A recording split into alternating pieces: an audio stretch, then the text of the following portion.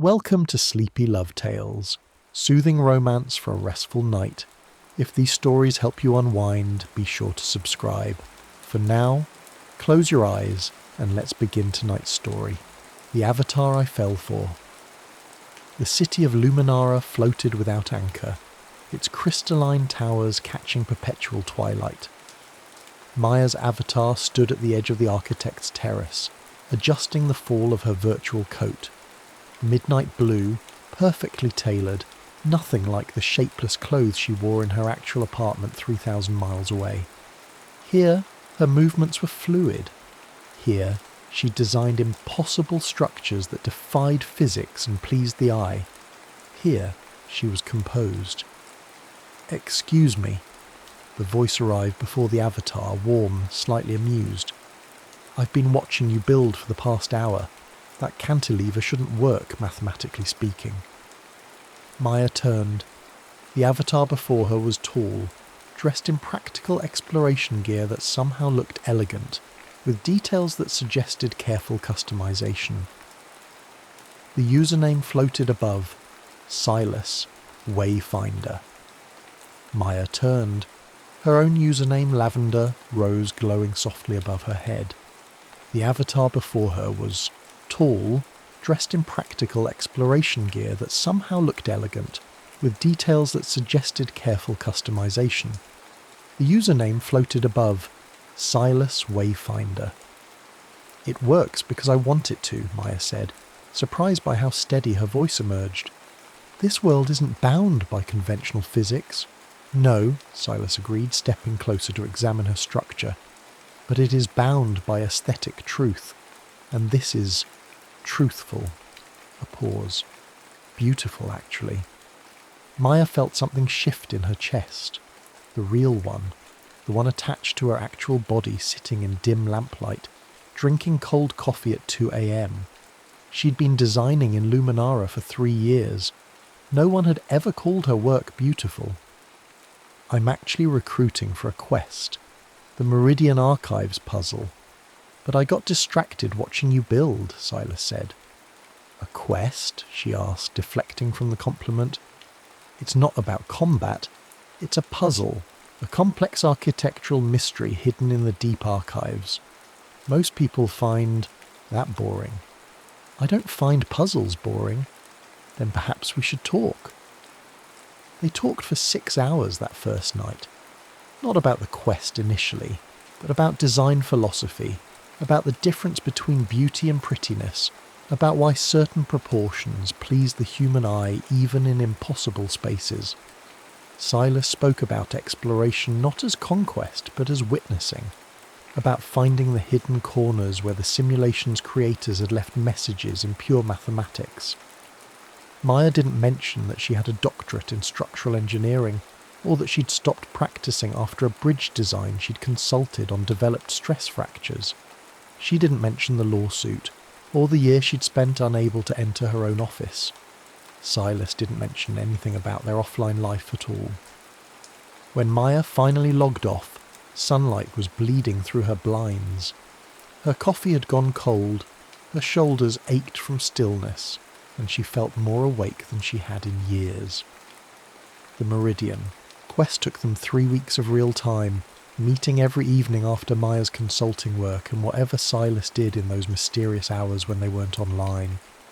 The puzzle required them to reconstruct fragments of an ancient virtual city, piece by piece, reading architectural clues left in the deterioration patterns of forgotten buildings. They worked in comfortable silence broken by observations. "Look at the way the light falls here," Silas said one evening, their avatars standing in a ruined plaza. "The shadows move counterclockwise. Whoever designed this was thinking about impermanence." "Or memory," Maya offered. "Time running backward to something lost." "Do you think about loss often?" The question hung between them. Maya's fingers hovered over her keyboard. "I think about things I've built that failed," she said finally. "About trusting my judgment and being wrong. But you're here, building again. This is different. This isn't real." "Isn't it?" Silas's avatar moved. Closer.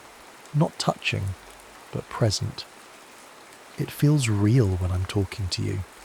Maya's breath caught. In her apartment, her hands trembled slightly. On screen, her avatar remained perfectly still.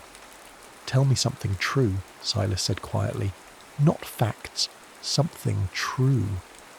Maya thought about deflecting. Instead, she typed, I'm afraid that if people really saw me, they'd find nothing worth seeing. The silence stretched. Then, I'm afraid that the only version of myself I like exists in here, Silas admitted, and that makes me a coward. That makes you human. You don't know that. You don't know what I am offline. I know you see beauty in mathematical decay. I know you stop to watch virtual sunsets even though you've seen thousands. I know you're patient with my questions and you laugh at terrible puns. Maya hesitated, then continued. I know I wait all day to talk to you. She could see the typing indicator appear and disappear several times. Me too, Silas finally wrote. I wait all day. They completed the quest 2 days later, unlocking a hidden garden that existed in a pocket dimension, a space only they could access, coded as a reward for those who solved it together. The garden was impossibly beautiful, trees with leaves of light, a pool that reflected constellations that didn't exist in any real sky. They stood at the pool's edge, their avatars' reflections shimmering. We could meet here, Silas suggested, when we want somewhere private. I'd like that. Silas's avatar turned toward hers. The movement was slow, deliberate. Maya watched the distance close between them. 6 virtual feet, then 4, then 2. Can I ask you something? Silas's voice was different, unsteady. Yes. When you imagine me, the real me offline, what do you imagine? Maya's throat tightened. I try not to. Why? Because, she struggled to articulate it, because I'm afraid I'll be wrong, and the wrongness will ruin this. And if you're right, that terrifies me more. Their avatars stood so close now that Maya could see the detailed texturing on Silas's virtual clothing, the careful rendering of expression. Silas's hand lifted slowly, reaching toward her avatar's face. Maya's real hands gripped her desk. The fingertips stopped a millimetre from contact, close enough to feel impossible, far enough to preserve the boundary they'd both unconsciously maintained. I want to touch you, Silas whispered. Not this avatar. You. Maya's vision blurred with sudden tears. You don't know what I look like. I don't care what you look like. I want to know what your hand feels like, what you sound like without voice modulation, whether you drink your coffee black or if you hum when you're thinking. I do hum, Maya admitted, voice breaking, and I take my coffee with too much cream because I like it sweet even though everyone says that's not real coffee. See? That's what I want. Real coffee preferences. Real nervous habits. Why? Maya asked, desperately. Why risk it? This works. We work. Because I'm falling in love with you, Silas said, and I can't do that halfway. Maya didn't log on for 3 days. She told herself she was busy with work, with real life, with things that mattered. But she dreamed about the garden, about Silas's almost touch, about the confession that had shattered her careful construction of safe distance. When she finally returned, Silas was waiting. I thought you'd left, they said simply. I thought about it. Because I scared you. Because I'm scared, Maya corrected, of wanting something I can't control. They met in the garden, their garden now, though neither had claimed it aloud. The virtual stars reflected in the virtual pool, and Maya's real heart hammered in her real chest. I looked into the new authentication protocols, Silas said abruptly, the ones the platform is implementing, biometric integration, real-world verification. Maya had heard about them. The virtual community was divided, some celebrating the move toward authenticity, others mourning the death of anonymity. They're optional, she said. For now, but everyone's speculating they'll become mandatory. The platform wants to position itself as a legitimate social space, not an escape. Is that what this is to you? Maya asked. An escape? It was, Silas admitted. It was the only place I could be brave. A pause. Before you. What changed? I realise bravery in here doesn't count if I'm still a coward out there. Maya felt something crumbling inside her. The careful walls she'd built between virtual and real, between the self she performed and the self she hid.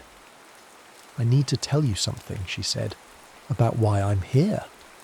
She told Silas about the bridge, about the calculations she'd checked 3 times, the materials she'd specified, the contractor who'd substituted cheaper alternatives without telling her, about the stress fractures discovered during inspection, the investigation, the months of testimony, about being cleared of wrongdoing but not guilt, about walking away from a career she'd loved because she couldn't trust her own judgment anymore. That's why I build here, she finished, because nothing I create here can actually hurt anyone. And that's why you can't leave, Silas said quietly. Yes. What if I told you I need this place for the same reason? Maya waited. I have a chronic illness, Silas continued. Progressive, degenerative. In here, I can move without pain. I can explore, run, climb. My avatar doesn't shake or stumble. It doesn't need rest. Silas. I'm not dying, they interrupted. But I'm not who you imagine either. I'm not the person who moves like this avatar. And I'm terrified that if you meet the real me, limited, struggling, you'll only see limitation. Maya's eyes burned. You think I'm whole? You think I'm not struggling? I think you're brilliant and cautious, and you laugh at my terrible puns, and you build things that make me believe in beauty again, Silas's voice cracked. I think I love who you are in here, and I'm terrified that won't translate. So what do we do? Silence stretched between them, virtual and vast. I don't know, Silas admitted, but I can't keep pretending this is enough, and I can't keep pretending you're not real to me. I am real. Then prove it. Meet me. Offline. Maya's hands froze on her keyboard. Every instinct screamed to refuse, to protect, to maintain the boundary that kept her safe. I can't, she whispered. Then this ends here. Silas. But the avatar was already fading, logging off with a finality that felt like a door closing. Maya sat in her dark apartment, staring at the empty garden on her screen, and let herself cry. 2 weeks passed. Maya tried to return to how life had been before Silas, before late-night conversations and virtual gardens, and the feeling that someone truly saw her. She logged into Luminara occasionally, wandering the places they'd explored together, but the world felt hollow without Silas's commentary, without their shared silence. She found herself talking to empty screens. You'd like this shadow pattern. This building uses that golden ratio you mentioned. I made a terrible pun today and had no one to tell it to. On the 15th day, she received a message. Not in-game, but to her registered email. The one she'd used to create her account years ago. The one that contained her real name. Dear Lavender. Rose. If you're willing to know my real name, I'm willing to share it.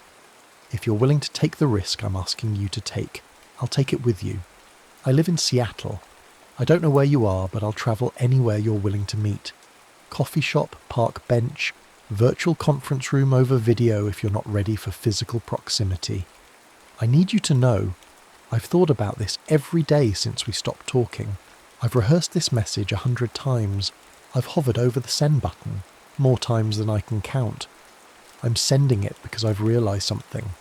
The courage I found in Luminara wasn't false, it was practice. Practice for this moment, where I tell you that I don't need you to be perfect or whole or fearless.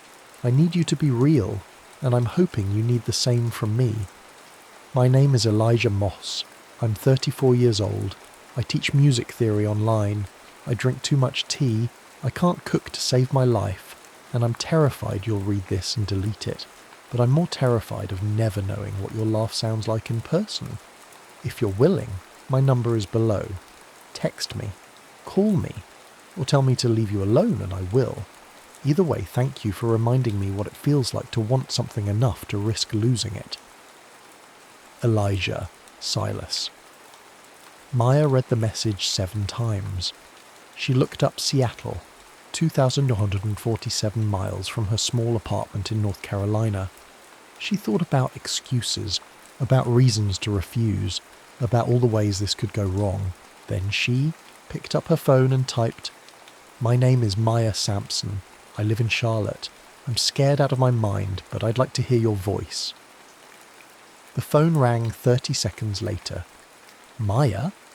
The voice was familiar, slightly different without the virtual modulation, deeper and more uncertain, but unmistakably Silas, unmistakably Elijah. "Hi," she managed. "Hi." She could hear him breathing. Real air in a real room somewhere in Seattle. "I can't believe I'm actually talking to you." "Me neither. Your voice is different than I imagined." "Better," Maya laughed. Shaky, genuine. "Better how?" "Warmer. More present." They talked for 3 hours. About logistics first. Safe, practical things like work schedules and travel costs and whether meeting halfway made sense. Then about harder things. What they feared, what they hoped for, what meeting even meant. "I don't want to build expectations," Maya admitted. "I don't want to show up and disappoint you." "You won't. You can't know that." "I know that I've spent 2 weeks miserable without you," Elijah said. "I know that hearing your voice makes me feel like I'm breathing properly for the first time in days. I know that whatever happens when we meet, I'd rather know than wonder for the rest of my life." "What if it's terrible?" "Then it's terrible, but at least it's real." Maya closed her eyes. Okay. I'll meet you. Halfway. How about Denver? About halfway between us. Neutral territory. When? 2 weeks. That gives me time to panic and talk myself out of it." She could hear the smile in his voice. "Promise you won't?" "I promise I'll try." Maya arrived at the coffee shop 15 minutes early, her heart performing acrobatics in her chest. She'd changed outfits 3 times, settled on something simple, jeans and a sweater the colour of her avatar's midnight coat. She ordered coffee with too much cream and sat by the window, watching every person who entered. When Elijah arrived, she knew him immediately. Moved differently than his avatar, slower, more careful, using a cane that he'd never mentioned on the phone.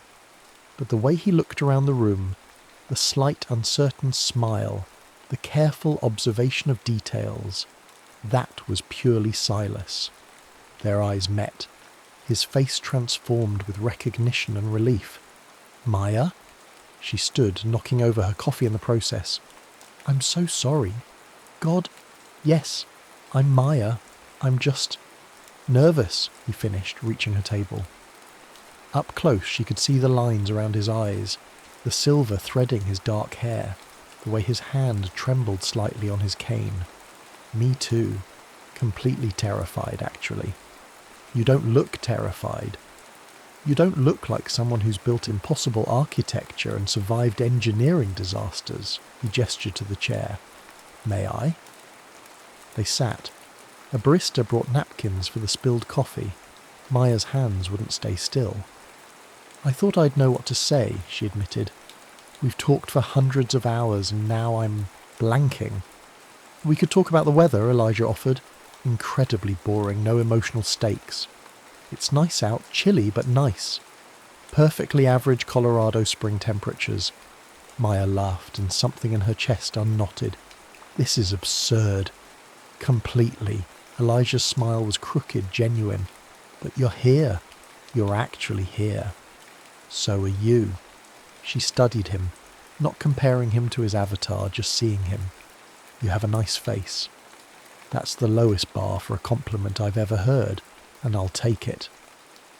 They talk through 2 more coffees, about small things first, what Charlotte and Seattle were like, what online teaching involved, how different real coffee tasted compared to the virtual approximation, then about larger things, what living with chronic pain meant, how guilt lingered even after legal absolution, what they'd each been hiding from.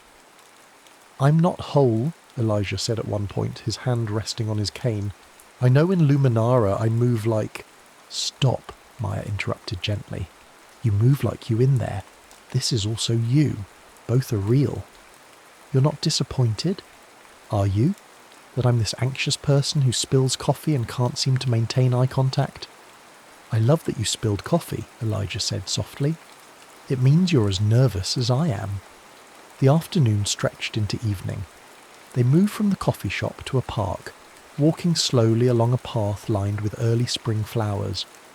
Elijah's pace was measured, and Maya matched it naturally, their conversation finding the same rhythm they'd always had: observations and silences and shared recognition of beauty. "There," Elijah said, pointing to where light filtered through new leaves. "That's a golden ratio. Nature does it accidentally."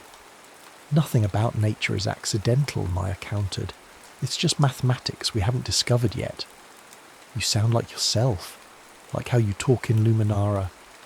"I am myself. I think that's what I was afraid of, that I'd be different, wrong somehow." Elijah stopped walking. They'd reached a small bridge over a stream, wooden, simple, built to last. "Can I tell you something?" he asked. "Yes. I was afraid you'd be exactly what I imagined, that you'd be perfect, and I'd ruin it by being real." Maya turned to face him fully. "You're not ruining anything. Neither are you." They stood on the bridge as the light shifted toward dusk. Maya thought about all the structures she'd built in Luminara. Impossible, beautiful, freed from physical constraint. And she thought about this bridge, solid and ordinary and real, built to bear weight. "Can I—" Elijah hesitated. "May I touch your hand?" Maya's breath caught. She extended her hand, palm up. Elijah's fingers were warm, slightly unsteady. They traced the lines of her palm with extraordinary gentleness, as though she were something precious and fragile. "Your hands are cold," he observed. "I'm nervous." "Still?" "Different nervous. Better nervous." His thumb brushed over her knuckles. Such a small touch. Barely contact at all. But Maya felt it reverberate through her entire body. This real touch from this real person who knew her fears and built gardens with her and made terrible puns about architectural theory. "I don't know what happens next," she admitted. "Neither do I," Elijah said. "We figure it out. Together. If you want." Maya threaded her fingers through his, tentative, then certain. "I want."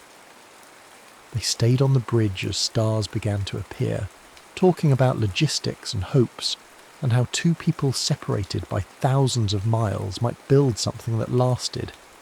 They didn't have answers yet, but they had this: real hands, real voices, real possibility. "We should log into Luminara together sometime," Elijah suggested. "Show each other our favourite places while we're actually together." "I'd like that, though the garden might seem less impressive when we're sitting side by side. Or more impressive, because we'll be sharing it for real," Maya smiled. "The avatar I fell for."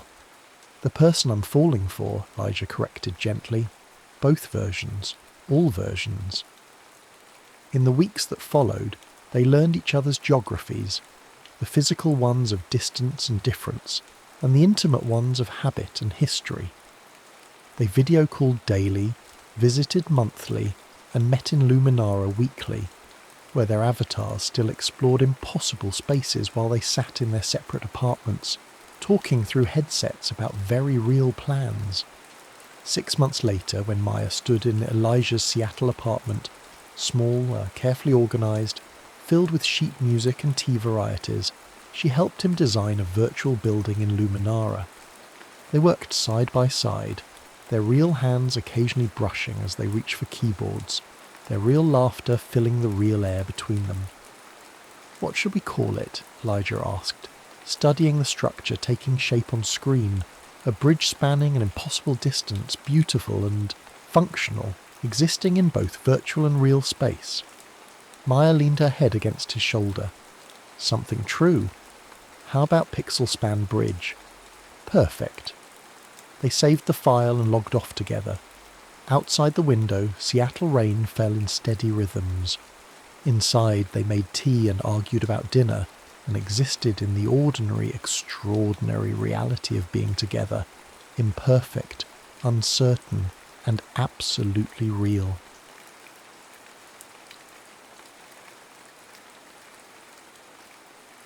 The Duelist's Promise. The salle d'armes on the Rue Saint-Honoré kept its secrets behind shuttered windows and a discreet brass plate that caught lamplight but revealed nothing. Inside, the air held the particular stillness of a room where violence had been practiced into art. The faint scent of lamp oil, leather, and honest sweat.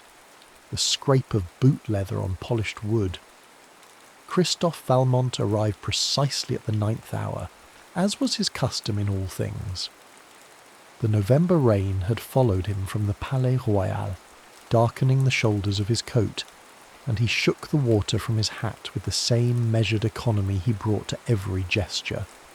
He was a man who moved as though each action had been weighed beforehand and found just sufficient.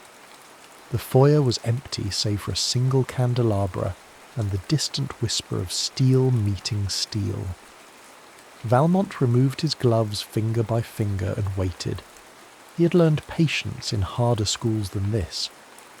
The instructor appeared without preamble, emerging from the practice hall with a blade still in hand, not brandishing it, merely carrying it as one might carry an extension of one's own thought.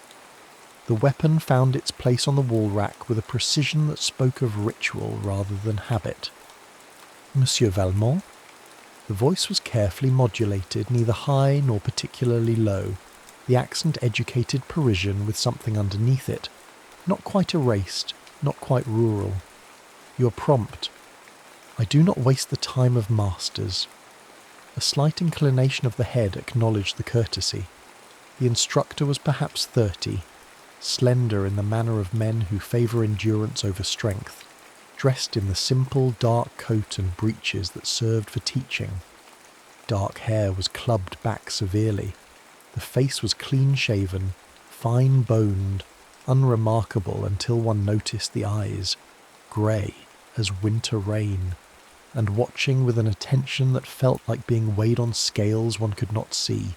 "I am called Beaulieu," the instructor said, "and I'm told you wish to improve your defence." "I wish to remain alive," Valmont replied. "I have been challenged 3 times this year alone, twice by men who had some justification, once by a fool who believed reputation could be borrowed at sword point. And the outcomes? 2 recoveries, 1 burial." Beaulieu's expression did not change, but something flickered in those measuring eyes. Not judgment exactly, but assessment. "You come to me to increase that proportion, or to decrease your need for it.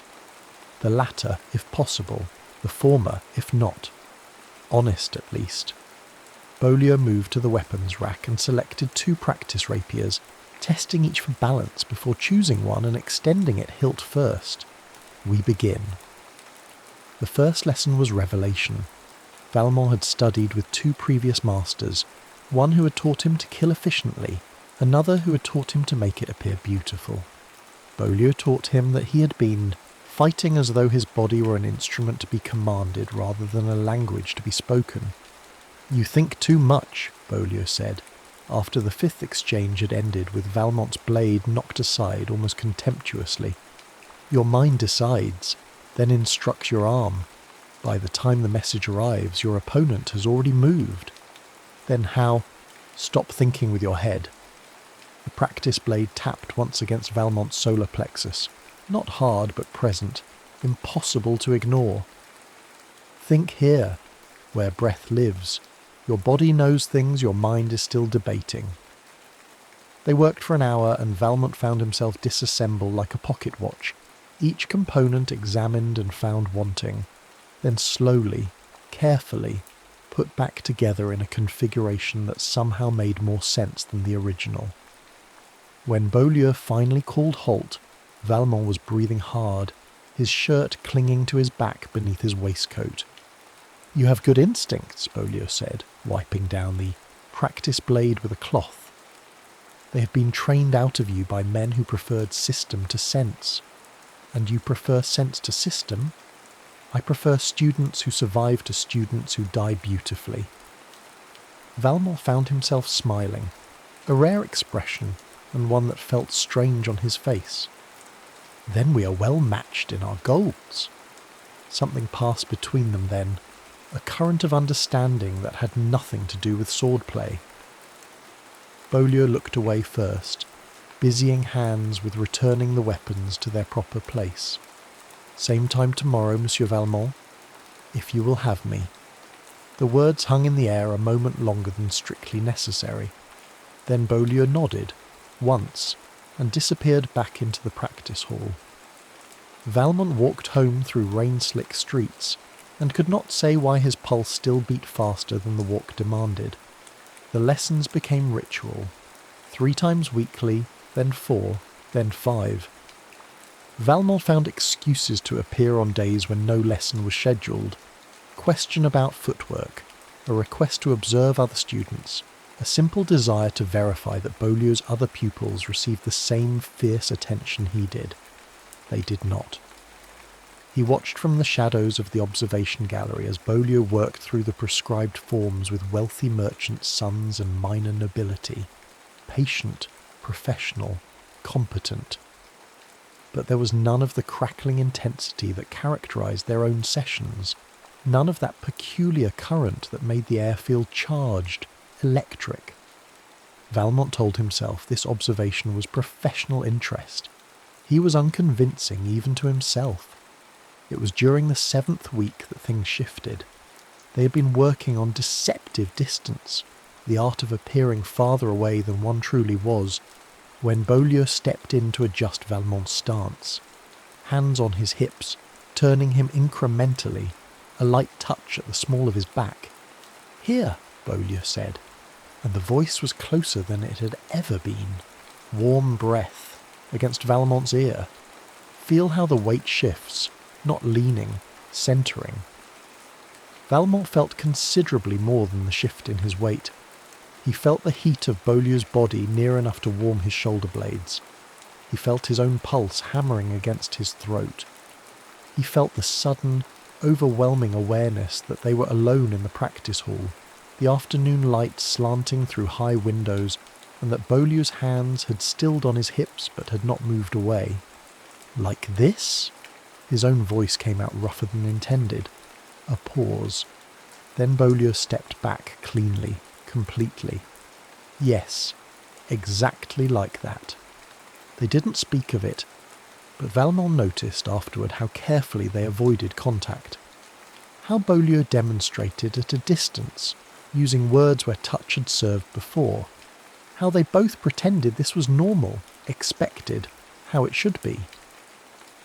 The pretense lasted 3 days. "Tell me," Valmont said during a rest between exercises, "why did you become a master of arms?" Beaulieu was drinking water from a plain glass and paused mid-swallow. Set the glass down with care.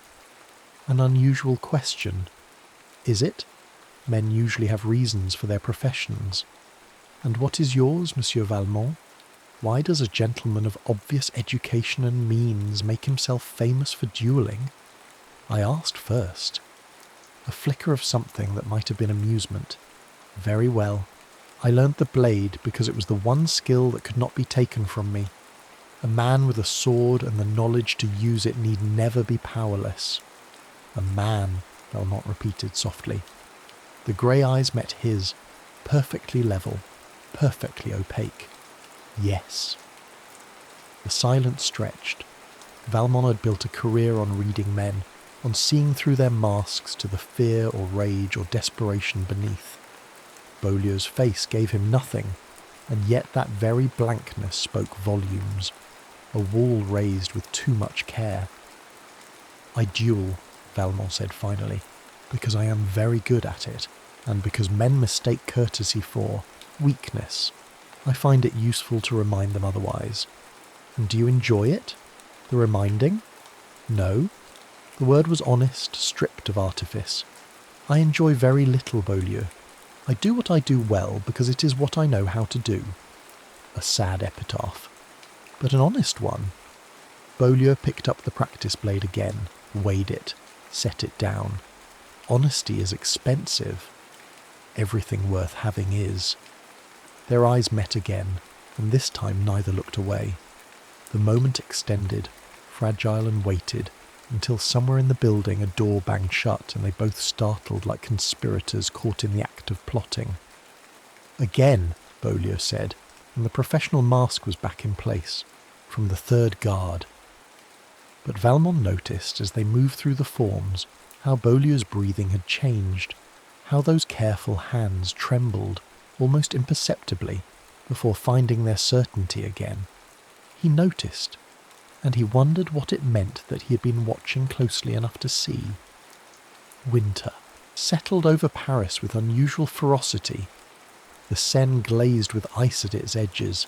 The poor froze in their garrets while the wealthy built their fires higher and attended more salons, as though the concentration of warm bodies and warmer wine could hold back the cold through sheer collective will.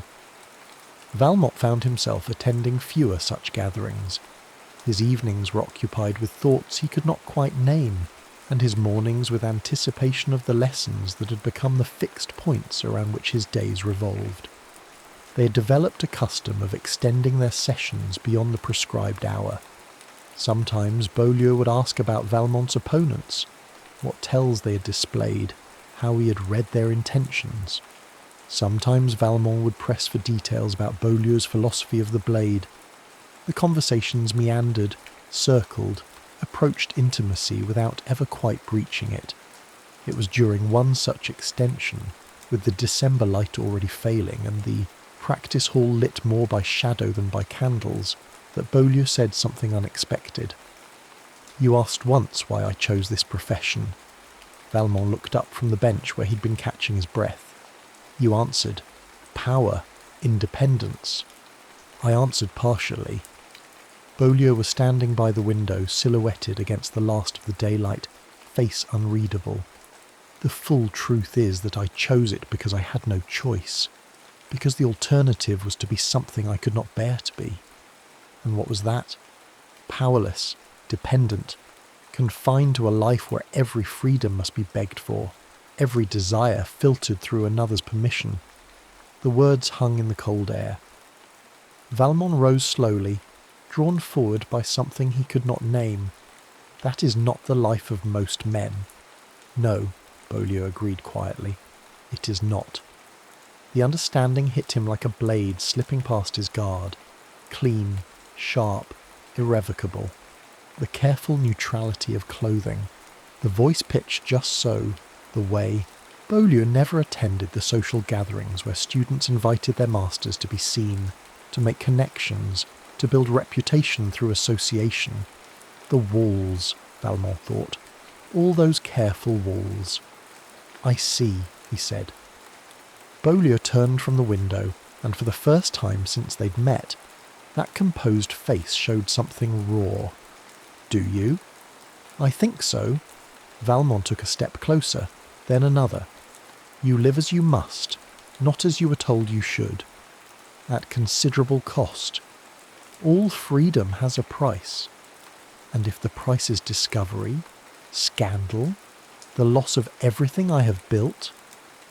Valmont was close enough now to see the tension in Beaulieu's throat, the pulse beating visible beneath skin, close enough to notice details he had trained himself not to see.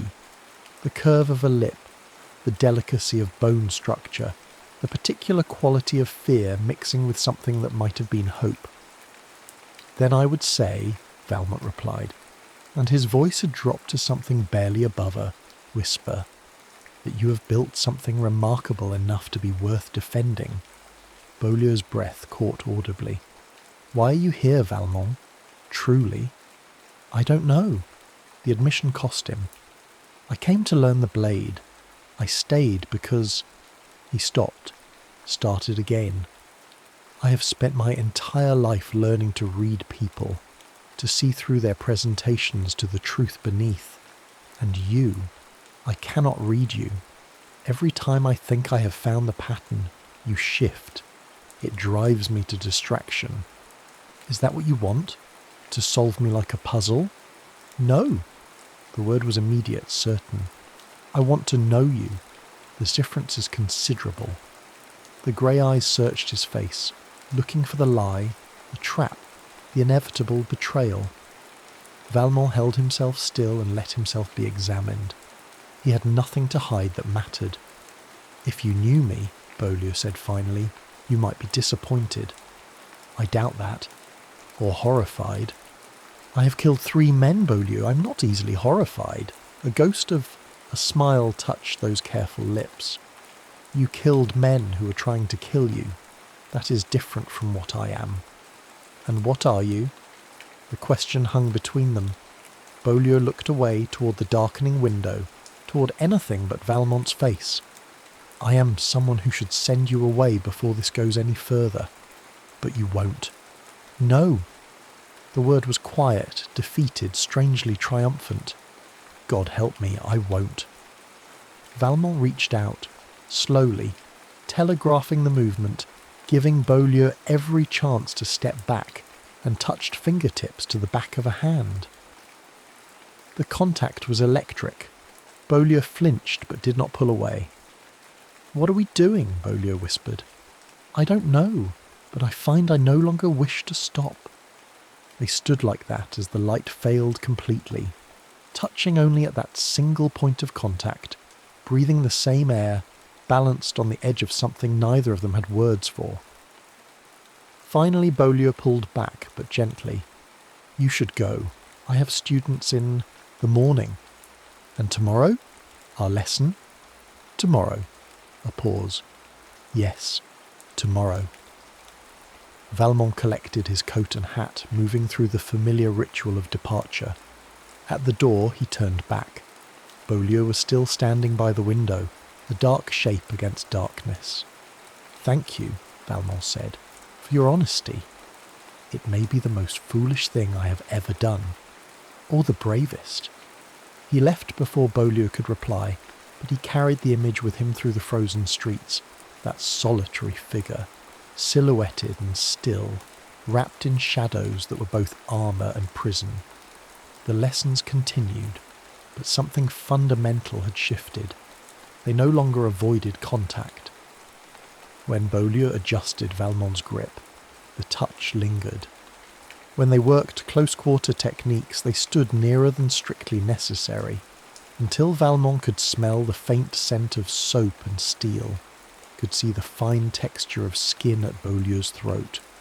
They talked more freely now. Beaulieu spoke, carefully, in fragments, about a childhood in Normandy, a family that had expectations that could not be met, a decision made in desperation and maintained through discipline. Valmont found himself reciprocating with truths he had not voiced in years, the loneliness of his reputation, the exhaustion of maintaining walls, the creeping suspicion that he had turned himself into exactly the kind of man he had once despised. "Then change," Beaulieu said simply. "It is not so easy as that." "Nothing worthwhile is easy. But you're not carved in stone, Valmont. You can become something else." "And what would you have me become?" Those grey eyes met his, direct and devastating. "Happy. I would have you become happy." The words struck him with unexpected force. When had anyone cared for his happiness? When had he? "And you?" Valmont asked. "Are you happy?" Beaulieu considered the question seriously. "I am free. It is not the same thing, but it is not nothing. It should be both. Should, yes, but we live in the world as it is, not as it should be." Valmont caught Beaulieu's hand, Not a touch this time, but a grasp, firm and sure. Then we change the world. You cannot be serious. I have never been more serious. Beaulieu stared at their joined hands, then up at Valmont's face. You understand what you're suggesting? The risk? Not just to me, but to you as well? Association with someone like me could what? Damage my reputation as a duelist? Beaulieu, I am already notorious. What is one more scandal to a man who has built his life on the edge of propriety? This is different. Yes, Valmont agreed. It is, because I have never cared before. The admission hung between them. Beaulieu's fingers tightened on his, a convulsive grip that betrayed everything the careful face tried to hide. This is madness, Beaulieu whispered. Then let us be mad together. The rumour started as such things always did, with a whisper in a salon, a raised eyebrow, a question that was not quite a question. Valmont heard it first at the Countess de Brienne's Wednesday gathering, from a man whose name he could never quite remember, but whose talent for malicious gossip was legendary. I hear you have taken up with Beaulieu, the man said, his tone carefully neutral. An unusual choice of master, is it not? Valmont kept his expression bored. Unusual in what regard? Oh, merely that no one seems to know anything about him. No family, no history. Rather mysterious for someone teaching the sons of the best families, wouldn't you say? I would say that a man's skill with a blade matters more than his genealogy. Of course. Still, one does wonder. There is something odd about him, don't you think? Something not quite. The man trailed off, his implication hanging in the air like smoke. Valmont excused himself before he did something regrettable, but the poison had been planted. He began to notice other things. The way conversation would still when he entered a room. The knowing looks exchanged between acquaintances. The invitations that had been extended were now quietly withdrawn. Paris society had caught the scent of scandal, and like wolves they were circling. Valmont went to the salle d'armes earlier than usual the next day, his mood black. Beaulieu took one look at his face and set aside the practice blades. What has happened? They are talking, asking questions. Beaulieu went very still. About me? About us? There is no us. You are my student. I am your instructor. Do not insult my intelligence, Beaulieu. We both know what this has become. Then we must end it. The words came out flat, final, immediately, before you are damaged beyond repair. I don't care about... You should. Beaulieu's composure cracked, voice rising. You should care, Valmont. You have a name, a position, a future. I have nothing but this. A gesture at the practice hall, bitter and encompassing. And even this is built on a lie that could collapse at any moment. I will not drag you down with me. That is not your decision to make, isn't it? You think you understand what you're risking, but you don't. You cannot. You have never had to hide what you are, never had to wake each morning and put on a mask so complete that you sometimes forget what lies beneath it. Valmont stepped closer, but Beaulieu retreated, maintaining distance. Then let me know you. Let me see beneath the mask. No. Why? Because if you truly knew me, you would leave. Everyone does, in the end. I am not everyone.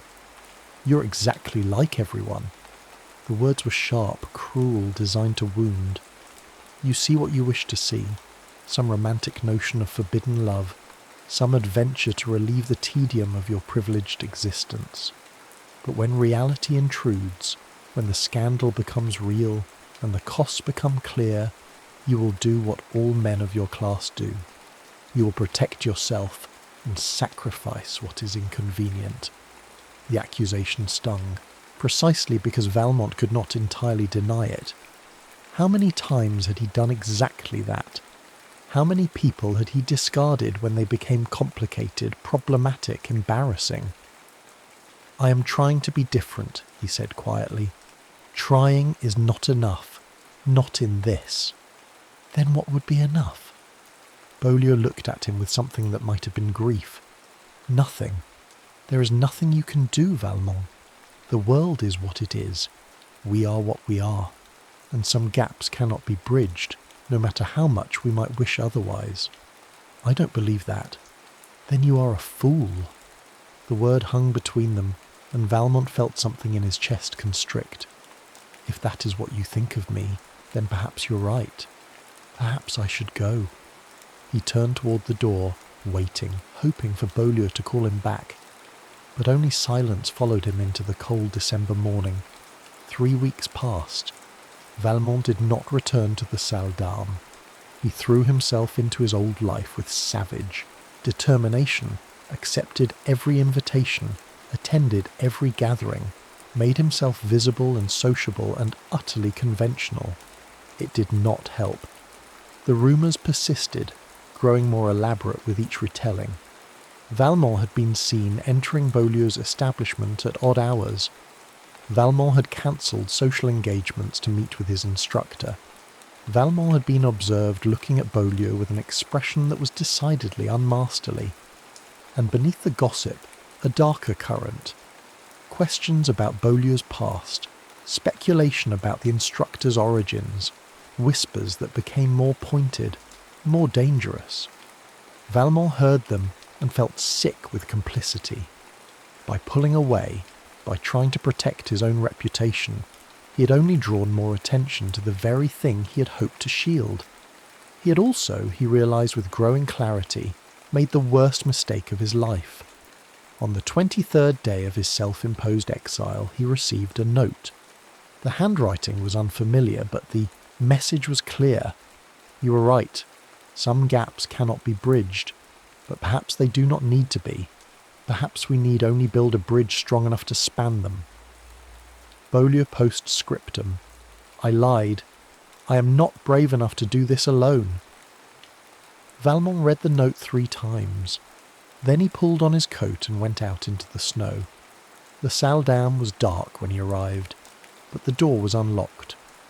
Valmont climbed the familiar stairs with his heart hammering against his ribs, uncertain what he would find, knowing only that he could not turn back now. Bolio was in the practice hall, standing in a shaft of moonlight that fell through the high windows. No candles, no pretense, just that solitary figure, waiting. You came, Bolio said quietly. Did you doubt I would? Yes. The honesty was stark. I have spent 3 weeks preparing myself for your absence. Valmont crossed the space between them, and this time he didn't stop at a careful distance.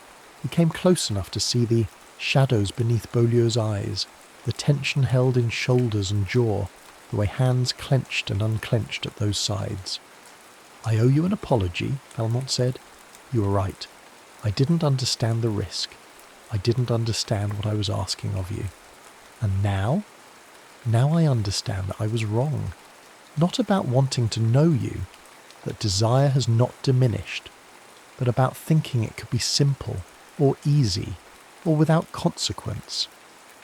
Bolio closed eyes, a gesture of something that might have been pain or relief. The consequences have already begun. There is an investigation. One of my students, his father has connections with the Lieutenant General of Police. Questions are being asked about my background, my credentials, my right to teach. Then we leave Paris. And go where? Live how? Valmont, you're not thinking clearly. I am thinking more clearly than I ever have. He reached up, slowly, carefully, and touched fingertips to Bolio's face. The skin was cold from the winter air. I am thinking that I have spent my entire life being what others expected me to be. I am thinking that I am tired. I am thinking that when I am with you, I remember what it is to want something more than mere survival. Bolio's eyes opened, and they were bright with unshed tears. You would give up everything? Your name, your position, your entire life? My entire life is duels and salons and endless crushing loneliness. What exactly am I giving up? the possibility of something better, a conventional marriage, children, respectability. I don't want conventional, I want... Valmont stopped, searching for words adequate to the feeling in his chest. I want you, just as you are, whoever you are. You don't even know who that is. Then show me. The challenge hung between them. Beaulieu searched his face, looking for the weakness, the doubt, the moment where conviction would falter. Valmont held himself still and open, offering nothing but truth. Finally, Beaulieu stepped back, reached up to the ribbon that held back that dark hair, untied it with hands that trembled only slightly. Hair fell loose around a face that Valmont had studied for months without truly seeing. Still the same grey eyes, the same fine bones, the same mouth he had tried not to stare at, but different now, revealed. "My name is not Beaulieu," she said quietly. "It is Madeleine Beaulieu, if you prefer, and I am what you have likely already guessed." "A woman," Valmont said, meeting her eyes. "Madeleine, I have known this truth for months. I was only waiting for you to feel safe enough to share it. Yes. Teaching swordplay to men who would have you arrested if they knew. Yes. Living alone, unprotected, building a life from discipline and deception. Yes." Valmont let out a breath he hadn't known he was holding. "My God, you are magnificent." Of all the reactions Madeleine might have expected, this was clearly not among them. She blinked, and a single tear escaped to track down her face. "You're not horrified." "Horrified? I am awed. I am humbled. I am entirely undone." He cupped her face in both hands, thumbs brushing away the wetness at her cheeks. "And I am more certain than ever that I would be a fool to let you go. Valmont, Christophe. My name is Christophe. Christophe." His name in her mouth sounded like a prayer. "This cannot work. You must see that. I see that it will be difficult. I see that we will have to be cleverer than those who would destroy us. I see that we will likely have to leave Paris, reinvent ourselves, build something entirely new." He leaned forward until their foreheads touched. "And I see that I do not care, because the alternative is to live without this, without you, and I find I cannot bear it. You're either very brave or very stupid. Can I not be both?" She laughed, a sound that was half sob. "You're impossible. I am in love with you. It amounts to the same thing." The words fell into silence. Madeleine pulled back just far enough to search his face. "You cannot mean that. I have never meant anything more in my life. We have known each other mere months. I have known you every day of those months. I have seen you patient with fools, fierce with competence, careful with truth. I have watched you move through the world as though it might devour you at any moment, and yet you do not hide. You simply become sharper, quicker, more absolutely yourself." His grip on her face gentlened, became a caress. "How could I not love you? You love an illusion. I love a woman brave enough to become a man to claim her freedom. I love a swordsman who fights as though every blade were a prayer. I love..." He kissed her forehead, her temple, the corner of her mouth. "You, however you choose to exist in this world." Madeleine made a sound that might have been surrender. Her hands came up to grip his coat, holding him close even as her body trembled. "If we do this, if we truly do this, there is no safety, no guarantee. We could lose everything. We could, but we could also gain something worth having. And what is that? Each other. Is that not enough?" She looked at him for a long moment, and he saw the exact instant when the walls came down, saw vulnerability and desire and fear and hope chase across her face like clouds across the moon, saw the moment when she decided to trust him. "Yes," she whispered. "God help me. Yes, it is enough." He kissed her then, finally, inevitably.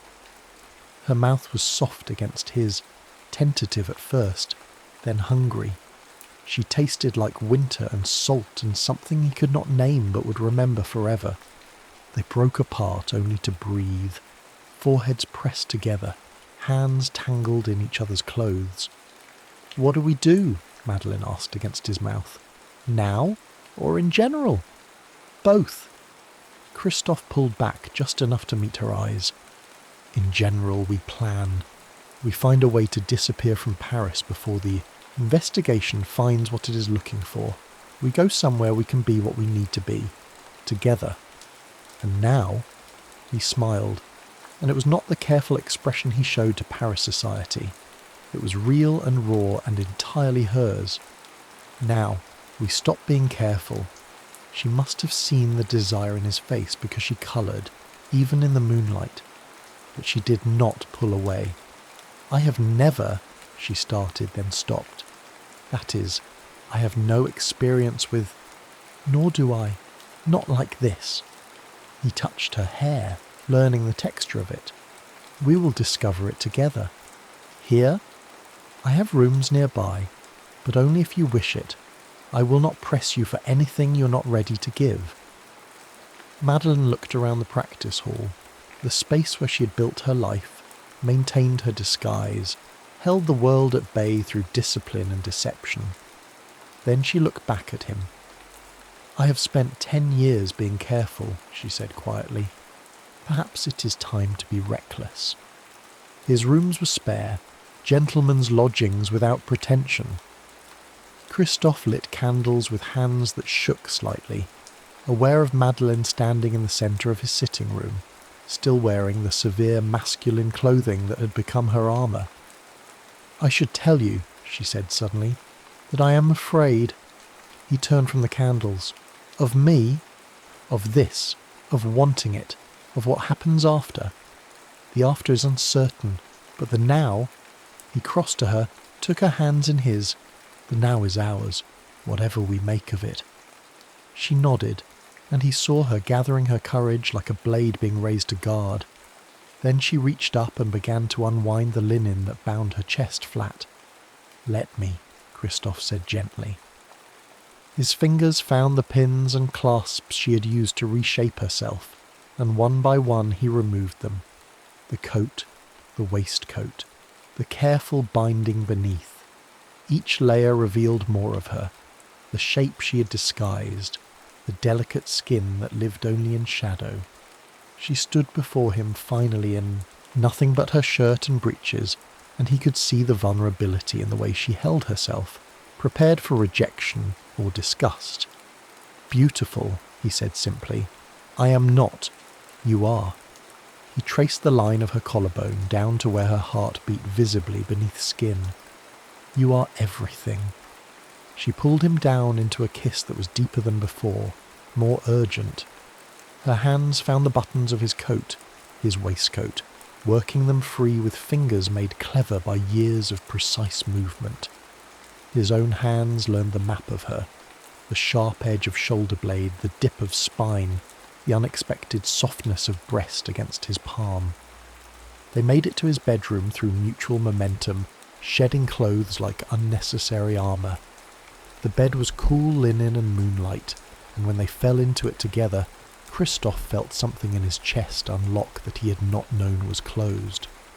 "Tell me what you want," he whispered against her neck. "I don't know. I've never allowed myself to." "Want?" "Then let me tell you what I want." He kissed the curve of her neck, her shoulder. "I want to understand you. I want to learn what brings you joy, what makes you tremble, what makes my name sound like something sacred on your lips." She gasped as his kisses travelled downward. Her hands tangled in his hair, holding him close. "Christoph." "Yes, like that." He took his time, mapping her with hands and mouth, learning the language of her body. She was responsive in ways she clearly had not expected, shocked by her own desire. When his hand slid between her thighs, she tensed. "I have you," he murmured. "You're safe with me." She relaxed incrementally, and when his fingers found the heat of her, she made a sound he would remember for the rest of his life. surprised and desperate and entirely his. "Please," she whispered, though whether she was asking him to stop or continue, he was not certain. He chose to continue, slowly, learning what rhythm made her breathing change, what pressure made her hips lift toward his hand. She came apart gradually, beautifully, her face transformed by something beyond pleasure, a kind of recognition, as though she were discovering a part of herself that had always existed but never been acknowledged. When she finally shattered, she cried out his name, and he held her through the aftershocks, feeling humbled and grateful and entirely undone. She pulled him up to kiss him, tasting her own pleasure on his lips. "I want to touch you," she said against his mouth. "You don't have to. I know. I want to." Her hands were clever and careful, learning him as he had learned her. When she wrapped her fingers around him, he groaned into her hair, overwhelmed by the sensation and by the knowledge of who was touching him, what it meant. "Show me," she said. "Show me how." He guided her hand, his own covering hers, finding a rhythm that made his vision blur. She watched his face with the same fierce attention she brought to everything, as though she were memorizing him. "Madeline," he gasped, "I'm going to—" "Yes," she said simply. "Let me see you." Pleasure overtook him with his face buried in her neck, her name on his lips, her hand still moving on him with careful, perfect pressure. Afterward they lay tangled together, breathing hard, the sheets twisted around them. Christoph pulled her close, her back to his chest, his face in her hair. "That was—" he started. "Yes," she agreed. "It was." They lay in silence for a long moment. Then Madeline said very quietly, "What happens now? Now we sleep. Tomorrow we plan. We find a way to build a life that can hold both of us. Is that even possible?" He tightened his arms around her. "I don't know, but I am willing to find out." She turned in his embrace, her grey eyes searching his in the darkness. "I am afraid I will wake and find this was a dream. Then I will be here to remind you it was real." She kissed him, soft and slow. "Thank you." "For what?" "For seeing me, for choosing me, for being reckless enough to believe this could work." "The recklessness is mutual," she smiled against his mouth. "Then we are well matched." "Yes," he agreed, "we are." Dawn crept softly through the windows, illuminating two figures nested close. Christoph woke first, careful not to disturb the woman sleeping against his shoulder. In sleep, Madeline's face was unguarded, young, the tension that she carried like armour fallen away. He studied her, the dark sweep of lashes against her cheek, the soft parting of lips, the way her hand curled against his chest. This was the person she had hidden from the world, protected behind layers of disguise and discipline. That she had chosen to reveal herself to him felt like a gift beyond measure. She stirred as the light strengthened, grey eyes opening to meet his. For a moment there was confusion, then memory, then something that might have been wonder. "You're still here," she said softly. "Where else would I be? I thought perhaps I had dreamed you. If so, we're sharing the same dream." She reached up to touch his face, fingers tracing the line of his jaw. "What do we do now?" "Now?" He caught her hand, pressed a kiss to her palm. "Now we decide what we're willing to fight for." They rose and dressed, Madeline in her masculine clothing, Christoph in his gentleman's attire. The transformation was jarring, a reminder that the intimacy of the night would have to be hidden in the harsh light of day. Over breakfast they made their plans. Christoph had some resources, money his father had left him that he had never touched. Madeline had saved most of her teaching fees, knowing that her position was always precarious. "We could go to Italy," Christoph suggested.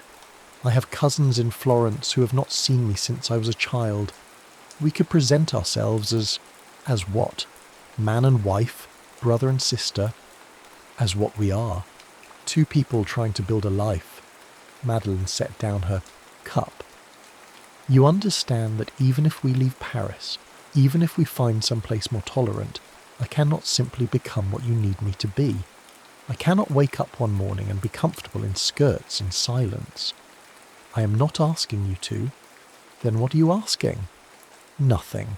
I am offering a partnership, a life where you can be whoever you need to be, and I can be the person who stands beside you. People will talk. Let them. What can they say that is worse than what has already been whispered? She looked at him for a long moment. You're serious about this? Entirely. You would leave everything you know. I would leave everything I am supposed to be, to become something better. Madeleine laughed, a sound edged with disbelief and hope. You are either the bravest man I've ever met or the most foolish. I believe we've had this conversation before, and my answer remains the same. You are both. The decision, once made, became action. Christophe settled his affairs with ruthless efficiency, selling his lease, converting assets to portable wealth, writing letters to acquaintances that said nothing while implying his departure was for business interests abroad. Madeleine was more surgical. She had always known this day might come, had planned for it in the quiet hours when fear outweighed hope. Her students were referred to other masters, her weapons and equipment were sold or given away. The salle d'armes was vacated before the month's end. The only thing she kept was her blade, the rapier that had been her first, the one she'd used to teach herself the art that had become her freedom. I will not leave this, she told Christophe. When he found her in the empty practice hall, the weapon laid across her knees. It is the only thing that has never betrayed me. Then we bring it, he said simply. Whatever matters to you, we bring. They left Paris on a grey morning in late January, when the city was still sleeping off the excesses of the previous night. No farewell gatherings, no dramatic gestures. They simply departed, two travellers among hundreds, unremarkable and unremembered. The journey to Italy took 3 weeks, by coach, by horse, by foot when the roads became impassable with snow. They travelled as Monsieur Valmont and his companion, a young man of indeterminate origins who served as secretary and guard. The disguise was familiar to Madeleine, comfortable in its deception. But at night, in the inns where they stopped, Christophe would take down her hair and kiss the truth of her until she trembled.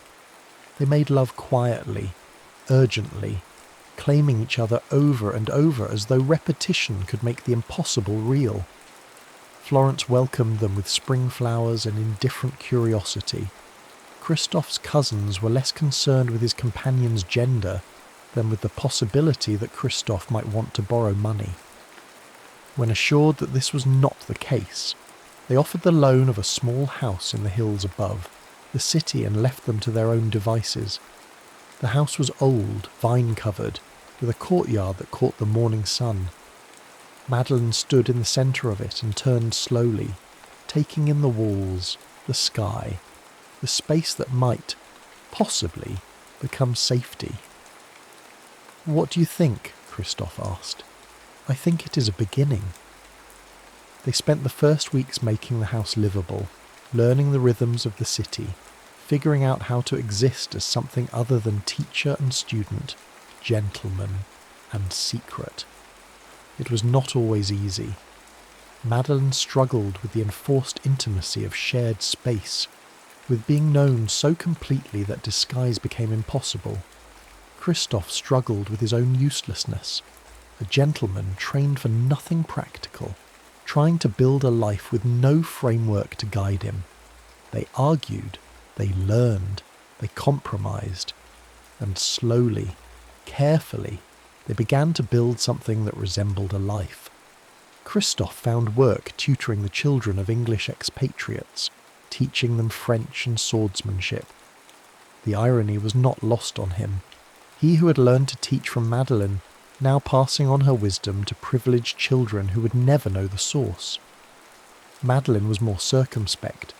She taught privately, 1 or 2 students at a time, carefully vetted. Women, mostly, who wanted to learn to defend themselves and didn't ask too many questions about why a young man would be willing to teach them. One such student was a widow named Katerina, sharp-eyed and sharp-tongued, who saw through Madeleine's disguise within 3 lessons. "I have not said anything," she told Madeleine over wine one evening, "because it is not my business. But you should know that Florence is full of people living as they must rather than as they are told. You're not as alone as you think." The words were a gift Madeleine had not known she needed. That night she told Christophe about the conversation, and he held her while she cried, not from fear but from the release of tension she had carried for so long that she had forgotten it was there. "You see," he murmured into her hair, "we can do this. We are doing this." "I know, it's just strange to believe it. Yes, I understand. I wake some mornings and think I have dreamed you, dreamed all of this." She pulled back to look at him. "And what do you do then?" "I reach for you, and you are real, and I remember that sometimes the impossible is simply the difficult disguised as the unattainable." She kissed him, long and deep. "You're becoming a philosopher. I am becoming happy. It is terrifying." "Good," she said. "We can be terrified together." Spring became summer. Summer faded into autumn. They built routines, morning coffee in the courtyard, evenings walking through the city streets, nights tangled together in the bed they had learned to share. There were still moments of fear. Word from Paris, carried by travellers, spoke of the investigation into Beaulieu's identity. The authorities had found the salle d'armes empty. The instructor vanished, but suspicion lingered like smoke.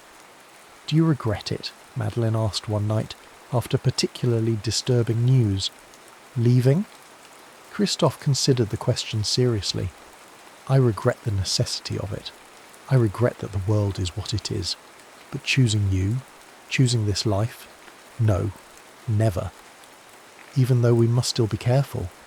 Even so, Madeleine, I spent 30 years being exactly what I was supposed to be.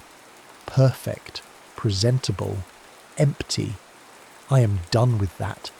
I would rather be imperfect and real with you than perfect and alone without you. You are not imperfect. I am deeply imperfect. I am reckless and impulsive, and I have thrown away a comfortable life for something uncertain and difficult." He pulled her close. "And I have never been happier." She tucked her head beneath his chin. "Nor have I. It frightens me sometimes, this happiness, as though it might be taken away. Then we will simply have to hold it tightly while we can." The proposal came in October, presented by Katerina over dinner. "There is a man," she said, "who wishes to open a school, not for young nobles learning to duel, but for practical defence. He needs instructors who understand that a blade is a tool, not a toy. I thought of you both." Christophe and Madeleine exchanged glances. "Both of us?" Christophe asked. "You think I have not noticed that you teach together? That you move around each other as though you share one mind?" Katerina smiled. "My late husband was a swordsman. I know what partnership in the blade looks like." "It would require revealing," Madeleine started. "Not necessarily. The school would welcome anyone willing to learn, regardless of sex or station. If you wish to teach as you are," a meaningful look at Madeleine, "you could. If you wish to maintain your disguise, that also would be acceptable. The choice would be yours." The offer hung between them, tempting and terrifying. "May we consider it?" Christophe asked. "Of course. But do not wait too long.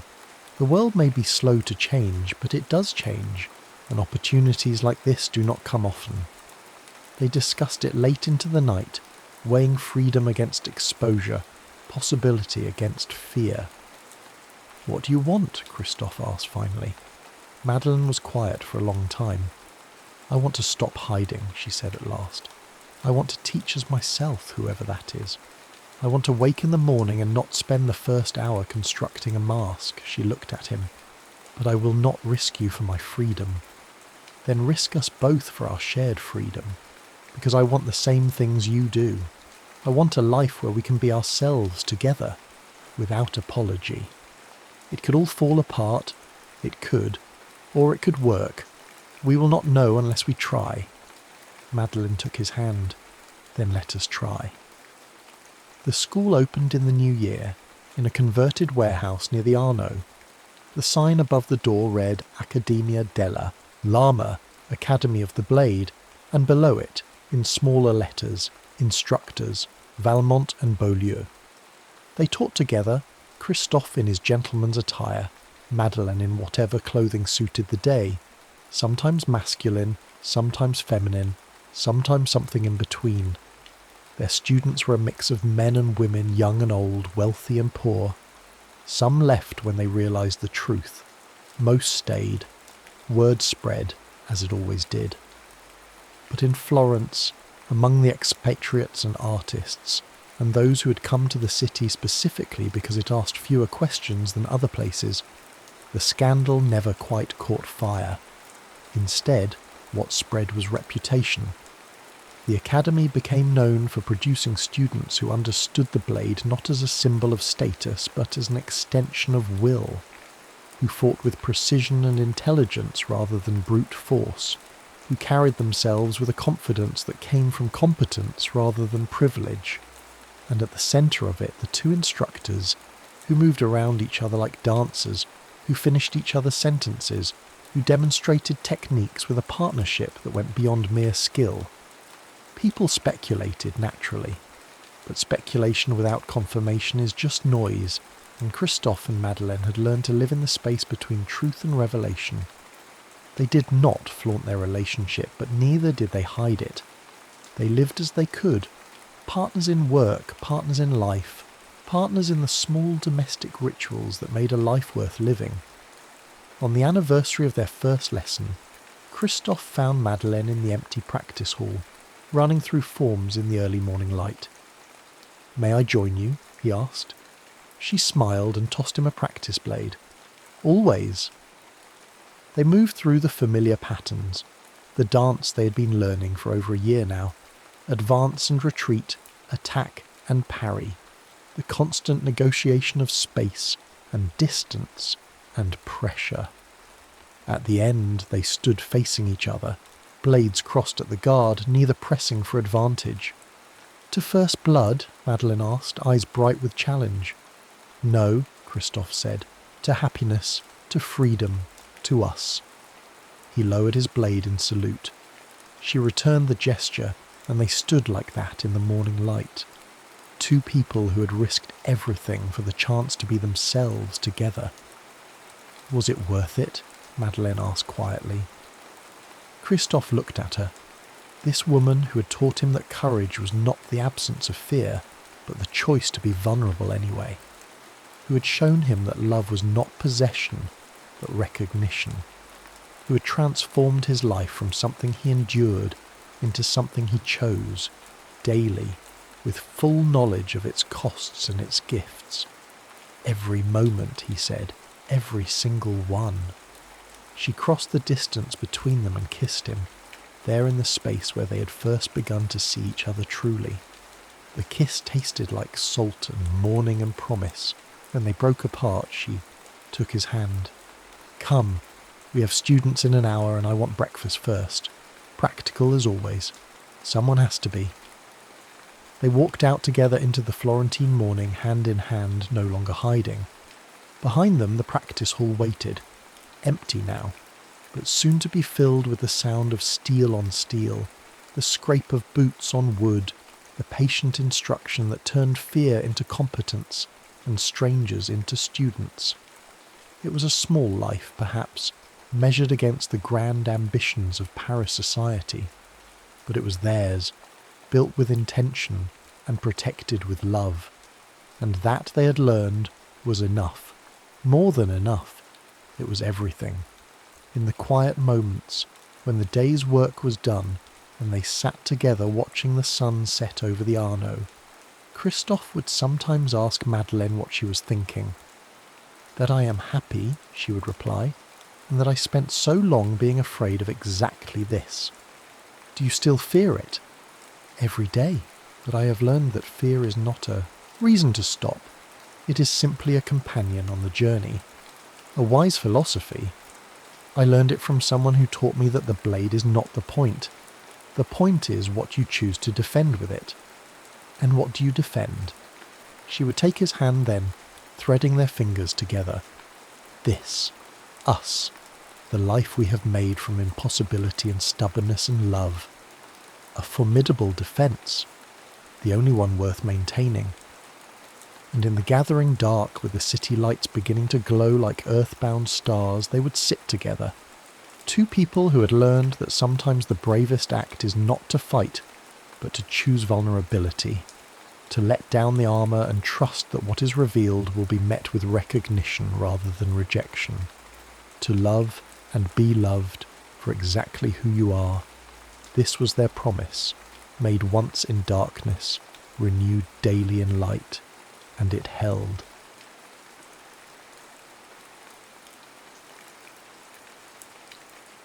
Smoke and Sapphires. Rain pelted the glass roof of the Parisian auction house, where high society mingled in tailored suits and glimmering gowns. The item of the night, the coveted blue siren sapphire, was rumoured to be worth more than a king's ransom. Its origin was steeped in myth. Sailors once believed the gem called out like a siren song to drag men beneath the waves. Tonight, it was perched on a rotating pedestal under bulletproof glass, surrounded by an aura of impossible desirability. For Jade Kaufman, the blue siren was just another job, albeit one with a higher risk and an even higher reward. 27 years old, resourceful, and infamous in the underground for her flawless thefts, she prided herself on leaving no trace behind except rumours. Growing up in the foster system had taught her not to expect loyalty or kindness, but it had also forged her into someone with unbreakable survival instincts. She moved like a shadow across the rafters, invisible to the partygoers below. Though she wore a form-fitting black jumpsuit that allowed for maximum flexibility, she felt the weight of the hidden compartments carrying her tools, glass cutters, specialised wires, and lock-picking devices. She had a plan for each step of this heist, but plans could always go wrong. The stakes, more than she liked to admit. The auctioneer's gavel fell with a resounding crack, announcing the final sale. 50 million euros. Polite applause rose from the crowd, cameras flashed, and the tension in Jade's chest tightened. Now was her moment. She exhaled slowly, counting heartbeats, and rappelled down a near-invisible cable toward a section of the glass roof that was briefly out of view of the security cameras. Once on a narrow ledge, she inserted a small disc that scrambled the alarm system for precisely 30 seconds. The hush of the device felt like a countdown in her mind. 30 seconds to cut through the glass, descend, snatch the sapphire, and vanish. She executed each move with a precision that came from years of practice. The glass cutter made a near-silent hiss, and a perfect circle fell into her gloved hand. Another breath, and she dropped onto the pedestal's platform. The vaulted ceilings and the swirling lights created a surreal glow around the blue siren. Jade's heart pounded in her throat as she lifted the gem from its cushion. For a millisecond, the large sapphire shimmered in the palm of her hand, its facets catching every glare of gold from the overhead chandeliers. 15 seconds left. She braced herself, replaced the gem's stand with a weighted dummy to keep the sensor from triggering, and latched onto her cable. She soared upward gracefully, adrenaline singing through her veins. She'd done it again, or so she thought. The instant she cleared the roof, an alarm shrieked through the building. An edge of panic touched her as she darted across the dark rooftop, hooking up a rappelling line to the next structure. Something was off. Her scramble device wasn't supposed to fail so suddenly. She reached the alley, the sapphire tight in her grip. The plan had been to pass the gem to her contact, a fence known simply as Rodung, a man with a reputation for under-the-radar dealings. He waited near a sleek black car, a grin slashing his face. "Jade, you truly never disappoint," he said in a low murmur, taking the gem from her. His voice quivered in that excited, greedy way she'd heard countless times. "Payment's in the bag." She unzipped the small satchel he handed her. Her stomach twisted when she noticed it was empty except for a single bullet rolling at the bottom like a cruel joke. "I'm sorry about this," Rodan whispered, voice trembling with guilt or maybe fear. She whirled around to see more men stepping from the shadows, men she recognized from hush-hush rumours in the black market gem trade. Their suits were immaculate. Their eyes were cold. One of them stepped forward. "Mr. Castellano wants to see you." The name Castellano rang like thunder in her mind. The Castellano cartel dominated the illegal gemstone circuit across continents. The rumour was that Adrian Ash Castellano was the new kingpin after a messy, bloody power struggle within his own family. He was known for his iron grip, for incinerating enemies in terrifying ways. Jade's heart thundered like a war drum. Rodan had set her up for them. Before she could think, arms seized her, pinning her body. She lashed out, elbowing one of the men in the face. A burst of satisfying pain shot up her arm, and the man cursed, stumbling back with a bleeding nose. But there were too many of them. 4, 5, maybe more. A cloth drenched in something acrid was clamped over her mouth. She tried to scream, but everything blurred. She fought the encroaching darkness with every fibre of her being, mentally counting down her last conscious moments. The smell of the city's wet pavement turned nauseatingly sweet. Her knees buckled, and the last thing she saw was Rodan's pale face as he backed away, eyes skittering with regret. Jade's final coherent thought was that she had lost the blue siren, and that she was about to be delivered like stolen goods to the most dangerous man in the underworld.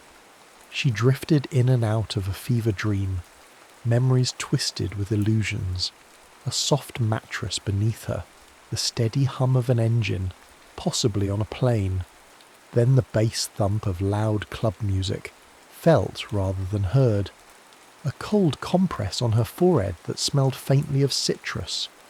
Finally, after what felt like an eternity, a silent car ride over uneven cobblestones.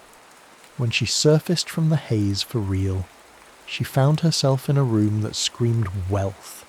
Mahogany floors, marble walls, a chandelier made of glass so clear it seemed to float in mid-air. Her lips were chapped, and her wrists bore bruises, but she was free of handcuffs. If this was a prison, it was the kind lined in silk. She swung her legs over the bed's edge, noticing that someone had changed her into a satin robe, likely to check for concealed weapons or trackers. A jolt of revulsion shot through her. There was a large mirror on the adjacent wall, reflecting the warm glow of wall sconces. She scanned the space, an ornate door in front, plus a smaller side door that might lead to a bathroom. No visible cameras, but given whose den she had likely ended up in, she assumed they were hidden. On the nightstand, a single red rose in a crystal vase stood next to a folded note. She lifted it with trembling fingers. "Your talents precede you. Welcome to Barcelona." AC. Suddenly, footsteps approached. The door opened to reveal a man with broad shoulders, dark hair precisely swept back, and eyes the colour of onyx. He wore a crisp vest over a black dress shirt, sleeves rolled up to reveal corded forearms. A faint scar traced his jawline, as if to declare he'd been through real violence. He studied Jade with a predatory calm. This had to be Adrian Ash Castellano. The air in the room thickened, and Jade's pulse pounded. "You made quite an impression in Paris," he finally said, voice quiet but resonating with power. "I've wanted to meet the elusive Jade Kaufman for a long time." His gaze flicked down to the note in her hand before returning to her face. The corners of his lips curled into a smile that was neither warm nor cold. It was the smile of a man used to having control. Jade's throat felt dry. She wanted to fling the rose in his face to demand her freedom. But something about the lethal confidence in his posture stopped her. She remembered the stories. Men who crossed Ash ended up missing, or worse. He gestured with a slight tilt of his head. You have something of mine, or rather, you stole it in Paris. Now you'll repay that debt, one way or another. Jade swallowed, her mind racing for an exit strategy. She'd always survived on her own terms. But this time, she had a sinking feeling she was about to discover just how complicated survival could become.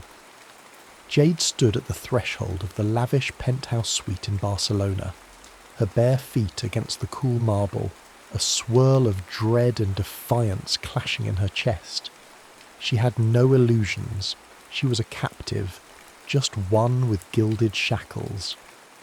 Adrian Ash Castellanu's presence was a suffocating force.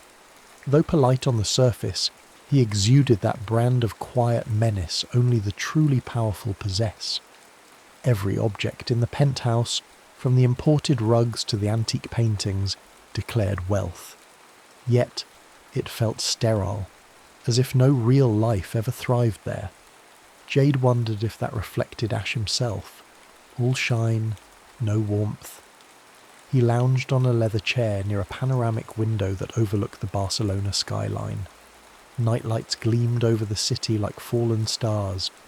In front of him lay a mahogany coffee table bearing a folder, an elegant crystal, decanter, and 2 tumblers. Sit, he said calmly, motioning to the sofa across from him. Jade hesitated, scanning for potential weapons or escape routes. Her instincts told her there might be a chance if she caught him off guard. But his men were undoubtedly outside the door and she lacked her gear. Reluctantly, she settled onto the sofa. Ash handed her a tumbler. Drink, he commanded. When she made no move, he rolled his eyes and took a small sip from his own glass. It's not poisoned, if that's what you're afraid of. Jade sniffed it. Whiskey, smooth and strong. She took a measured sip, hoping the burn would sharpen her frayed nerves. He leaned forward. So, let's talk about the blue siren. You cost me a great deal of inconvenience and money. You don't strike me as the type to worry about loose change, Jade replied, her tone biting. She wanted to provoke him, to see cracks in his composure. A flicker of amusement lit his gaze. Bravado. Admirable, if not misguided. I knew you would try for the Sapphire in Paris. That's why I had Rodain in place. She set her glass down. Then you know I'm worth more to you alive than dead. So what's your plan? Ransom? Torture for kicks? Or do you fancy turning me into your personal cat burglar? Ash's jaw tightened, but his voice remained calm. You're perceptive, Miss Kaufman. Indeed, I want your services. You owe me, and I prefer to collect debts through utilization of talent rather than brute force. If you refuse, I'll deliver you to a less forgiving party, Interpol or certain other individuals who'd relish your downfall. Alternatively, you can work off your debt stealing for me. She hated the chill of his words, more so because they were true. She doubted there was a safe corner of the world where she could run now that Ash Castellano had her in his sights. What if I say no? She challenged. He shrugged, a gesture too casual. Then you spend the rest of your life in prison, or in a shallow grave, depending on who claims you first. You're smart enough to see that's not a bluff. A knot of fury formed in her throat. She had always loathed having her freedom stripped away. Memories of her childhood in foster homes where every rule felt like a cage came rushing back. She clenched her fists. Fine, I'll do it. But on one condition. Once this is done, you let me go. Clean break. He paused, swirling the whiskey in his glass as though contemplating. That's what a bargain is, Jade, he said at last, letting her name roll off his tongue with a strange intimacy. You deliver, I release you. No strings. For now. Over the next few days, Jade explored the penthouse's halls. each corridor leading to opulent rooms decorated with priceless art. The windows, however, were bulletproof and impossible to open from inside. Security cameras were discreetly embedded in corners. At intervals she saw well-dressed guards who politely averted their eyes, but she could sense their readiness to pounce. A private tailor arrived with racks of designer clothing just her size. Jade scowled, feeling like a doll being dressed for display.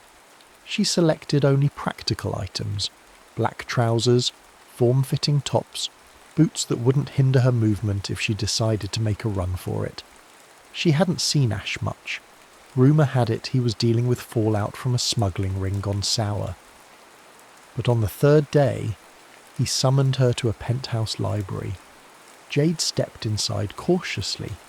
Shelves of leather-bound books rose to the ceiling, and a single massive window offered a breathtaking view of the city. Ash stood behind a carved wooden desk, pressing a phone to his ear. A silver laptop was open, showing an array of security feeds, warehouses perhaps, or secret vaults. He ended the call abruptly upon her entrance, then gestured for her to come closer. "I have your first assignment," he said, sliding a folder across the desk. She flipped it open. Photographs and blueprints revealed a grand mansion in Amsterdam with a vault rumoured to contain a rare emerald pendant. A note at the bottom read, "Owner under watch by Interpol. Proceed with extreme caution." Jade's adrenaline spiked. He continued, "My buyer wants that emerald. Your partner for this job will be Valentina Yates, my second-in-command. Do as she says. She's thorough." Jade's eyes narrowed. "I don't do well with partners." "Neither do I," Ash replied, his voice tinged with bitterness. "But you'll cooperate if you value your continued existence." Before she could retort, he nodded to a side door. Valentina Yates strode in, a tall, raven-haired woman with a gaze so cold it could crack glass. She wore a tailored suit, exuding an aura of no-nonsense efficiency. "Ready, Kaufman?" Valentina asked without preamble. Her tone was clipped, her posture ex-military. Jade matched her stare. "If it means getting out of this penthouse, absolutely." They departed at dusk via a private jet from Barcelona's El Prat airport. Valentina barely spoke, lost in her laptop. Jade used the time to memorize the mansion's layout.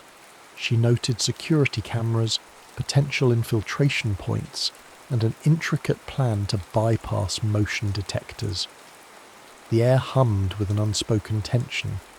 Jade suspected Valentina disapproved of her, maybe even resented that Ash had singled Jade out. But Valentina's loyalty to Ash seemed unbreakable, which made Jade wary. Hours later they arrived in Amsterdam's cold drizzle. A sleek black SUV whisked them away to a discreet hotel. Valentina gave Jade a final set of instructions. "We strike tomorrow night. Our insider at the mansion has arranged a window of opportunity lasting exactly 15 minutes. There'll be Interpol presence in the area, so keep your head down." Jade nodded. "And Ash? Where is he?" Valentina's expression hardened.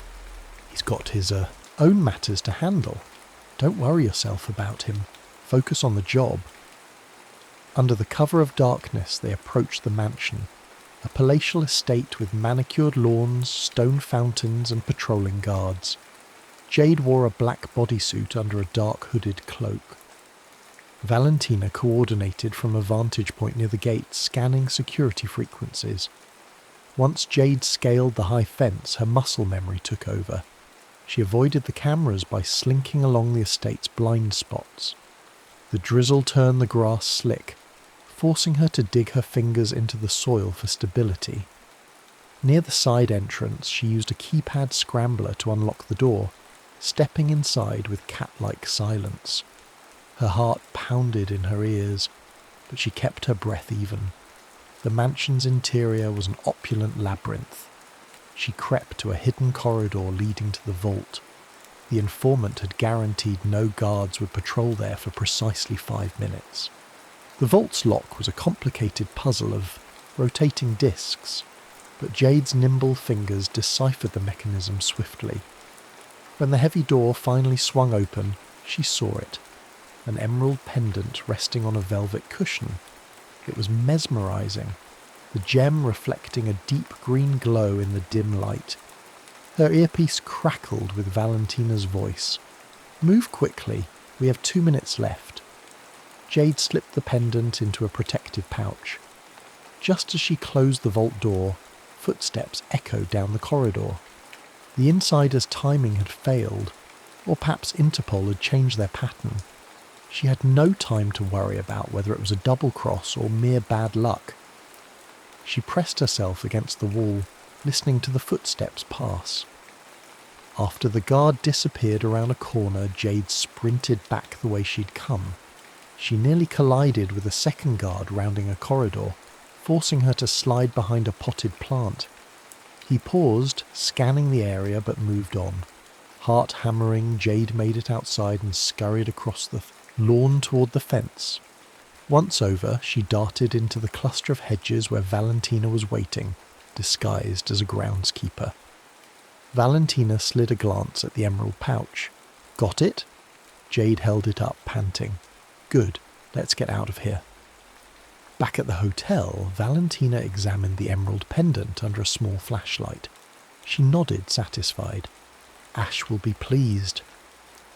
They flew back to Barcelona that same night, exhaustion creeping into Jade's bones. She wondered if completing the job actually brought her closer to freedom, or just pulled her deeper into Ash's world. The next evening, Ash summoned her to his study. She entered, tossing the emerald to him with a forced casualness. He caught it mid-air. "Nicely done," he murmured, a hint of approval lighting his features. "You continue to impress." Jade folded her arms. "So, that's one job done. How many more before I'm free of this arrangement?" He set the emerald on his desk. "We'll see. Jade, trust is earned piece by piece. Rest for now. New instructions will follow." Before she could protest, he turned away, his posture dismissive. Jade left with her teeth clenched, hating how he played her like a chess piece. Yet an unsettling warmth flickered inside her. Had she seen a spark of admiration in his eyes? Or was it simply her imagination? Life in Ash Castellano's penthouse turned into an odd dance of tension and anticipation. Jade no longer felt like a caged animal. She had partial freedom to roam the estate, but only under the watchful eyes of discreet guards. She was part prisoner, part asset. And when Ash was near, she felt something else entirely. He invited her to high-stakes poker nights, where the world's elite and underworld met in a swirl of tuxedos, diamonds, and swirling cigar smoke. Jade, despite her distaste for such gatherings, recognized an opportunity to glean information about Ash, his operations, and a possible weakness to exploit.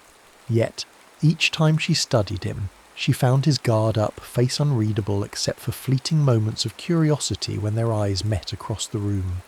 Late one evening, after a particularly tense game, Ash pulled Jade aside. He handed her a small velvet box. Inside was a sapphire pendant, darker in hue than the blue siren, but still mesmerizing. "For the fire in your eyes," he said, his voice low. Jade laughed bitterly, unsure whether he was mocking her or sincerely offering a gift. The tiny sapphire felt heavy with meaning. She hesitated. "Why?" she finally asked, eyes drifting to the gem in her hand. His lips curved into a half smile. "Because I can." It was an answer that told her everything and nothing. The power dynamic was still in his favour. He might view her as a treasure he'd acquired. But there was a peculiar gentleness in his tone, as though he saw something in her that mirrored a part of himself. That night, she paced in her room, the sapphire pendant glinting, on the bed. She wanted to throw it out the window to demonstrate she couldn't be bought, but a deeper part of her ached. For years she'd kept the world at arm's length, relying only on her skill. Yet something in Ash's eyes, his loneliness perhaps, resonated with her own sense of isolation. While she wrestled with her thoughts, there came a soft knock on the door. Ash stepped inside without waiting for permission. He wore a black silk shirt, unbuttoned at the collar, and the tension in his posture hinted he was waging a silent war within himself. "I should have knocked properly," he said quietly, glancing around her room. Jade raised an eyebrow. "Surprised you bother with politeness now." He let out a soft chuckle. "You're free to kick me out." "Am I?" she asked, bitterness lacing her tone. A flicker of pain crossed his face, but he pressed on. "I want to show you something." He gestured toward the hallway, and curiosity, along with a desire to end, the suffocating tension, made her follow. They walked to his study. This time, instead of taking her behind the desk, he led her to a large painting on the wall, an abstract piece with violent streaks of red and black. He pressed a hidden latch, and the painting swung open, revealing a safe. Punching in a code, he opened it. Inside were documents, stacks of cash, and a single photograph that he took out carefully. It depicted two young boys with bright smiles, arms around each other, standing on a sunlit dock. "This was me and my brother Diego years ago," Ash said, his voice wavering slightly. "We were close once. Our father ran the family business, smuggling gems. Diego was older but reckless. We had dreams of taking the business legit, but things changed." He paused, gaze turning distant. "Diego betrayed us. He tried to align with a rival cartel, nearly had me and our father killed to seal the deal. I had no choice but to confront him. The confrontation escalated. Our father died in the crossfire. Diego fled. I never forgave him, or myself." Jade studied his face in the dim light, seeing the raw torment etched into his features. She'd expected a hardened criminal, not a man burdened by regret. "Why tell me this?" she asked softly. "Because you might understand," he replied, setting the photo back. "That feeling of always being alone, mistrusting everyone, including your own blood, and because you're not just a pawn in my game." His final words lingered, heated by an undertone of longing. It happened unexpectedly. Perhaps it was the weight of confessions, or the vulnerability Ash rarely displayed. But Jade found herself leaning closer. The tension between them ignited. He reached out, brushing a strand of her hair aside. She closed her eyes, inhaling the faint scent of his cologne, smoke and spice. His lips hovered near hers, and in that breath of uncertainty, she realized she wanted it. She wanted to feel alive in a way she'd never allowed herself. Their mouths met in a fierce, bruising kiss that tasted of desperation and pent-up desire. They stumbled against the desk, scattering papers. Jade poured years of anger and longing into that moment. Ash responded with an intensity that sent a shiver down her spine. This was more than a power play. It was two people drowning in the same darkness, clinging to each other for a taste of light. When they finally broke apart, gasping, Ash's forehead rested against hers. "You're the storm I never saw coming," he whispered. Jade opened her eyes, heart pounding. She saw fear in his, a fear of losing control, of caring too much. Before she could speak, the phone on his desk buzzed, shattering the quiet intimacy. Ash pulled away, breath ragged. He grabbed the phone. "Yes?" A flash of anger crossed his features. "What do you mean? We have a problem?" He muttered a curse, his gaze flicking to Jade with a mix of apology and frustration. "I have to handle this." Jade swallowed hard, stepping back. The moment had ended, but it left a crack in the walls she'd built around herself, and a fissure in his stoic persona. A week later, word reached them from Dubai. Diego Castellano, Ash's older brother, had resurfaced after years of staying hidden. The rumour was that he'd commandeered a rival cartel, forging alliances with extremist groups that valued precious gems as untraceable currency. The atmosphere in Ash's penthouse chilled overnight. Guards appeared at every corner. Valentina doubled security protocols. One evening, Jade was in the library, pretending to browse books while eavesdropping on a hushed conversation between Valentina and Ash. She overheard enough to catch that Diego was planning something big, something that threatened Ash's entire operation. Later, an anonymous message reached Jade on a secure phone she'd hidden in her room. The voice on the line was scrambled, but she recognized the slight Spanish accent.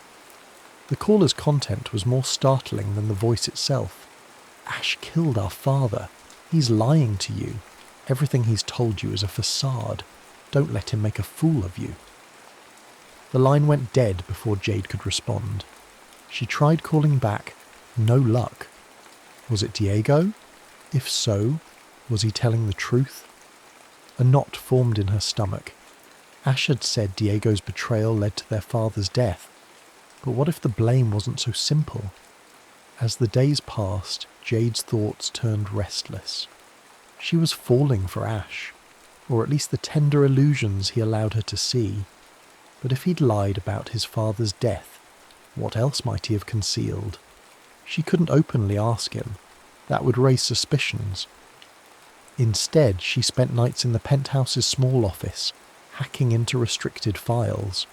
She found references to the Castellano patriarch's demise, but the documents were heavily redacted. There were hints that their father had been shot in a warehouse, both sons present, but no official conclusion on who pulled the fatal trigger. Jade's heart pounded with each new clue. Was she letting desire blind her to Ash's darker secrets? She recalled how effortlessly he manipulated her life. Could he have done the same with the truth about his father?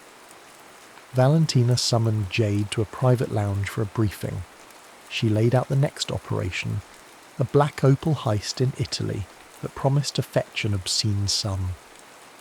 But Jade's mind was elsewhere, on Diego's warning, on Ash's possible deception. At the end of the briefing, Valentina stared hard at Jade. "Something's off with you lately. Don't let your personal entanglements compromise your focus," Jade bristled. "No risk there." Valentina's gaze was icy. "Good, because Diego Castellano isn't playing around. If you get tangled in his web, you'll regret it." Jade forced a cool nod. Inside, she was torn. If Ash had lied, Diego might be the lesser evil, or maybe both were devils. She was caught between warring shadows, uncertain which flicker of light to follow. On the eve of their departure to Italy, Ash found Jade pacing by the balcony, the city lights shimmering below them like restless spirits. The tension between them was suffocating. She wanted answers but feared what she might discover. He approached from behind, gently laying a hand on her shoulder. She flinched, fighting the urge to confront him right then. Instead, she turned and pressed her lips to his in a desperate kiss. For an instant, his arms wrapped around her, and she leaned into the solace of his warmth, trying to forget the serpents of doubt coiling in her mind. But as they parted, and their gazes locked, Jade saw that same wariness. Something had shifted irreversibly. Tomorrow they would face dangers from the outside world, but tonight it felt like the real battle was already raging inside them. Italy beckoned with promises of beauty and danger. Jade, Ash, and a small team landed in Florence under cover identities.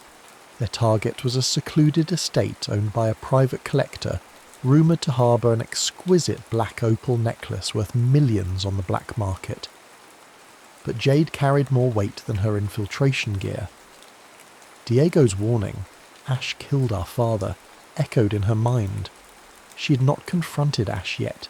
She needed tangible proof. Anxiety gnawed at her, threatening to undermine her razor-sharp focus. They scouted the estate, noting guards armed to the teeth, advanced surveillance, and a treacherous layout. Valentina was in charge of logistics, while Jade was once more the point person for the break-in. The plan was airtight, until it wasn't. Halfway through disabling the estate's security grid, the lights flared back on, sirens blared. "Ambush!" Valentina's voice crackled through Jade's earpiece. "Get out now!" Jade sprinted down a corridor lined with Renaissance paintings. She found Ash cornered by armed men. Without thinking twice, she hurled a smoke grenade, covering their retreat. Gunfire erupted, bullets ricocheting off marble. As the smoke thickened, she seized Ash's hand, guiding him toward the exit. The moment they were clear, Ash whipped around, suspicion blazing in his eyes. "You told Diego, didn't you? You sold me out." Jade's chest tightened in outrage. "I never—" He cut her off, voice razor sharp. "Don't lie. My father's memory might mean nothing to you, but I won't die in a trap orchestrated by my own blood." Something inside Jade snapped.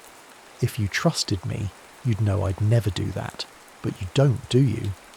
She almost spat out the question about his father's death, but held back at the last second. The chaos surrounding them wouldn't allow for deep conversations or confessions. Valentina appeared, helping them fight off 2 more guards. The team evacuated into black SUVs, speeding through the Tuscan countryside until they reached a safe house. The heist was a complete failure. They'd barely escaped with their lives, and a few flesh wounds. Back at the safe house, tension sizzled like a live wire. Ash paced the floor, Valentina cleaned her pistol in brittle silence, and Jade fumed in a corner, her heart banging against her ribcage. Finally Jade rounded on Ash, fury fueling her words. "You accuse me of betrayal, but maybe you're the one who set this up. A test of loyalty, or something twisted to confirm your paranoia." Her voice cracked with pent-up frustration. Ash glared. "I lost men out there. Don't suggest this was a game." "Then maybe you're just incompetent," she fired back. Though regret stabbed her immediately. She knew that would sting. Ash's jaw clenched, but he said nothing. Valentina intervened, stepping between them. "Enough. We need to regroup and figure out how Diego orchestrated this. One of our inside men must have flipped." Her gaze lingered on Jade, implying Jade might be that flipped asset. Jade scoffed in exasperation, whirling around to go to her room. She needed to get away before she said something she couldn't take back. That night, Jade made a decision. She couldn't continue drowning in half-truths and accusations. She needed to know the truth about Ash, about the father he might or might not have killed, and about Diego's real motivations. While the rest of the team was busy securing the perimeter, Jade slipped away. She found an unlocked car in the safe house garage and hotwired it. She realized she had no clear destination, only an overwhelming urge to be free from the swirl of lies. Driving down a moonlit road, she called a contact in Paris, someone who specialized in forging new identities. If she could confirm Ash's story and find a safe place, she'd decide her next step. Yet, she'd barely gotten a few miles when headlights flared behind her. A black motorcycle roared up, weaving dangerously close. Jade recognized the rider, Ash.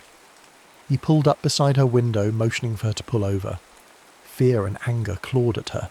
She accelerated, hoping to outrun him, but he cut in front, forcing her to stop. They screeched to a halt on the deserted roadside. Ash yanked off his helmet, eyes ablaze. "You're running," he demanded, stepping toward her car. Jade jumped out, slamming the door. "I have no choice.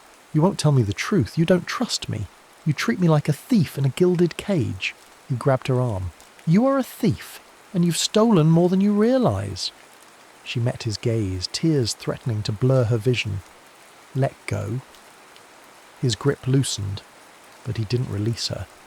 The road was silent except for the hiss of the wind through olive trees. Emotions warred on his face. Anger, desperation, something else unspoken. Finally he let her go. "If you truly want out, go. But know this. If you walk away, Diego will come for you. He wants to use you against me. He's even more ruthless than I am." Jade swallowed the lump in her throat. "Then that's my burden to bear." For a long moment neither spoke. Then Jade got back into the car and drove off, leaving Ash standing in the glow of the motorcycle's headlight, his expression a portrait of heartbreak and rage. Jade returned to Paris, the city where this nightmare began. She rented a cheap room in a nondescript building, feeding the landlord a fake name. Days turned into a week, marked by paranoia and isolation. She kept to back alleys, changed her appearance with a wig, avoided her usual hangouts. A gnawing emptiness followed her every step. The more she tried to forget Ash's haunted eyes, the more they consumed her thoughts. She felt fractured, unsure of where she stood in this war between brothers. Then one evening, as she slipped into a dimly lit cafe, she spotted Valentina, sitting alone at a corner table. Jade's pulse spiked, suspecting a trap. But Valentina waved her, white napkin in a gesture of peace. Cautiously, Jade joined her. The hush of the cafe enveloped them, the smell of espresso cutting the tension. "Why are you here?" Jade demanded, ready to flee at the slightest threat.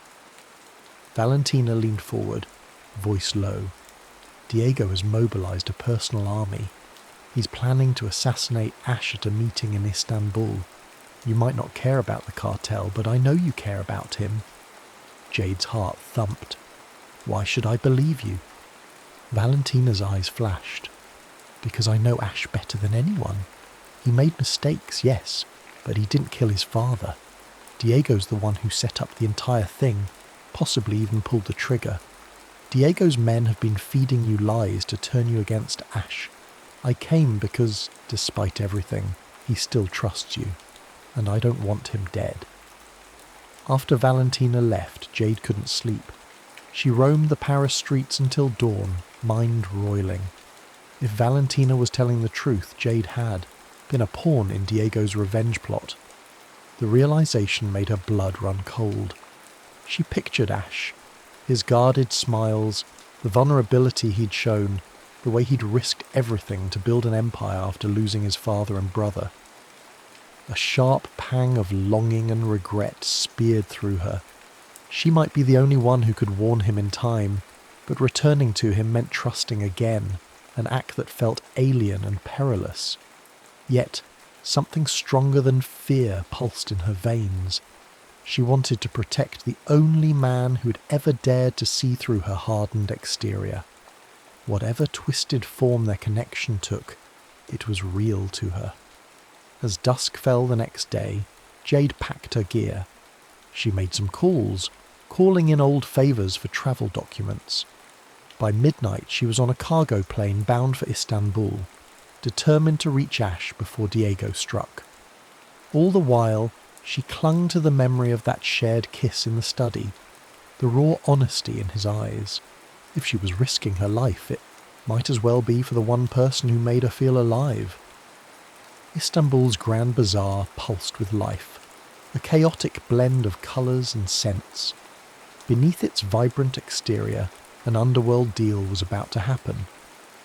Ash Castellano stood in a secluded corner of a warehouse near the Bosphorus Strait, accompanied by a handful of loyal guards. He looked more tense than ever. Word on the street was that Diego had orchestrated this meeting to negotiate, but everyone knew it was a trap. Jade watched from the rafters, heart pounding. She'd arrived just in time to witness Diego's men slipping into position, rifles gleaming under fluorescent lights. A chill ran through her. She had to act now or Ash would be cut down in a hail of bullets. When the first shot rang out, Jade leaped into action, dropping from the rafters behind a stack of crates.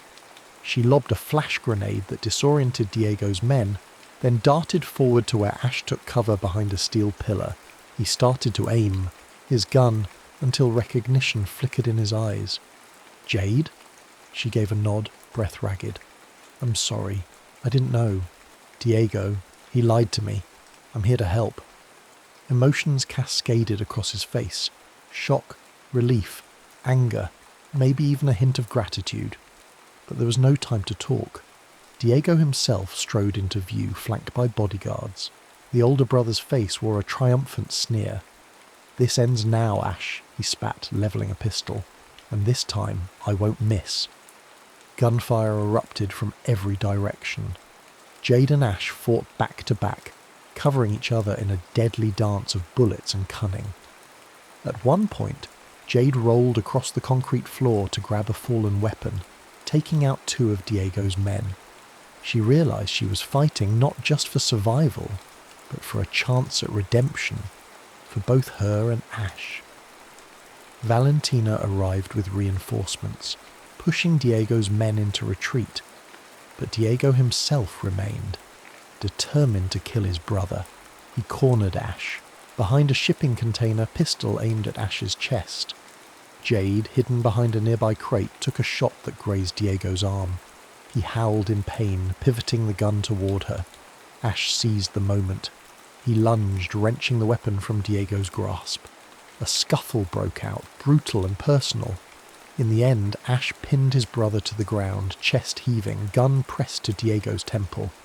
Diego glared, panting. "Do it, brother. Prove you're just like me."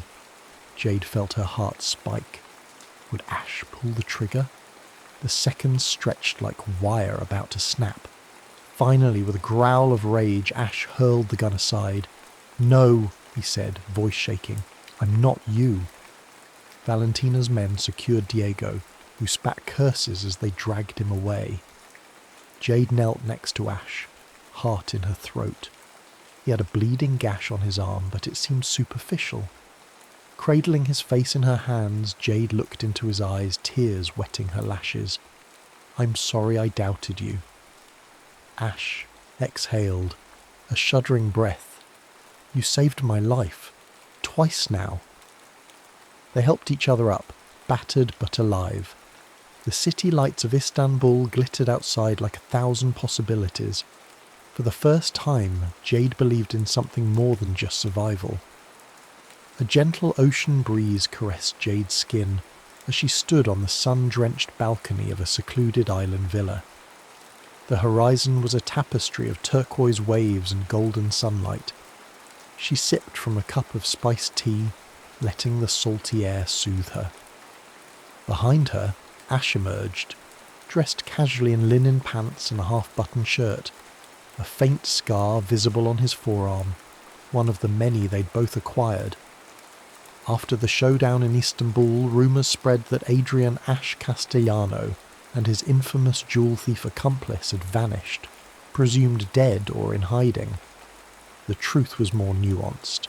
They decided to step away from the black market empire altogether, leaving Valentina to handle the transition to legitimate ventures, or dismantle them if she wished. Now, on this remote island, they ran a private security firm specialising in the protection and recovery of rare artefacts, flipping their skills from theft to preservation. It felt like a surreal twist of fate, yet it also felt right. Jade's hand absently touched the ring on her finger. Its centrepiece, the blue siren sapphire, once a symbol of her captivity, now it sparkled as a testament to a shared destiny. The memory of their stormy path still brought flashes of pain and regret, but they found solace in building something honest side by side. From the open doorway, Ash smiled. "Ready for our next job? There's a lost manuscript in an auction house that needs protecting." She turned, a playful glint in her eye. "Let's go steal it before anyone else tries then. Old habits die hard after all." He chuckled, crossing the balcony to stand beside her. Their hands entwined, and for a moment the ghosts of their past receded, replaced by the pounding of the ocean against the shore and the simple warmth of each other's presence. No matter the shadows that lingered, they had found a form of freedom in the very thing that once bound them, trust in one another. Even if tomorrow brought fresh storms, tonight they stood together, hearts still beating in unison amidst the quiet hum of the surf.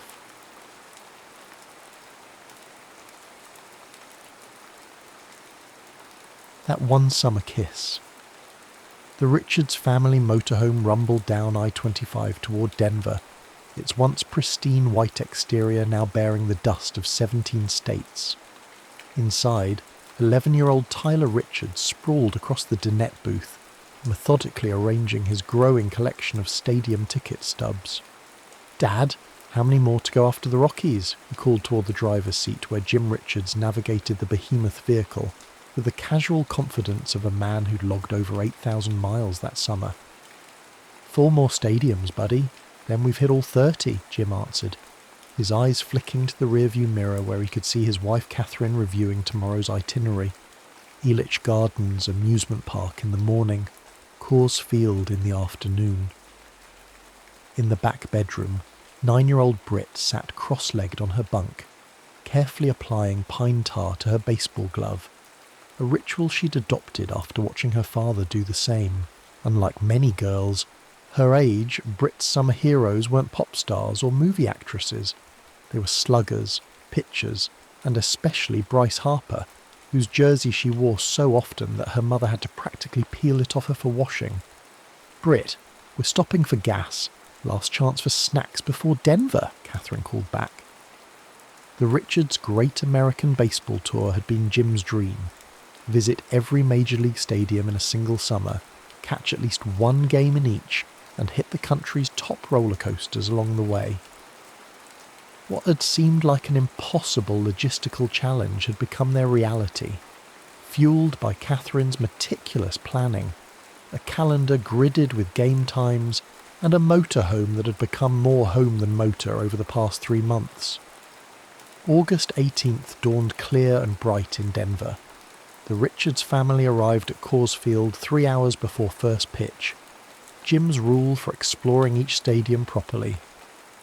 While Catherine and Tyler headed to the team store, Jim took Britt to watch batting practice, her Harper jersey standing out among the purple and black Rockies gear. "Look how the ball carries in this thin air," Jim explained, his arm around Britt's shoulders. "That's why they call it a hitter's park." By game time, the Richards had found their seats along the first baseline in right field. Beside them sat another family, locals by the looks of their well-worn Rockies gear. Their son, about 10 years old, clutched a baseball glove tightly, his eyes never leaving the field. "You know Harper's the enemy today, right?" the boy said, noticing Britt's Nationals jersey. Britt raised her chin. "He's still the best player in baseball." "Nuh-uh, Trout is better." "Harper has better hair," Britt countered, which made both kids laugh, breaking the tension. Throughout the game, the two families exchanged the casual camaraderie of temporary neighbours, passing condiments, holding seats during bathroom breaks, and debating calls together. By the 7th inning, with the Nationals leading 3-2, the children had developed a comfortable rapport, comparing favourite players and arguing good-naturedly about batting averages. The moment came suddenly. Harper caught the third out on a routine fly ball to right field. As he jogged toward the dugout, he spotted Britt's jersey, a flash of Nationals red amid the home team colours. With practised ease, he flipped the game ball high toward their section. The boy saw it first. His glove hand shot up instinctively, years of backyard practice culminating in this moment. The ball landed with a satisfying thwack in the pocket of his mitt. His heart soared, until he saw Britt's face fall. The crowd murmured. Parents shifted uncomfortably. The boy looked down at the prize in his glove, then at the girl in the Harper jersey. "Here," he said, holding out the ball. "He was throwing it to you." The simple gesture, devoid of hesitation or regret, caused a ripple of approval through the nearby fans. Britt's eyes widened as she accepted the baseball, turning it reverently in her hands. "Thank you," she whispered, then leaned forward to plant a thank you kiss on his cheek. At that exact moment, the boy turned to say, "You're welcome."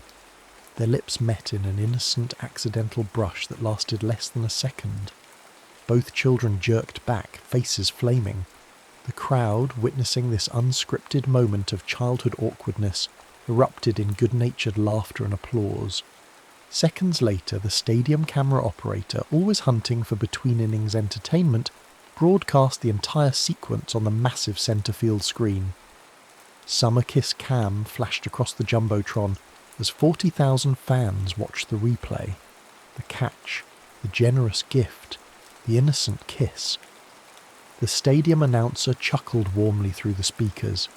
Now that, folks, is the spirit of baseball right there. As the families left after the game, there were smiles and waves, but no exchanged information, just two groups of strangers sharing a fleeting moment before continuing on their separate journeys. The Richards had 4 more stadiums to visit, and school was starting soon. The boy and his family disappeared into the Denver crowd, and Britt never learned his name. Neither family could have known that the clip would become a recurring feature in baseball highlight reels for years to come, filed under heartwarming fan moments, alongside proposals and first catches. The Richards motorhome was sold 3 years after the Great Baseball Tour. Catherine had lobbied to keep it. Think of the memories, but practicality won out. Jim's job transferred them from Minnesota to New Orleans when Britt was 12, and urban life made storing a 36-foot behemoth impractical. Tyler, less sentimental than his sister, had moved on from baseball to football and academic decathlon competitions.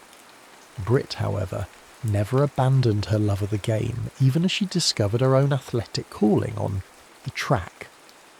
"You're built for speed," the high school coach had told her during freshman year. "You've got that fast-twitch fibre that can't be taught." By her senior year, Britt had broken 3 school records in the 200 and 400 metres. With her academic standing and athletic achievements, scholarship offers arrived from across the country. When Louisiana State University came calling with a track scholarship, it felt like coming full circle.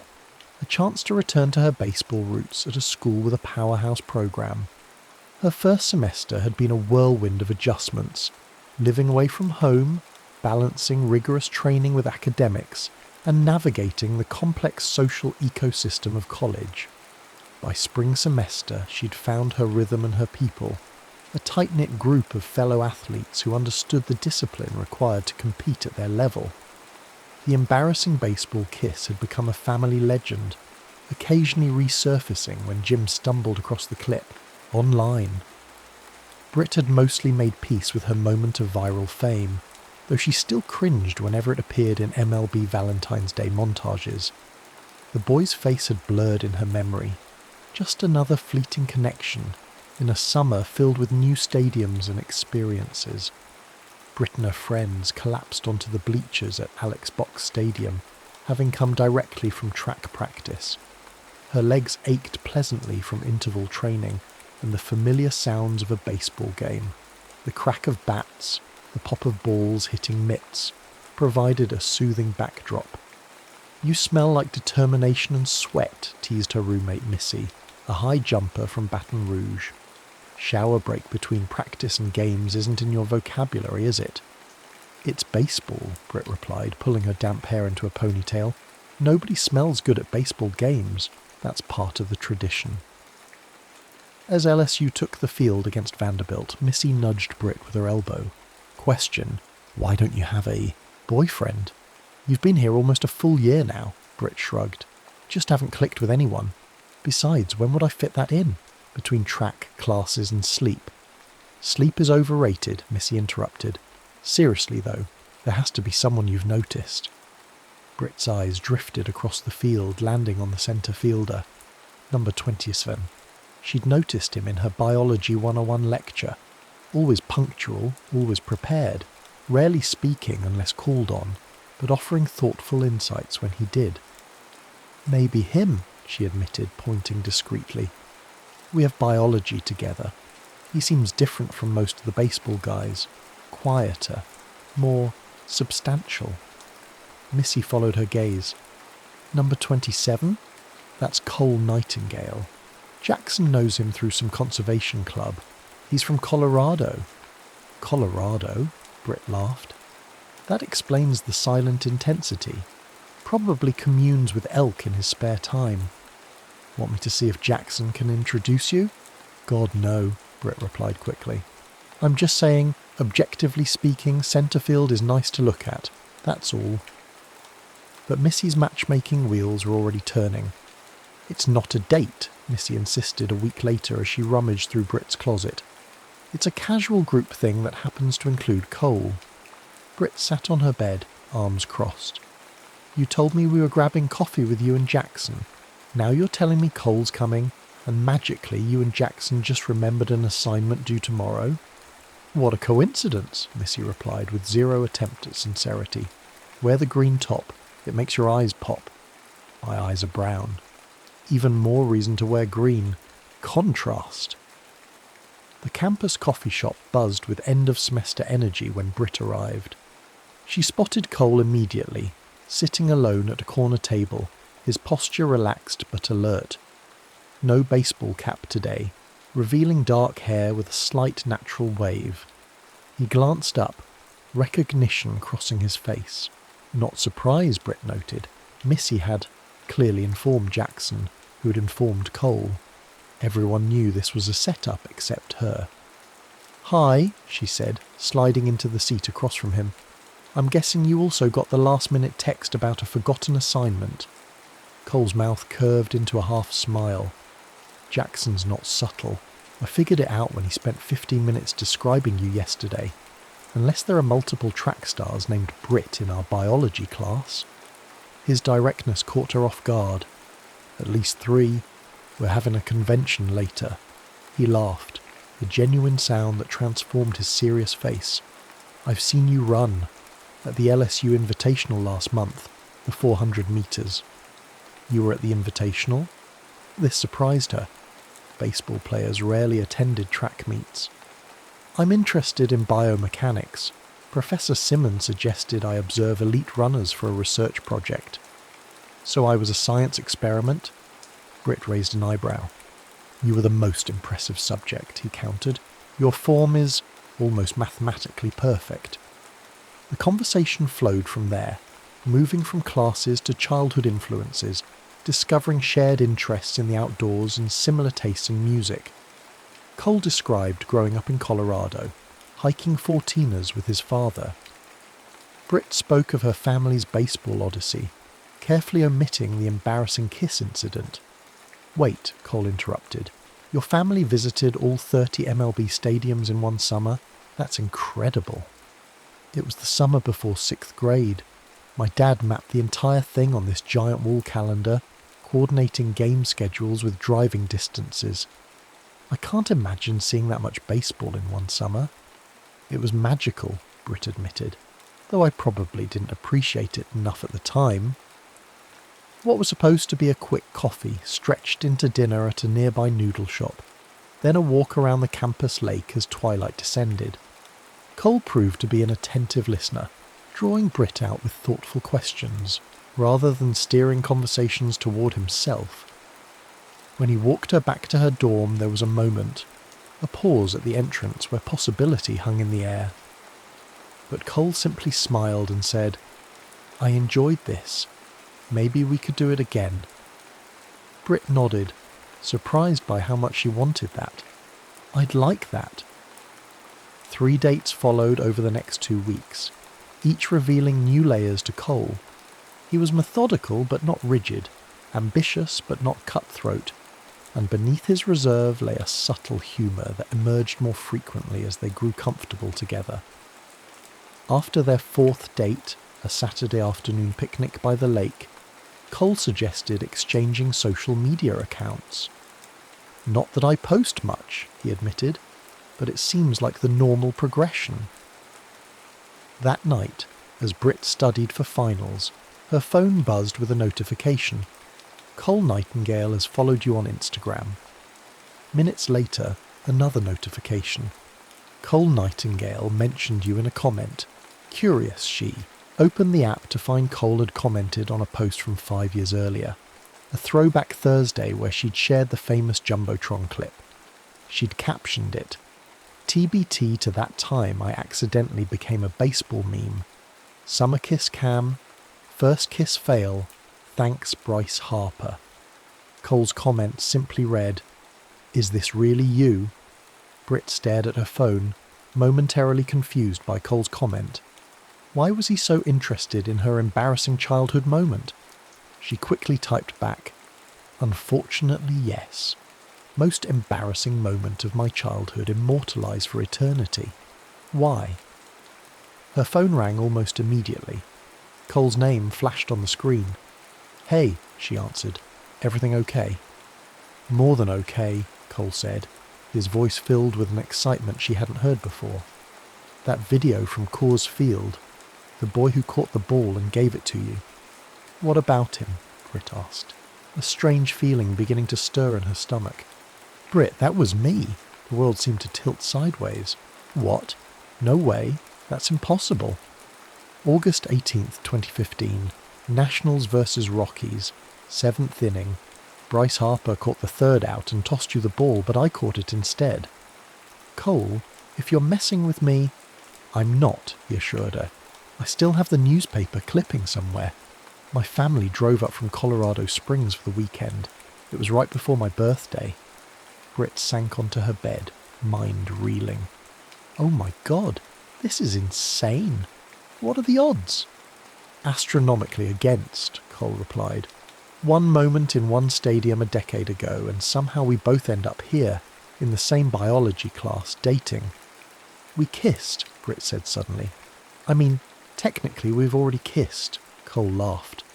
"I've been upgraded from most embarrassing childhood moment to actual boyfriend. That's progress. I need to see this evidence, right now." An hour later, they sat side by side on a campus bench, comparing memorabilia. Britt's screenshot of the Jumbotron moment saved on her phone, Cole's yellowing newspaper clipping carefully preserved from his childhood keepsake box. "It really is you," Britt marvelled, studying the image of young Cole. "You had the same serious expression even then." "And you were fearless," Cole replied.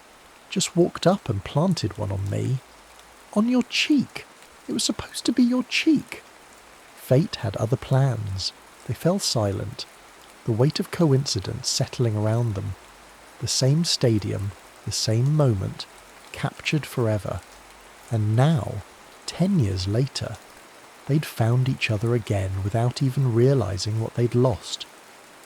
"You know what this means?" Britt said finally. "Our entire relationship is built on me stealing your baseball. And me stealing your kiss. I think we're even then." Cole reached for her hand, interlacing their fingers. "There's just one thing bothering me." "What's that?" "Our second kiss should probably be better than our first." Under a blanket of Louisiana stars with the sounds of campus life humming in the distance, Cole leaned in. This time, there was no accident, no crowd reaction, no cameras. Just the intentional meeting of two people connected by a thread of improbable history, closing a circle that had opened a decade earlier in a baseball stadium 200 miles away. The summer of 2025 unfolded with the humid intensity that characterized Louisiana's warmer months. While many students departed campus for internships or family homes, Britt remained for track training and Cole for baseball development programs. The relative emptiness of campus provided a cocoon for their growing relationship, free from the usual academic pressures and social obligations.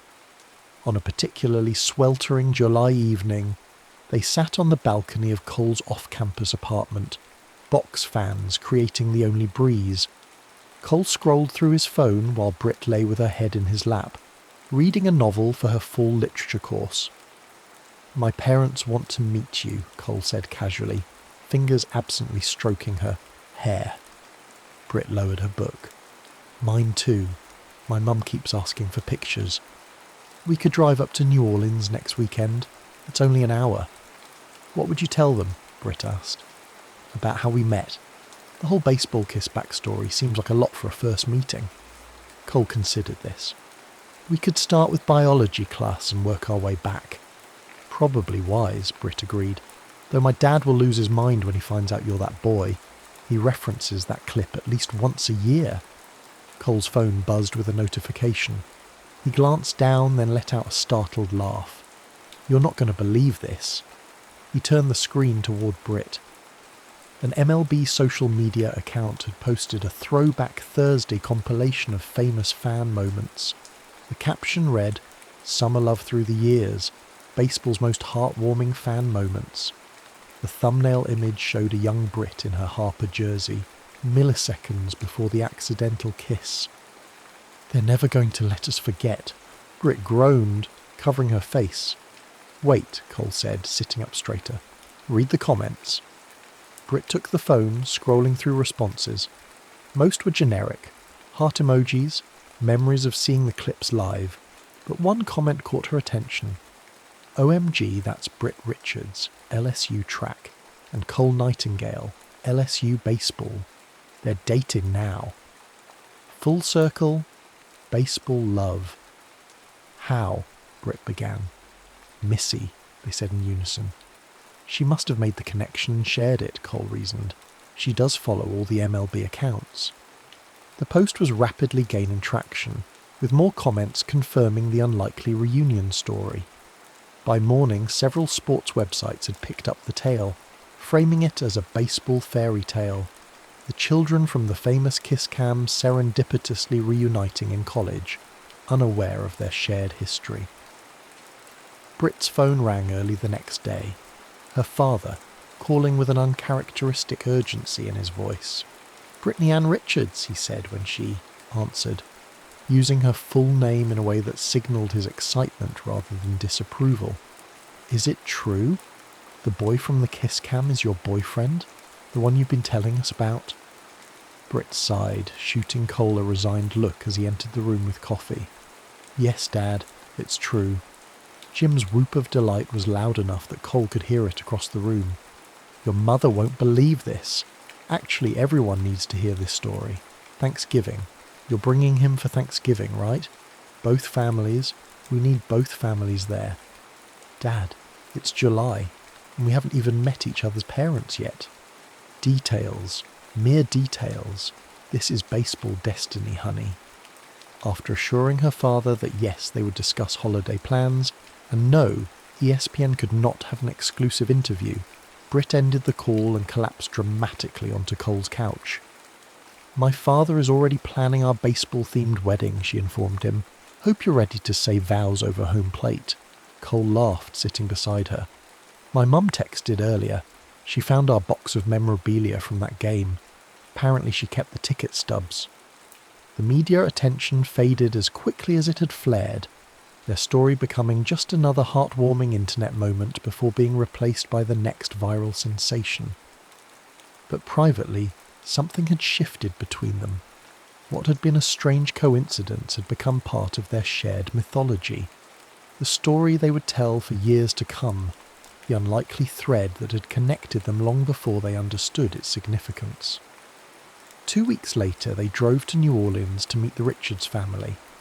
Jim greeted Cole with a bear hug and an immediate barrage of baseball questions.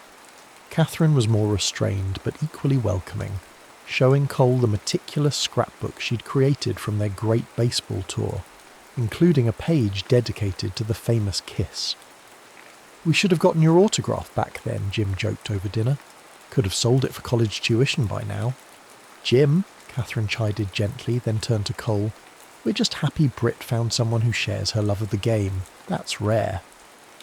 Later that evening, as they sat on the porch swing of the Richards' modest New Orleans home, Brit rested her head on Cole's shoulder. "Well, you survived meeting my parents. Ready for round 2 in Colorado next month." Cole nodded, watching fireflies illuminate the gathering darkness. "I've been thinking about that day at Coors Field, about all the little moments that had to align perfectly, like Harper having to catch that specific third out, and me turning my head at exactly the wrong moment, or the camera operator deciding that was worth broadcasting, or both of us choosing LSU years later." Brit laced her fingers through his. "My dad would call it baseball destiny. My science brain would call it statistically impossible. What do you call it?" Cole considered this, watching the rhythm of the firefly's silent communication across the yard. "I don't know if there's a name for it, but I'm grateful. Above them, the porch light attracted moths in hypnotic patterns, nature's own version of chance and circumstance. Inside, they could hear Jim regaling Catherine with plans for a Thanksgiving reunion with the Nightingales, a suggestion that would have seemed absurd months earlier, but now felt inevitable. "Do you ever wonder," Britt asked softly, "about all the other moments like that? The connections we miss, the people we brush against without realising it?" "All the time," Cole admitted. "But maybe we don't miss as many as we think. Maybe the important ones find a way to circle back." As if to punctuate his point, Britt's phone buzzed with a notification. An MLB account had shared their story again, this time with a side-by-side comparison. The original kiss cam moment from 2015, alongside a recent photo of them at an LSU game, 10 years older but unmistakably the same. People. The caption read simply, "Some catches last a lifetime." Baseball love. Britt smiled, turning off her phone and leaning into Cole's embrace. The digital world could have their story, could reshape it into whatever narrative fit neatly into a social media post. But the reality, the complex improbable path that had led them from a crowded stadium to this quiet porch, belonged only to them. That and the memory of a summer kiss that had somehow, against all odds, found its way home.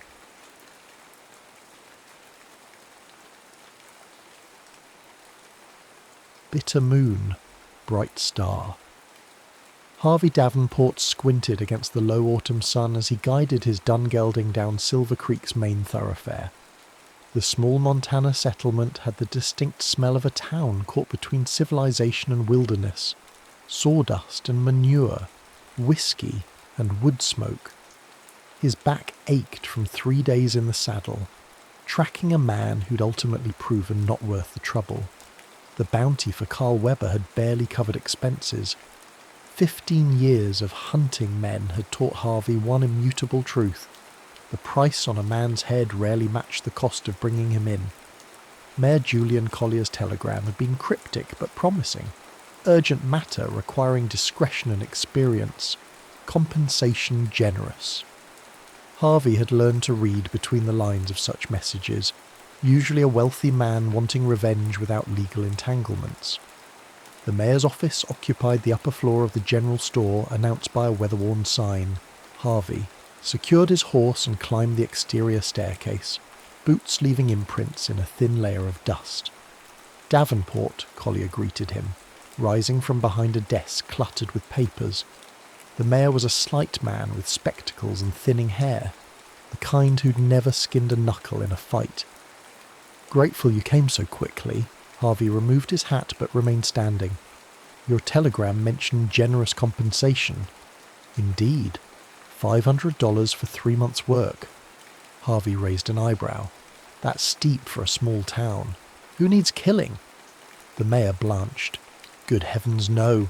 I'm not hiring you to hunt anyone. I need protection." "For yourself?"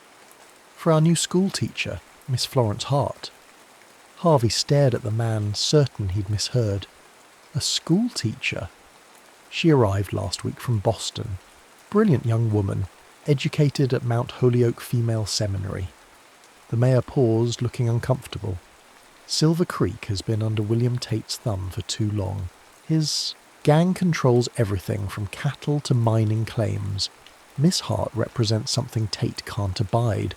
Progress, education, civilization. And you think a schoolmarm can change that? I think education changes everything, Mr. Davenport. But first, she needs to survive long enough to teach. Harvey paced to the window, looking down at the street where a group of children chased a rolling hoop. I'm not a nursemaid. No, you're a man with a reputation for staying alive in situations where others don't. Collier opened a desk drawer and removed an envelope. Half now, half when her term ends in December. Harvey weighed the envelope in his palm. It was heavy with coin. Where do I find her? The schoolhouse at the edge of town. You can't miss it. Indeed he couldn't. The one-room schoolhouse stood alone on a gentle rise. painfully new against the weathered landscape. Fresh-cut lumber still leaked sap from its seams, and someone had planted flowers along the walkway, a futile gesture in the Montana autumn. Through the open door he heard a woman's voice, melodic and clear. "Now, who can tell me where we might find the Rocky Mountains on our map?" Harvey leaned against the doorframe, observing without announcing himself. The schoolteacher stood before a dozen children of various ages, gesturing to a large cloth map hung on the wall.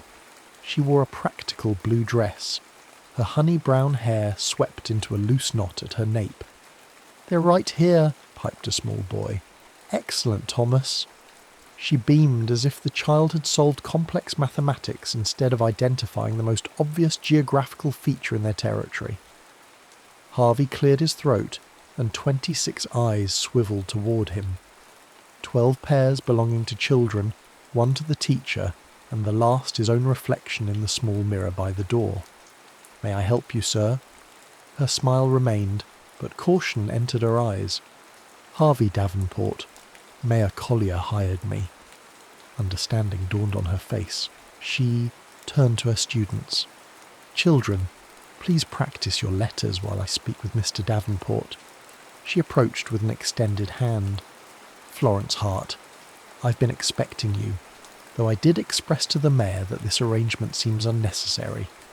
Her grip was firm, her palms slightly chalked from the blackboard. Up close he noticed her eyes, amber flecked with green, direct and unflinching. "Mayor's money, mayor's worries," Harvey replied, removing his hat. "I'll be staying close, keeping watch. Mr. Davenport, I appreciate the concern, but I've come to teach, not cower. These children need education more than I need protection. With respect, Miss Hart, you don't know William Tate. I know men like him exist everywhere, just wearing different clothes. In Boston, they wore fine suits and called themselves businessmen while exploiting immigrant children in factories." Her chin lifted slightly. "I didn't bend to them, and I won't bend to Mr. Tate." Harvey almost smiled at her. Naivety. Almost. Those Boston men probably didn't gut people for sport. Colour drained from her face, but her posture remained straight. "I see. Well, I won't be frightened away, Mr. Davenport. These children deserve better." "Most folks deserve better than they get, Miss Hart. Doesn't change how things are." "Perhaps not," she replied, her voice soft but steel-edged. "But it absolutely changes how things will be." Harvey watched her return to her students, marvelling at the peculiar mixture of innocence and determination. 3 months suddenly seemed interminable. He'd met her type before, idealists who believed goodness would triumph simply because it should. They were always the first to fall when reality came knocking with blood-stained knuckles. She wouldn't last a week. That night, as he secured the schoolhouse, Harvey noticed a figure watching from the tree line. He drew his Colt but made no move toward the shadow. A warning shot would only confirm the watcher's suspicions about the schoolteacher's importance. Instead, he deliberately turned his back and continued his checks, keeping the figure in his peripheral vision. The message was clear. "I see you, but I'm not concerned." When he turned again, the shadow was gone. Florence's voice interrupted his thoughts. "Is someone there?" She stood in the doorway of the small cabin adjacent to the schoolhouse, a shawl pulled tight around her shoulders. "Just the wind," he lied. "Go back inside." She studied him for a moment, those amber eyes too perceptive. "You're not a very convincing liar, Mr. Davenport. And you're not very good at following directions, Miss Hart." A smile ghosted across her face, a failing my own teachers often noted. "Good night, Mr. Davenport." As her door closed, Harvey settled on the porch steps, rifle across his knees. The Montana night unfurled around him, stars pricking the velvet darkness. An owl called from somewhere distant, a lonely sound that echoed his own hollow spaces. 3 months of protecting a woman who believed kindness could overcome cruelty. It was like being hired to shield a candle from a hurricane. The irony wasn't lost on him. Once he'd been the one with faith in humanity's better nature. Once he'd believed in things like justice and hope. Once, before Bitter Creek. The schoolhouse door displayed a fresh-burned message by morning: leave or bleed. Florence traced the charred letters with her fingertips, leaving sooty smudges on her skin. Well, they certainly lack subtlety. Harvey, who'd been inspecting the surrounding ground for tracks, straightened with a scowl. "This isn't a joke, Miss Hart." "Do I appear to be laughing?" She met his gaze steadily.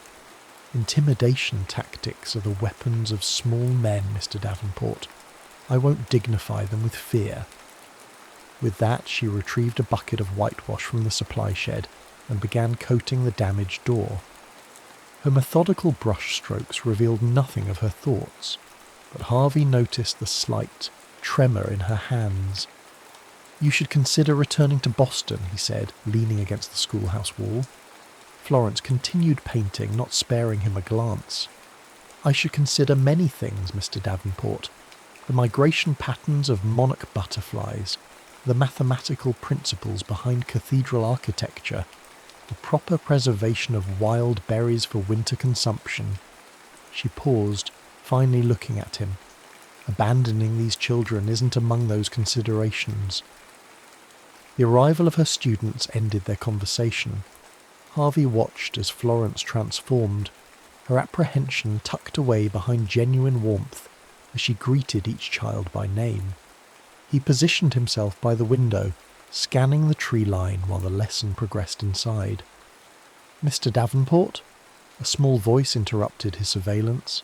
A girl of perhaps 7 stood beside him, clutching a slate. "Miss Hart says you might help me with my numbers." Harvey frowned. "I'm not a teacher." "She says you're good at calculating distances and angles for shooting." The child spoke matter-of-factly. "I don't understand fractions." He glanced at Florence, who was helping another student. She gave no indication of having orchestrated this interaction. "Let me see," he said gruffly, taking the slate. 20 minutes later, Florence dismissed the children for their midday meal. She approached Harvey, who was still working with the girl. "So if you have 3/4 of a pie, and you eat 1/3 of that amount, what do you have left?" he was asking. The child's face scrunched in concentration. "Half a pie? How do you figure that?" 3/4 times 1/3 is 1/4, so 3/4 minus 1/4 is half. "That's right. You're quick." The girl beamed and hurried off to join her friends outside.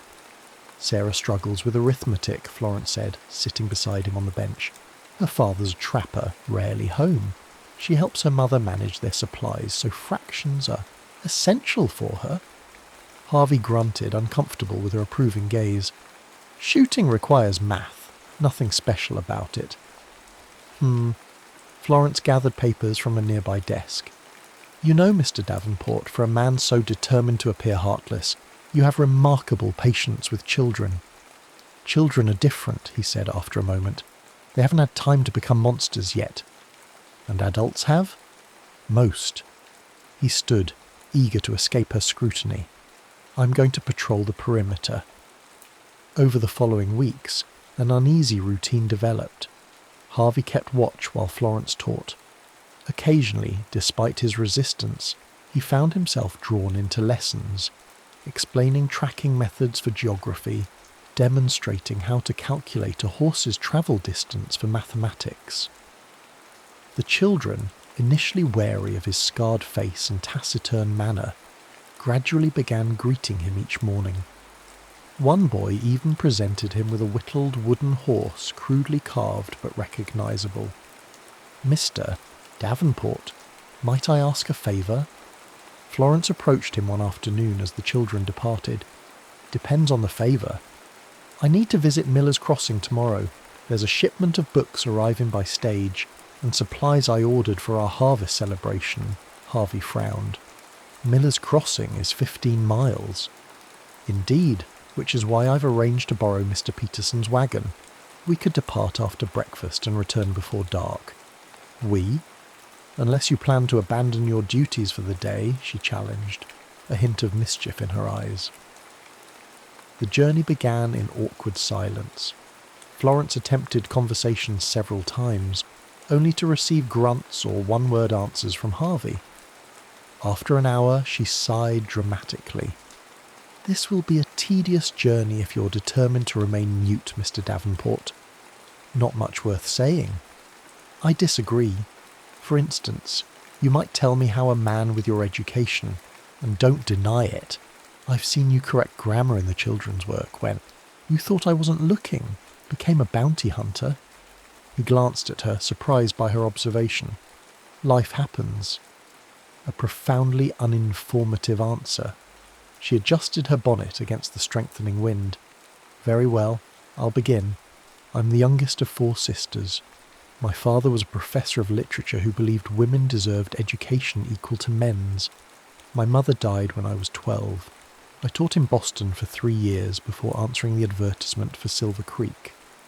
When he remained silent, she continued undeterred.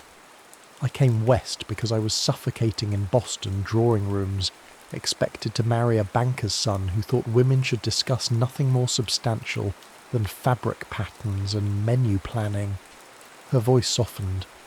"I wanted to build something meaningful. These children deserve futures beyond what their parents could imagine." Harvey felt a reluctant admiration for her conviction. Noble goals don't keep you alive when men like Tate decide you're inconvenient. Perhaps, but fear of dying isn't the same as living. She studied him. "What are you afraid of, Mr. Davenport?" The question struck too close to truths he kept buried. Before he could form a response, the sky darkened ominously. "Storm's coming," he said, grateful for the diversion. "We should find shelter." They barely reached the abandoned Thornton homestead before the deluge began. The small cabin's roof leaked in 3 places, but its stone hearth remained sound. Harvey built a fire while Florence arranged their supplies away from the drips. "Will it pass quickly?" she asked, watching sheets of rain obscure the landscape. "No, it's settling in." He gestured to the western horizon, where dark clouds massed like an invading army. "We're staying the night." Her eyes widened. "That would be inappropriate." "Drowning would be fatal. Take your pick." The storm intensified as evening approached. Wind howled through the cabin's gaps and thunder shook the timbers. They shared a simple meal of bread and jerky, the fire casting long shadows across the weathered walls. "Who were you before?" Florence asked suddenly, breaking their companionable silence. Harvey stared into the flames. "What makes you think I was someone else?" "The way you speak when you forget to be coarse. The Latin phrase you used when Thomas fell last week. The books I've seen you reading when you think no one is watching." He remained silent so long she thought he wouldn't answer. "I was a lawyer in St. Louis," he finally said. "Had a practice with my father-in-law." "You were married?" "Catherine, and a daughter, Emma."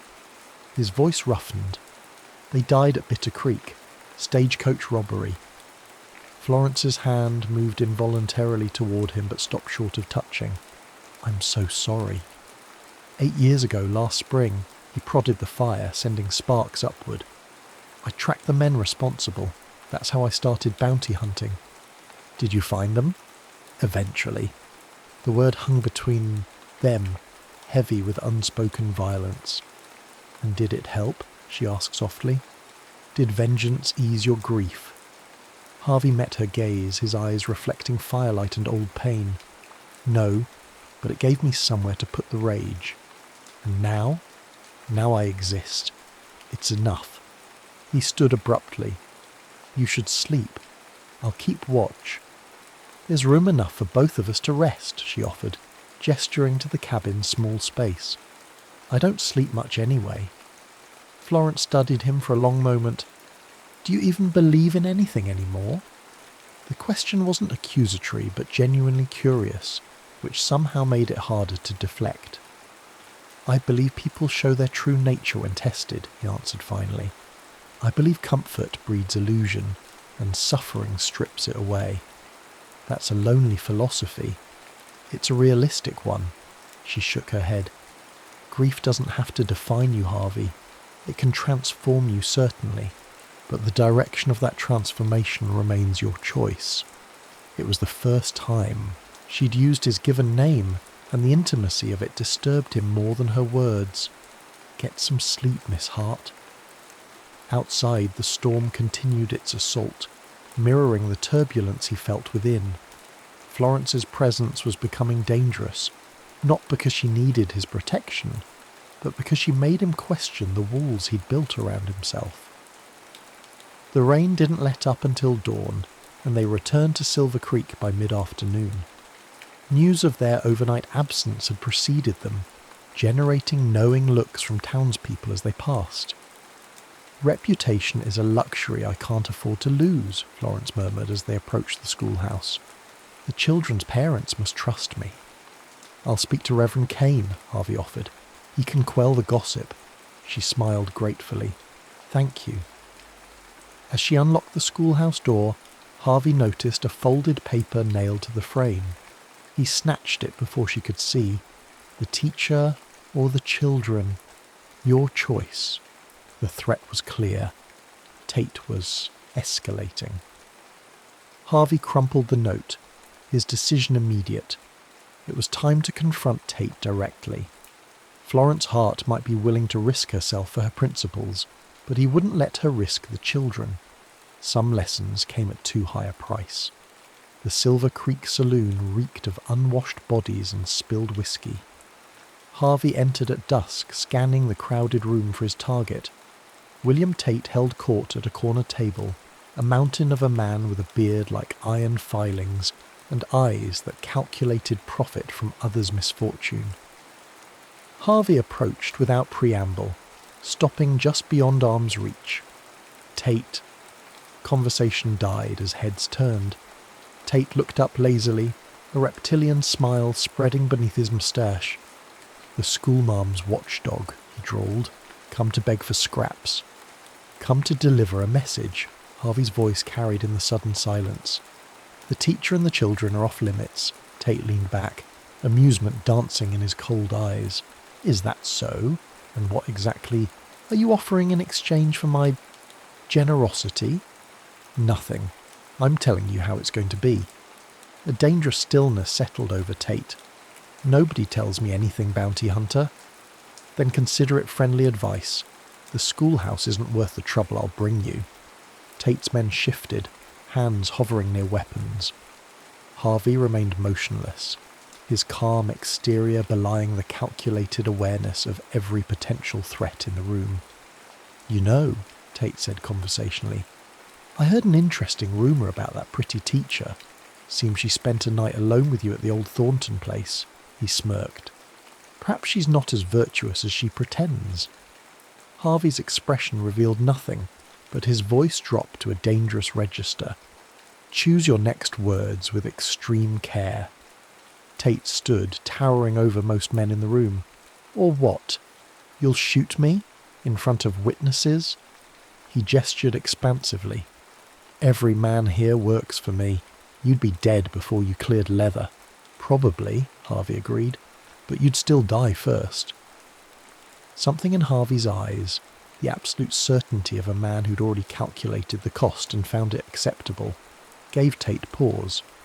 3 days, Tate finally said. The teacher has 3 days to leave. After that, he shrugged.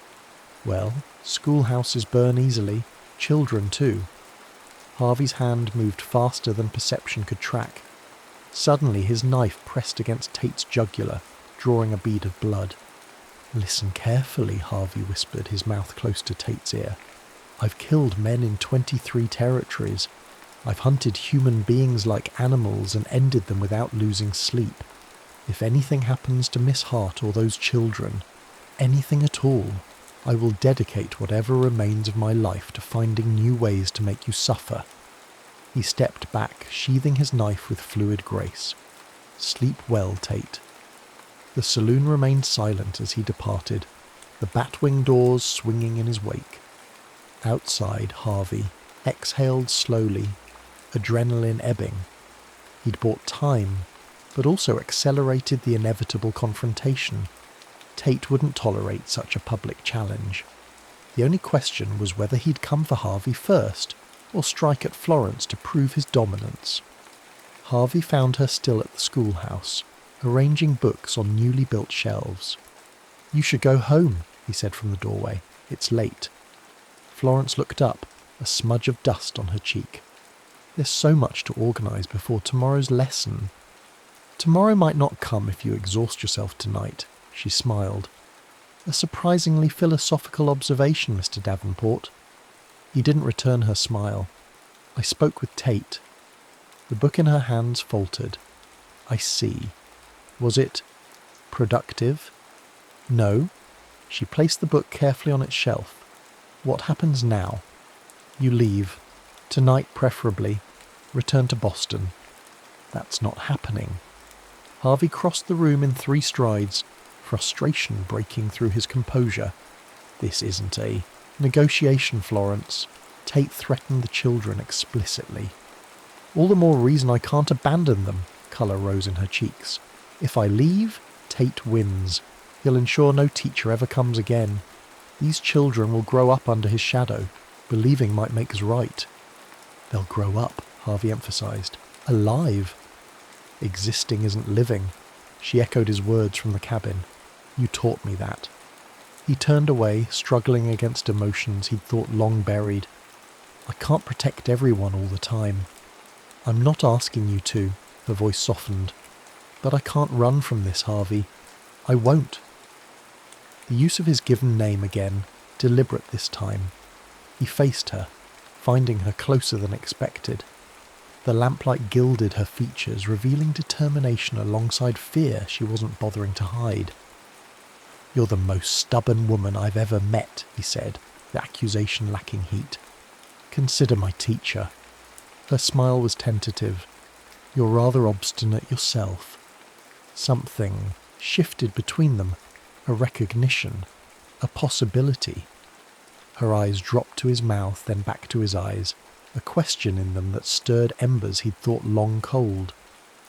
Harvey stepped back abruptly. "I'll keep watch outside tonight." "Harvey?" "Good night, Miss Hart." He escaped into the darkness, his heart pounding with emotions he couldn't afford. Attachment was weakness. Weakness got people killed.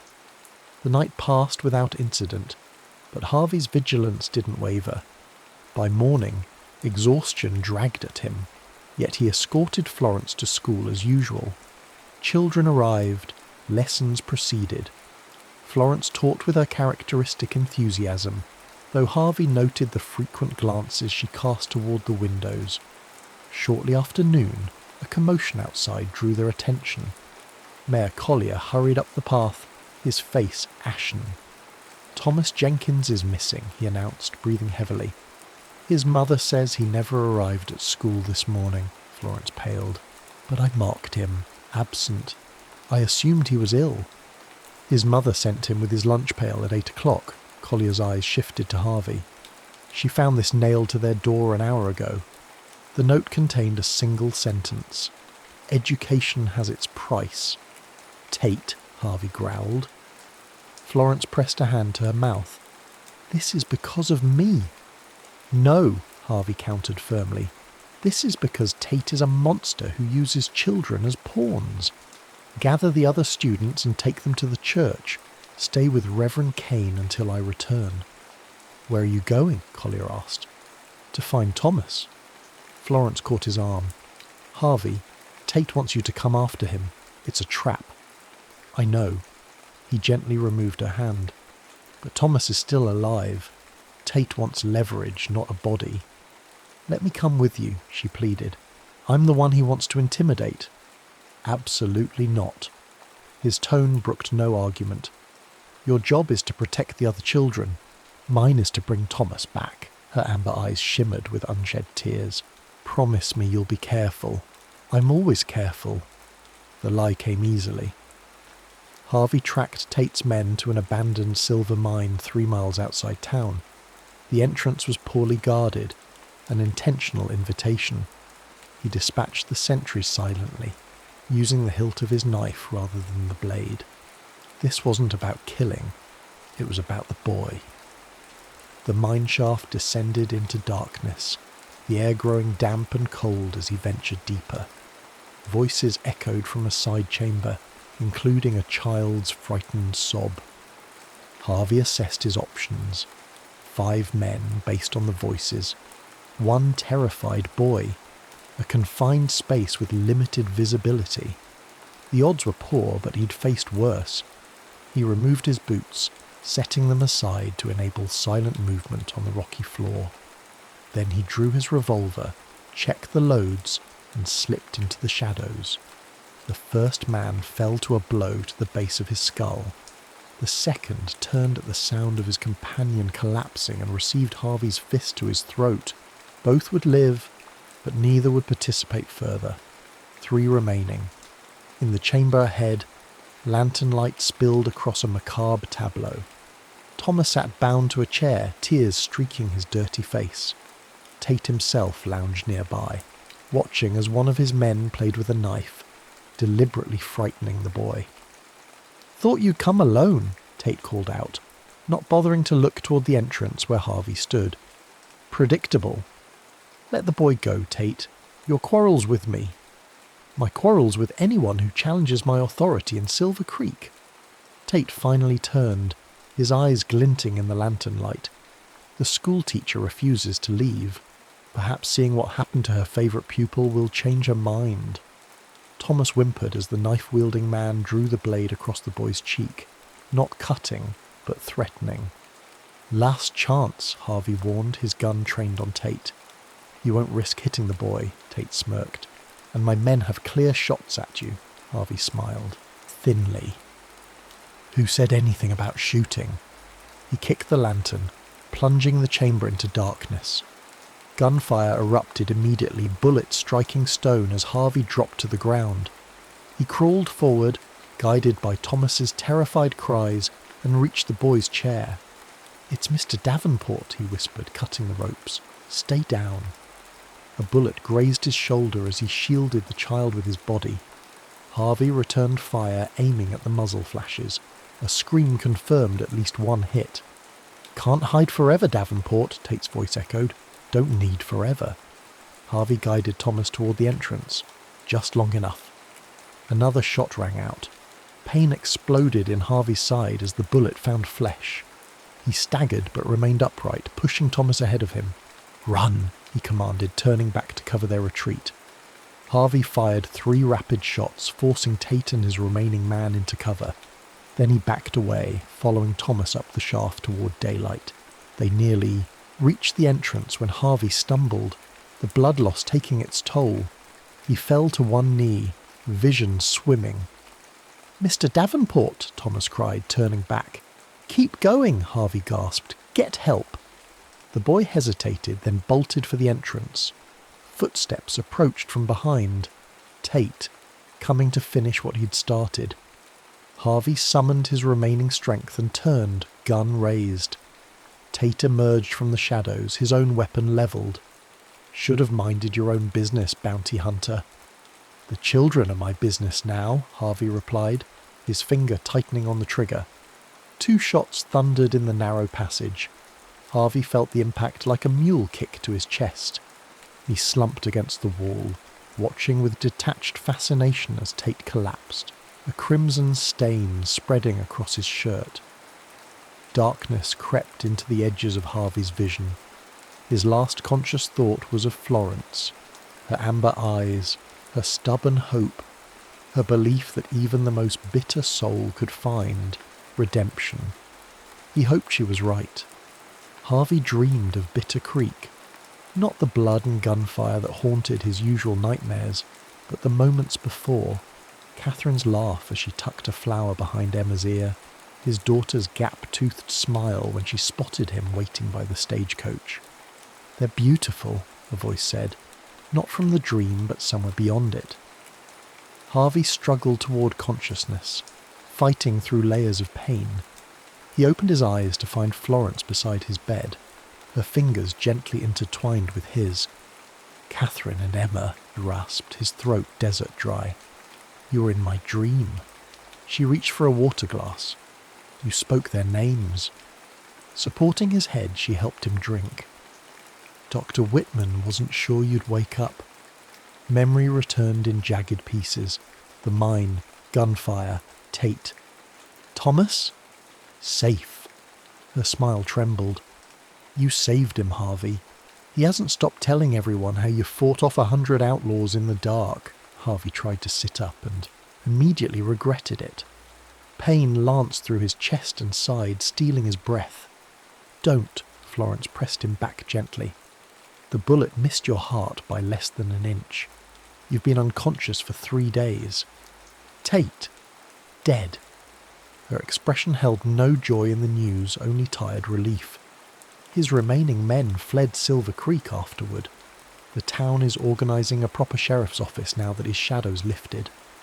Harvey's eyes travelled past her to the unfamiliar room. Where am I? My home. At his questioning look, she continued. The doctor's office was unsuitable for extended recovery, and the hotel is too noisy. I have the spare room, so... She shrugged, a faint blush colouring her cheeks. Your reputation is the least of my concerns. Her tone brooked no argument. Reverend Kane visits daily to check on you, which provides sufficient propriety to satisfy the gossips. Harvey managed a weak smile. You've thought of everything. Not everything, her expression grew serious. I never considered you might die protecting us. That possibility, her voice faltered. It wasn't acceptable. Something in her gaze, vulnerability mixed with fierce determination, stirred emotions he'd kept buried for years. Harvey looked away, uncomfortable with their intensity. It's my job, he said gruffly. Is it? Florence challenged softly. Mayor Collier hired you to watch over me, not to confront Tate alone or risk your life for Thomas. When he didn't respond, she continued. You pretend to be untouched by what happens around you, Harvey Davenport, but your actions reveal a different truth. Don't make me into something I'm not, he muttered. I'm not a hero. I never said you were. Her fingers tightened around his. Heroes exist in storybooks, Harvey. I'm talking about a man who couldn't walk away when a child was in danger, even when it would have been easier, safer. I've walked away from plenty. Perhaps, she acknowledged, but not this time. Not from us. The word hung between them. Us. Small but significant. Harvey found himself unable to deny its truth. Somewhere between reluctant protection and genuine care, these people had become his responsibility, his choice. You should rest, Florence said, rising. The children made you cards. I'll bring them later. As she reached the door, Harvey called out, Florence. She turned, silhouetted in the doorframe. Thank you, he said simply. Her smile was radiant. You're welcome. Recovery was neither quick nor painless. Harvey chafed at confinement, his restless nature ill-suited to invalidism. Florence proved both a gentle nurse and an implacable warden, insisting he follow Dr. Whitman's instructions to the letter. The children visited daily, bringing drawings, wild flowers, and endless questions about his adventures. Harvey found himself sharing carefully edited stories from his travels, omitting the violence but preserving the wonder of distant mountains and prairie, vastness. You're good with them, Florence observed one evening after shooing away the last persistent visitor. They adore you. Harvey, now able to sit in a chair by the window, watched a hawk circle above the distant hills. Children are easy. They haven't learned to hide their feelings yet. Unlike certain adults I know. She settled across from him, her hands busy with mending. Dr. Whitman says you can return to light duties next week.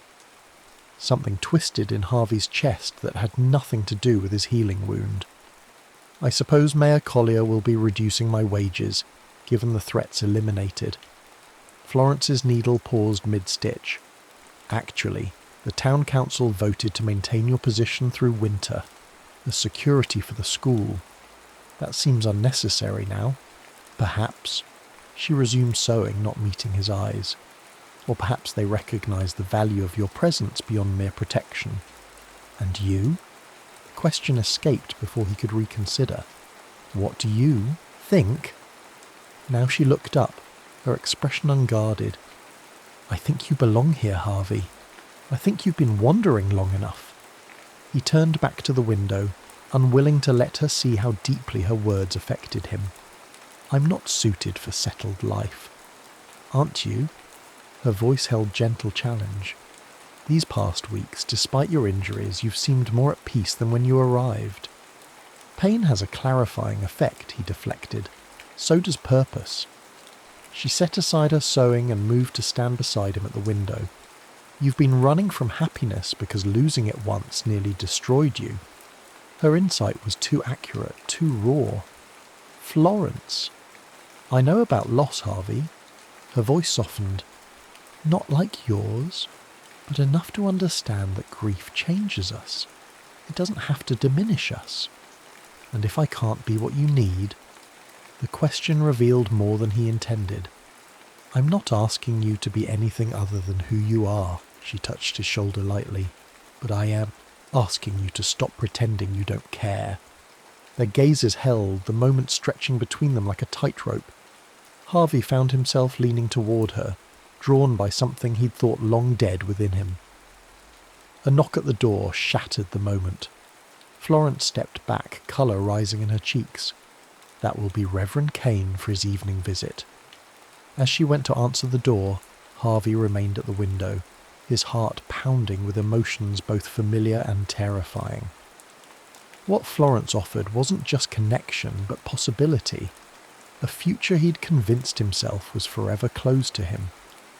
But wanting something and deserving it were different matters entirely.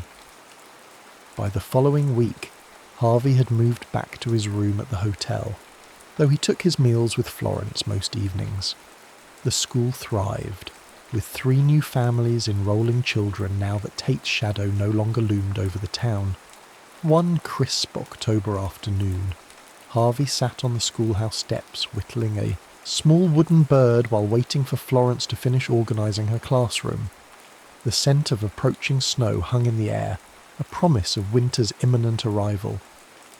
Mayor Collier approached, his breath fogging in the chill. Davenport, good to see you on your feet. Harvey nodded acknowledgement. Something I can help you with, Mayor? Actually, yes. Collier looked uncharacteristically hesitant. The town council met yesterday. We'd like to offer you a position. I'm already employed until December. This would be permanent. Silver Creek needs a sheriff, someone who can maintain order without... He adjusted his spectacles. Without Tate's methods. Harvey stared at the man. I'm a bounty hunter, not a peacekeeper. You've been more than that these past months, Collier gestured toward the schoolhouse. What you did for Thomas, for all the children, that's the kind of law this town needs. Firm but just. I'm not staying in Silver Creek, aren't you? Collier's gaze was knowing. Miss Hart seems to think otherwise. Heat rose in Harvey's neck. Florence doesn't speak for me. Perhaps not, the mayor conceded. But she sees what the rest of us do. A man who's found something worth protecting. He placed a sheriff's badge on the step beside Harvey. Think about it. As Collier departed, Florence emerged from the schoolhouse. Was that the mayor I heard? Harvey pocketed the badge before she could see it. Just checking on my recovery. Her smile suggested she didn't quite believe him. I was thinking we might visit that new photographer in Miller's Crossing this weekend. The children have been asking for a class portrait before winter sets in. Makes sense, Harvey agreed.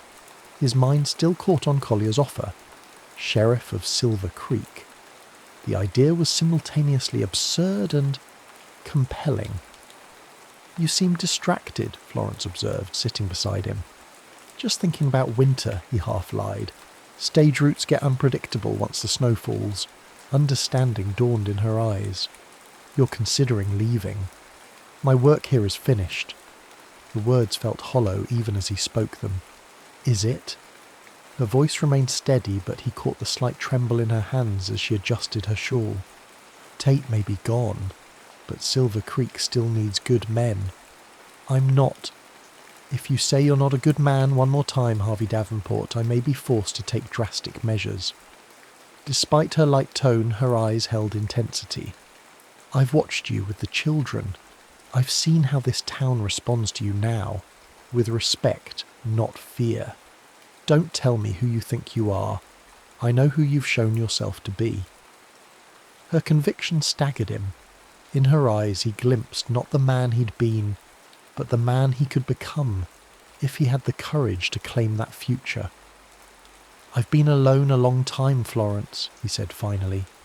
I'm not sure I remember how to be anything else. You're not alone anymore, she covered his scarred hand with her own. Unless you choose to be. The simplicity of her statement belied its profound challenge. Harvey looked down at their joined hands, hers smooth from chalk and books, his rough from years of hard living. Different paths that had somehow converged in this unlikely place. I don't want to fail you, he admitted quietly. Then don't. She smiled. I'm not asking for guarantees, Harvey. Love isn't about certainties. It's about choosing each other, every day, even when it's difficult. Especially then. The word hung between them. Love. Neither questioned nor explained. Harvey felt something long dormant unfurl within him, fragile as a spring leaf, but undeniably alive. Slowly, deliberately, he leaned forward and kissed her. Not the desperate, confused kiss they'd almost shared weeks ago, but a conscious choice, a beginning rather than an escape. When they parted, Florence's eyes shimmered with emotion. Does this mean you're staying? Harvey reached into his pocket, removing the sheriff's badge. Collier offered me a job. And? Her breath caught. And I'm considering it. He traced the badge's edges thoughtfully.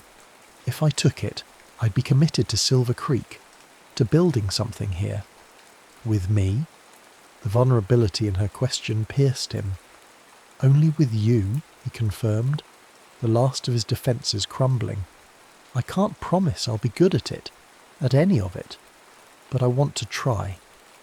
Florence's smile rivaled the setting sun for brilliance. That's all anyone can ask, Harvey.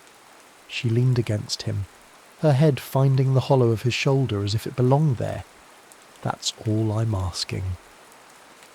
They remained on the schoolhouse steps as twilight deepened around them, speaking quietly of practical matters, the sheriff's lodgings, winter preparations, the Christmas pageant Florence planned for her students. Ordinary conversations, everyday concerns, the building blocks of a shared life. For the first time in 8 years, Harvey allowed himself to imagine a future, beyond the next bounty, the next town, a future with roots and purpose, with love. He knew there would be challenges ahead. His nightmares wouldn't vanish overnight. His past would follow him even in this new beginning. But as Florence's hand remained steady in his, Harvey felt something he'd abandoned at Bitter Creek finally return. Hope. 1 year later, December 1886. Snow-blanketed Silver Creek in hushed white, transforming the frontier town into a scene from a Christmas card. Garlands of pine-decorated storefronts and lanterns cast golden pools across fresh-fallen snow as townsfolk hurried through the early evening darkness. In the newly expanded schoolhouse, excitement buzzed like electricity. Children in their Sunday best practiced songs and recitations, while parents arranged benches and hung paper stars from the rafters. The Christmas pageant, Florence's ambitious vision brought to life through weeks of preparation, would begin in less than an hour. Sheriff Harvey Davenport leaned against the back wall, watching the controlled chaos with amused tolerance. His silver badge caught the lamplight as he absently fingered the small box in his pocket for perhaps the 20th time that evening. "Nervous, Sheriff?" Reverend Kane asked, appearing beside him with 2 steaming cups. He offered one to Harvey. "Cider, Mrs. Peterson's special recipe." "Appreciate it." Harvey accepted the drink. "And I'm not nervous." The Reverend's knowing smile suggested otherwise. Of course not. I imagine proposing marriage is routine for a man who's faced down outlaws. Harvey nearly choked on his cider. Who told you? No one needed to tell me, Kane chuckled. You've been carrying that ring box for 3 days, checking your pocket every few minutes like it might sprout legs and run away. Harvey sighed. Small towns and their observant residents would be the death of him. I was waiting for the right moment. After tonight's pageant would be ideal, Kane suggested, when she's flush with success and surrounded by the community you've both helped build. He patted Harvey's shoulder. She'll say yes, you know. Before Harvey could respond, a crash from the front of the room drew their attention. One of the larger paper stars had fallen, taking a garland down with it. Florence hurried to address the minor disaster, her green dress swirling around her ankles as she directed repairs with characteristic efficiency. She caught Harvey watching and flashed him a smile that still, after a year, sent heat through his chest. He raised his cup in silent salute, marvelling at how completely she'd transformed not just the school, but the entire town, and him most of all. The past year had brought changes neither could have predicted that autumn day on the schoolhouse steps. Harvey's transition from bounty hunter to sheriff had raised eyebrows initially, but his fair-minded approach to law enforcement gradually won respect. He worked with neighbouring towns to establish regular patrols, making the stage routes safer for travellers and commerce alike. Florence's school flourished, expanding to 2 rooms with the addition of Miss Collins, a young teacher from Denver who shared Florence's progressive ideas about education. Together they'd established Silver Creek's first lending library, operating from a corner of the general store until a proper building could be constructed. Their courtship had progressed with a blend of public propriety and private intensity that still made Harvey's collar feel tight when he thought about it.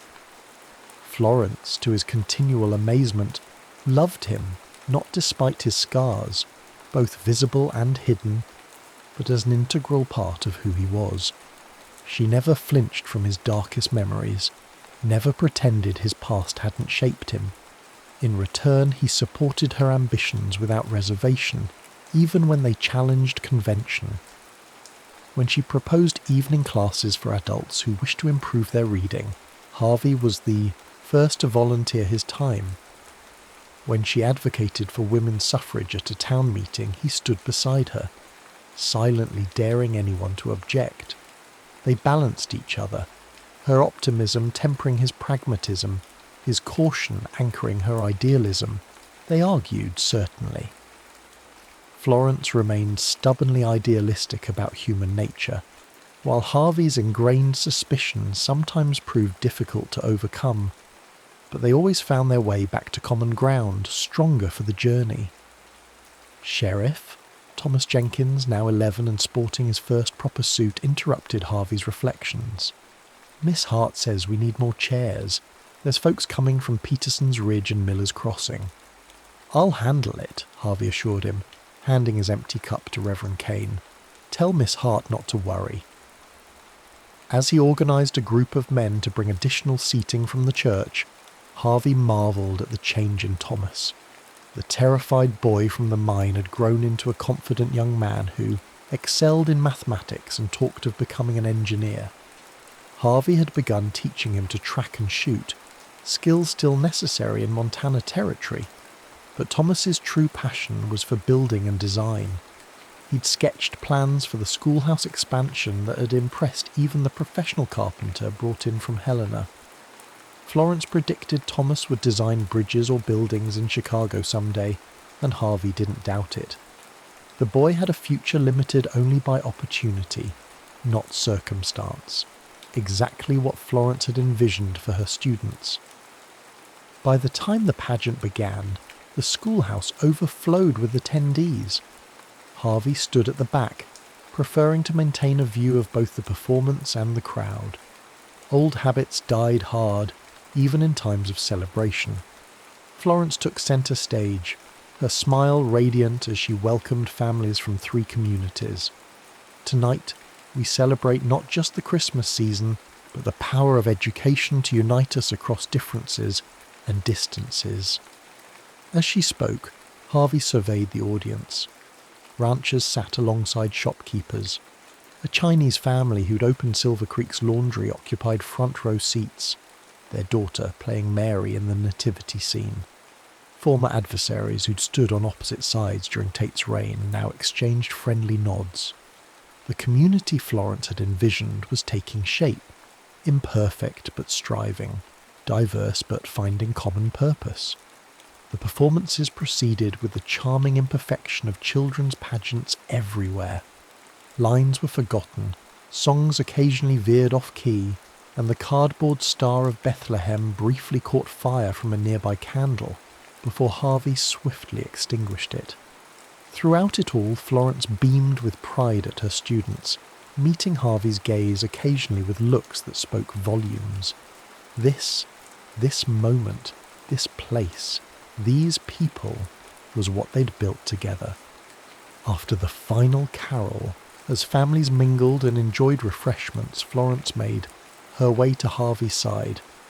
Her cheeks were flushed with excitement, a few strands of honey-brown hair escaping her careful arrangement. "Was it wonderful?" she asked, slipping her hand into his. "Tell me honestly." "It was perfect," he assured her, and meant it. "You've accomplished something remarkable here, Florence." She squeezed his hand. "We have. I couldn't have done any of this without you." "I think you underestimate yourself." He guided her toward the door. "Take a walk with me. I need some air."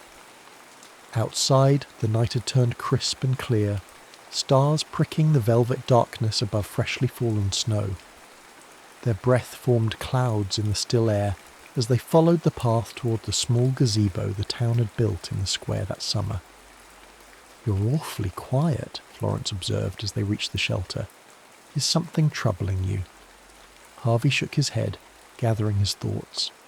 He'd never been particularly eloquent, but she deserved better than stumbling words for what he needed to say. "I've been thinking about promises," he began, turning to face her. "About the ones we make to others and the ones we make to ourselves." Florence's expression softened as she recognized his serious tone. "What promises are on your mind tonight?" 8 years ago, I promised myself I'd never risk loving anyone again." He took both her hands in his. It seemed safer. For me, for them. Loss had nearly destroyed me once. She remained silent, allowing him space to continue. "But then you arrived with your books and your stubborn belief in possibility." A smile tugged at his mouth. "You challenged everything I thought I knew about myself." "I simply saw what was already there," she murmured. Harvey shook his head. "You saw what could be there. And somehow, impossibly, you made me see it too." He released one of her hands to reach into his pocket, withdrawing the small box that had been his constant companion for days. Florence's eyes widened as understanding dawned. "I can't promise that loving me will always be easy," Harvey said, opening the box to reveal a modest diamond set in silver. "I'm still learning how to do this, how to build a life instead of just surviving one. But I can promise that I'll choose you, Florence Hart, every day, through whatever comes."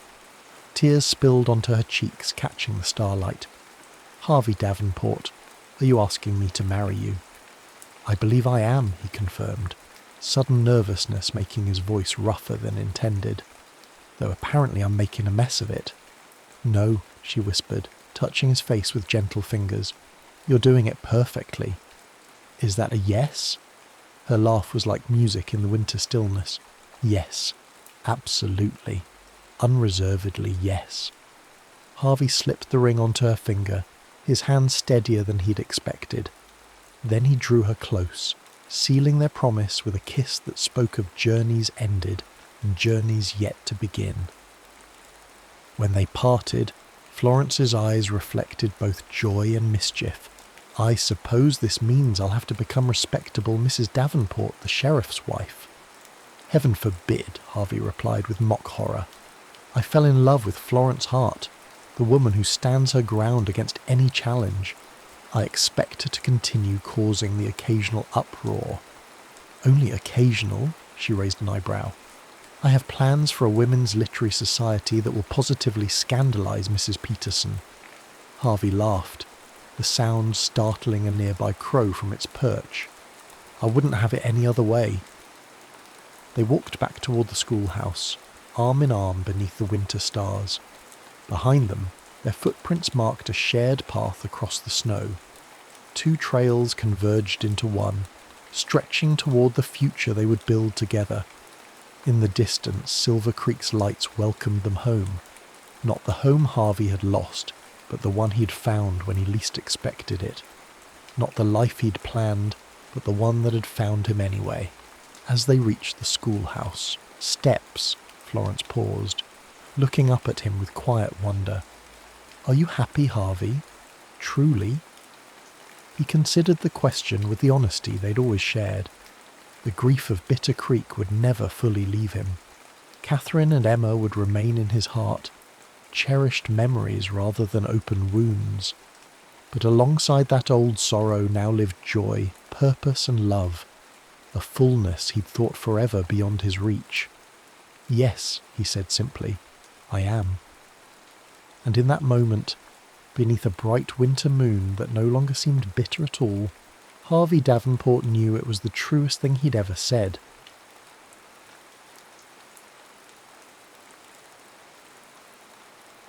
A quiet kind of brave.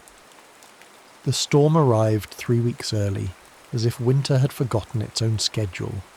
Marcus watched it move through the valley from the ranger station window, a wall of grey advancing like something ancient and indifferent, erasing the familiar contours of the mountain range he'd mapped in his mind over 15 years of rescues.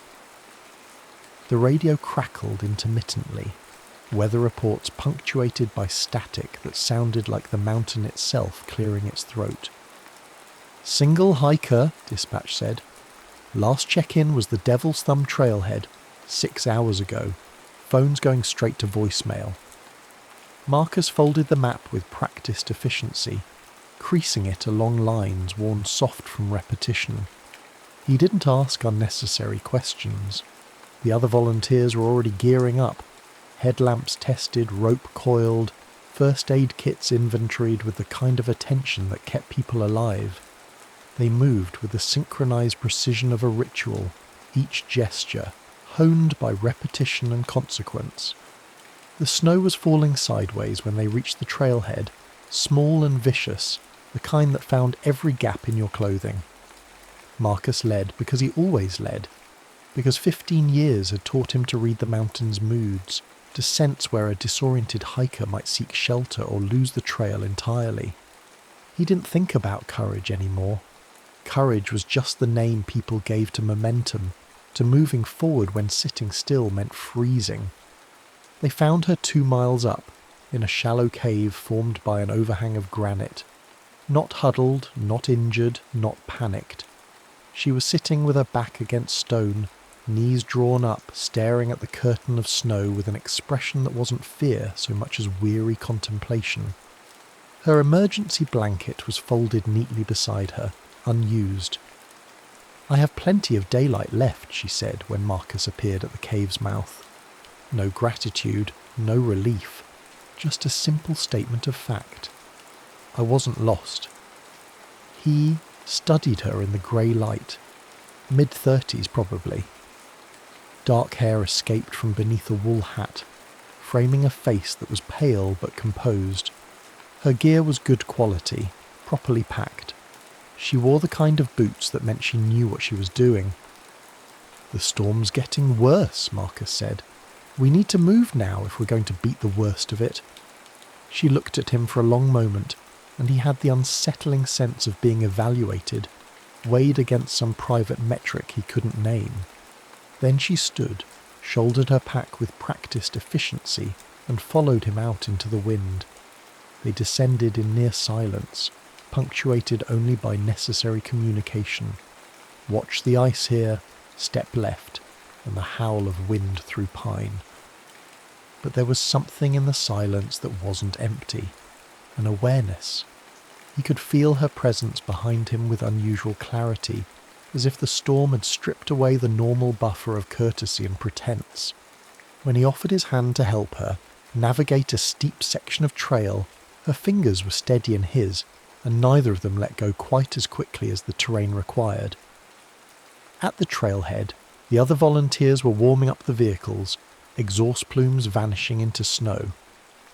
Marcus helped her into the back of the SUV, their shoulders brushing in the confined space.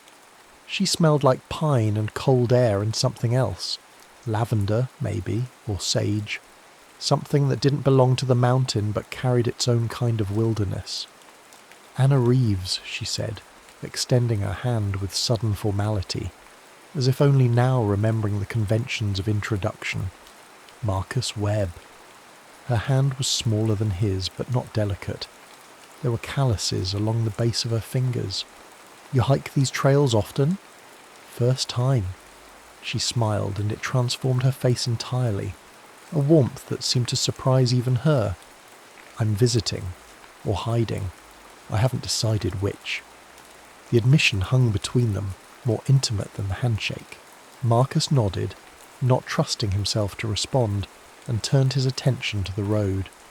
But he was acutely aware of her in the rearview mirror, watching the storm consume the mountain behind them, her expression unreadable. Marcus saw her again 4 days later at the fire station fundraiser, a subdued affair of chili and cornbread, donation jars on folding tables, photos of past rescues pinned to corkboards like evidence of small miracles. She stood alone near the coffee urn, hands wrapped around a paper cup for warmth, studying a map of the mountain range with the focused attention of someone committing terrain to memory. Planning another escape? He asked, and immediately regretted the presumption. But she smiled. Maybe. Or maybe just learning where I am for the first time. They talked for an hour, standing slightly apart from the crowd, voices low enough to maintain privacy in the echoing space of the station. She told him fragments. A life spent in Boston caring for a mother, through long illness, work as a medical illustrator that had slowly consumed all other aspects of existence. A small inheritance that had purchased this temporary freedom, but not yet any clarity about what to do with it. Everyone keeps asking when I'm going back, she said, staring into her coffee, as if staying here is just avoidance, postponing the inevitable. Is it? Marcus asked. I don't know. She looked up at him, and he saw something raw in her expression. I spent 10 years being brave in all the ways people expect, showing up, enduring, not complaining, and now I'm terrified that if I go back I'll just keep doing it until there's nothing left of me worth rescuing. Marcus had no answer. He recognized the exhaustion in her words, the kind that came from enduring rather than living. It was different from his own careful avoidance, but perhaps not entirely unlike it. They began encountering each other with increasing frequency after that. She appeared at trail, maintenance days, working alongside volunteers to clear deadfall and reinforce eroded sections of path. She was methodical, uncomplaining, content with long stretches of silence, interrupted only by the rasp of saws and the thud of wood being stacked. Marcus found himself timing his breaks to coincide with hers, sitting on fallen logs while they shared water and granola bars and observations about the mountain's moods. Once she asked him why he'd started volunteering for search and rescue. My brother, he said after a long pause. He was killed in a climbing accident 15 years ago. I wasn't there.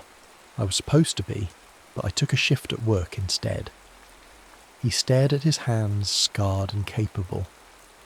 I guess I've been trying to make up for not being there ever since. Anna was quiet for a moment. Then she said, You can't rescue your way out of grief. I know, Marcus said, but I can keep other people's brothers from dying alone on a mountain. She nodded, understanding more. Then he'd said, That's a kind of bravery too, even if it's not the kind you need. The observation should have stung, but it didn't. It felt like recognition. The physical awareness between them intensified with each encounter. Marcus noticed everything. The way she tucked her hair behind her ear when concentrating, the precise angle of her jaw, the faint constellation of freckles visible only when she turned her face towards sunlight. Once, crossing a narrow log bridge over a creek swollen with snowmelt, he took her hand to steady her, and they both froze for a heartbeat longer than necessary, the current rushing beneath them before continuing across in careful silence. Another time, sorting donated gear in the cramped storage room of the station, they reached for the same box simultaneously, hands colliding. The contact was electric, immediate. Anna pulled back, colour rising in her cheeks, and Marcus stepped away, heart hammering with an intensity that had nothing to do with exertion and everything to do with proximity. "Sorry," she murmured. "Don't be," he said, and heard the roughness in his own voice. They stood there in the narrow aisle between shelves, close enough that he could see her pulse beating at the base of her throat, close enough to kiss, close enough to topple the careful equilibrium they'd maintained. But neither moved. The moment stretched and broke, and they returned to work with exaggerated focus, the air between them dense with everything unspoken. Later that week, they met at the small cafe on Main Street, the one with fogged windows and mismatched chairs where locals gathered to escape the cold. Anna ordered tea, Marcus his usual black coffee. They sat across from each other in a corner booth, knees nearly touching beneath the small table, conversation wandering through safer territories, books, music, the particular quality of light at different elevations. But underneath the ordinary exchange, desire moved like a current. Marcus was intensely aware of her, the curve of her mouth, the graceful architecture of her hands, the way intelligence and sorrow and humour flickered across her face in equal measure. He wanted to touch her. He wanted to know what she sounded like when she let her guard down completely. He wanted to understand the shape of her grief and whether it fit against his own. But wanting felt dangerous. It felt like standing at the edge of a cliff with inadequate rope. As they parted on the street outside, Anna touched his arm, just briefly, gloved fingers on his jacket sleeve, and said, "Thank you for this." "For what?" Marcus asked. "For not trying to rescue me." She walked away before he could respond, disappearing into the early winter dusk, and Marcus stood alone on the sidewalk, heart hammering, wondering if she understood that not rescuing her was taking more courage than he'd known he possessed. The fracture began with a phone call. Marcus was cleaning equipment at the station. When Anna appeared in the doorway, phone pressed to her ear, face drained of colour. He watched her nod, speak quietly, nod again. When she ended the call, she stood motionless for a long moment before meeting his gaze. "I have to go back," she said. "My mother's estate. There are complications, legal things. My presence is required." "When?" Marcus asked, though he already knew the answer would be immediate. "Tomorrow, maybe a week, maybe longer." She twisted the phone in her hands. "I'm sorry, I know we were supposed to—" "Don't apologise." He kept his voice carefully neutral, though something cold was settling in his chest. "You have responsibilities." "Right. Responsibilities." The word sounded bitter in her mouth. She left without saying goodbye. Marcus told himself it was temporary. He focused on work, on the upcoming winter training exercises, on the dozen small emergencies that required his attention. But at night, alone in his cabin, he found himself checking his phone, obsessively, waiting for messages that didn't come. The silence felt like judgment, confirmation that he'd been foolish to imagine she might stay, that he was still just the man who rescued people and called it a life. When Anna finally called 3 days later, her voice was strained. "I'm sorry I didn't reach out sooner. Everything here is complicated." "You don't owe me explanations," Marcus said, hating how formal he sounded. "Don't I?" There was an edge to her voice he hadn't heard before. "You're doing it again, Marcus. Maintaining distance, being noble, not asking for anything. What do you want me to ask for?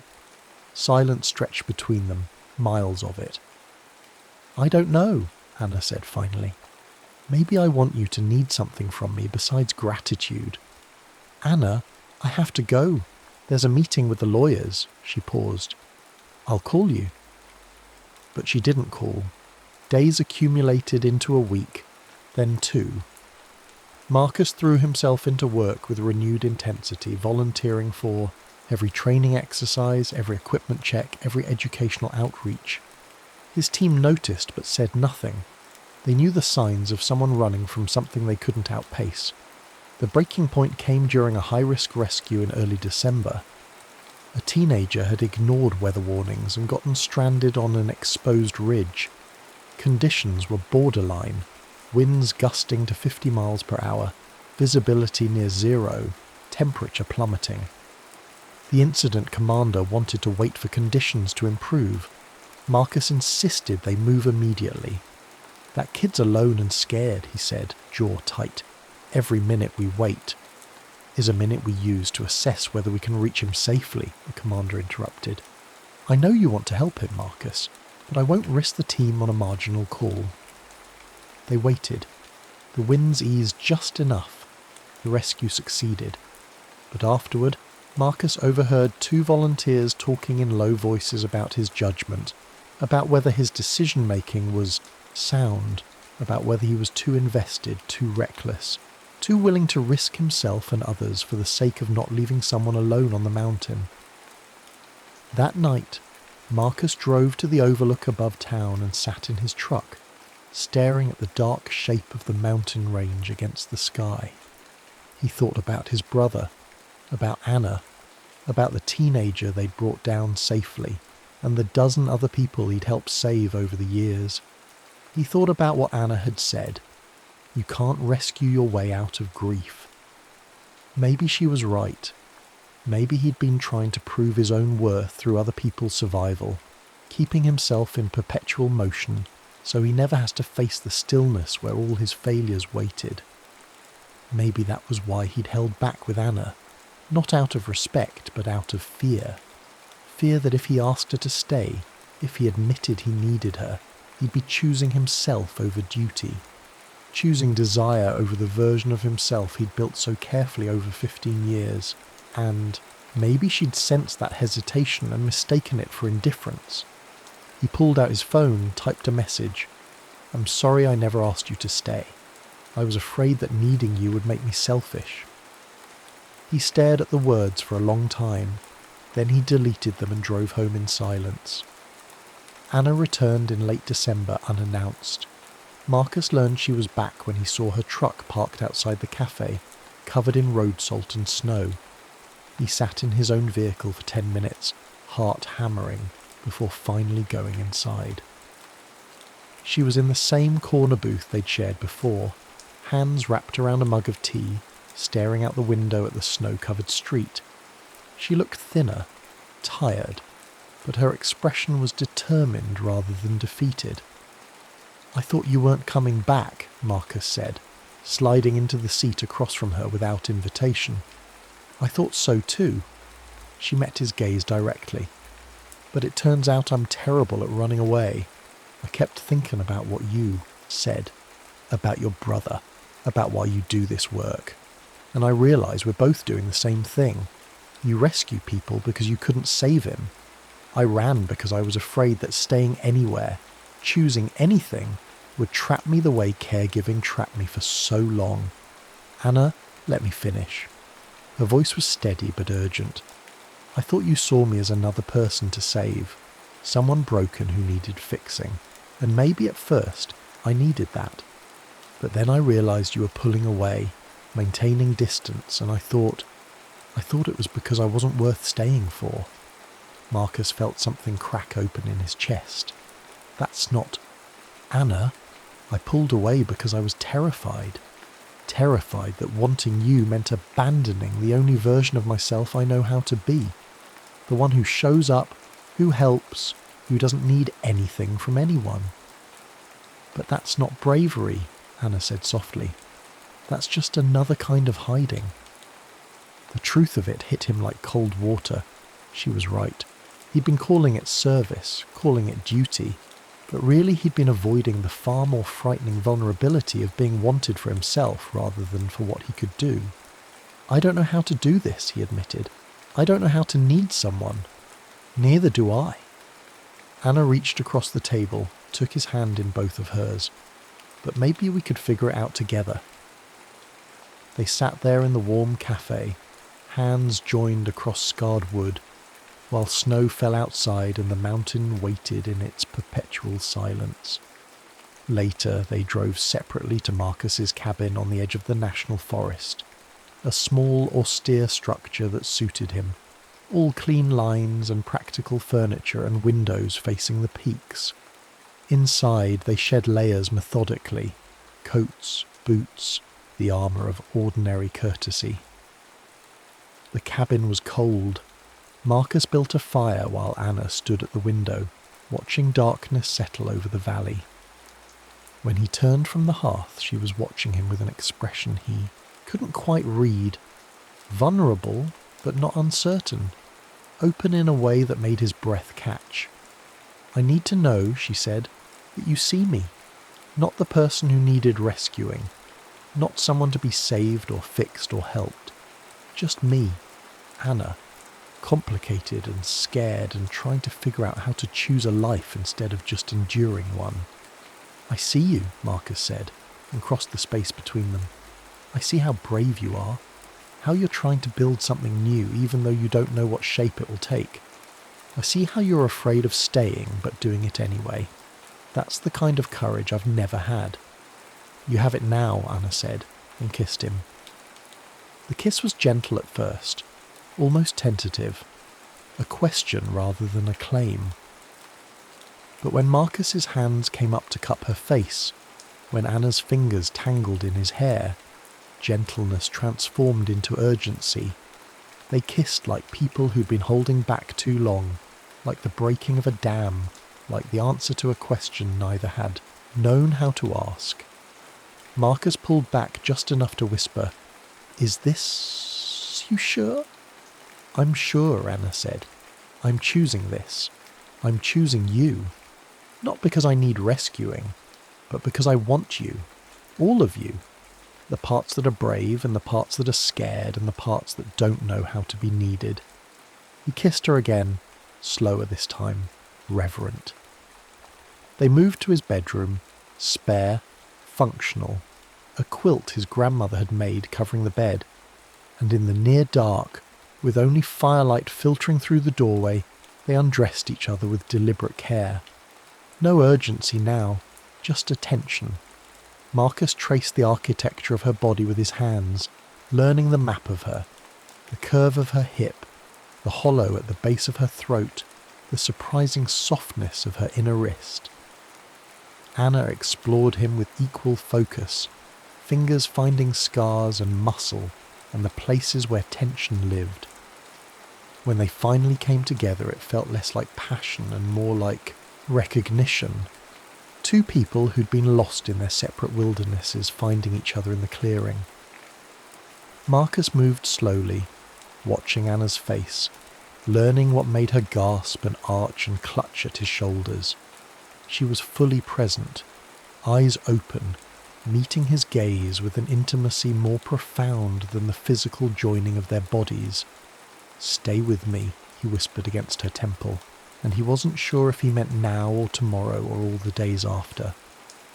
"I'm here," Anna said, and he felt the truth of it in the way she held him, in the way she yielded and demanded in equal measure, in the way she said his name like it meant something. Afterward they lay tangled together beneath the quilt, skin cooling in the mountain air, neither quite willing to move.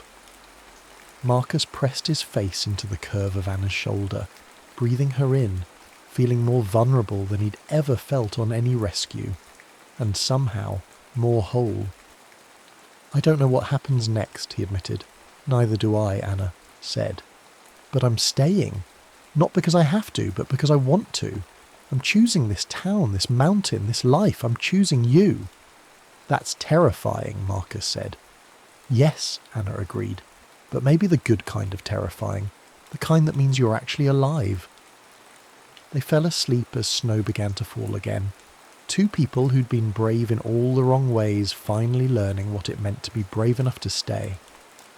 Winter deepened, and then, imperceptibly, began its slow retreat. The change was subtle at first, snow melting in uneven patches, exposing dark earth that steamed in brief moments of sunlight. Creeks swelled with runoff. The quality of light shifted, growing warmer, lingering a few minutes longer each evening. Anna moved into Marcus's cabin in late January, not because she had to, but because they both wanted the daily proximity, the ordinary intimacies of shared space. She set up her illustration work at the kitchen table, ink and pencils spreading across the scarred wood, while Marcus planned training exercises and updated maps. They developed rhythms, morning coffee in silence, watching the mountain emerge from shadow, evening walks along trails they were learning together, nights where they talked or didn't talk, where desire rose and was answered without urgency, where sleep came easy in the knowledge that they'd both be there in the morning. Marcus learned to step back from search and rescue work, not abandoning it, but allowing it to be part of his life rather than the totality of it. He turned down overnight shifts, delegated responsibilities, let younger volunteers lead exercises. It felt strange at first, almost like betrayal, but then he'd come home to find Anna working at the table, and she'd look up and smile, and he'd remember that there were other ways to be brave. Anna found work illustrating field guides for a local conservation organisation, work that kept her in the mountains but on her own terms. She took a part-time position at the library, shelving books and helping tourists plan hiking routes, and discovered she liked the small-town ritual of it, the way people began to recognise her, to stop and chat, to include her in the fabric of daily life. They didn't promise each other forever. The wounds were too recent, the fears too close to the surface, but they promised each other today, and then tomorrow, and then the day after that. A string of present moments that accumulated into something that felt, tentatively, like a life. In early March, they hiked the trail where they'd first met. The snow was mostly gone from the lower elevations, though it still clung to the peaks, brilliant and distant. They walked slowly, not because the terrain demanded it, but because there was no need to rush. At the cave where Marcus had found Anna, they paused. "I wasn't really lost," Anna said, echoing her words from that first encounter. "But I wasn't found either. I was just suspended, waiting."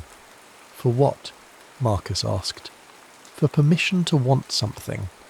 She turned to him, backlit by morning sun, beautiful in her wind-blown dishevelment. "For permission to stay. And now? Now I know I don't need permission. I just need courage. The kind that means choosing something even when you're scared. The kind that means trusting that staying is just as brave as leaving." Marcus took her hand, lacing their fingers together. "I spent 15 years thinking courage meant moving forward no matter what, never stopping, never resting, never admitting I needed anything.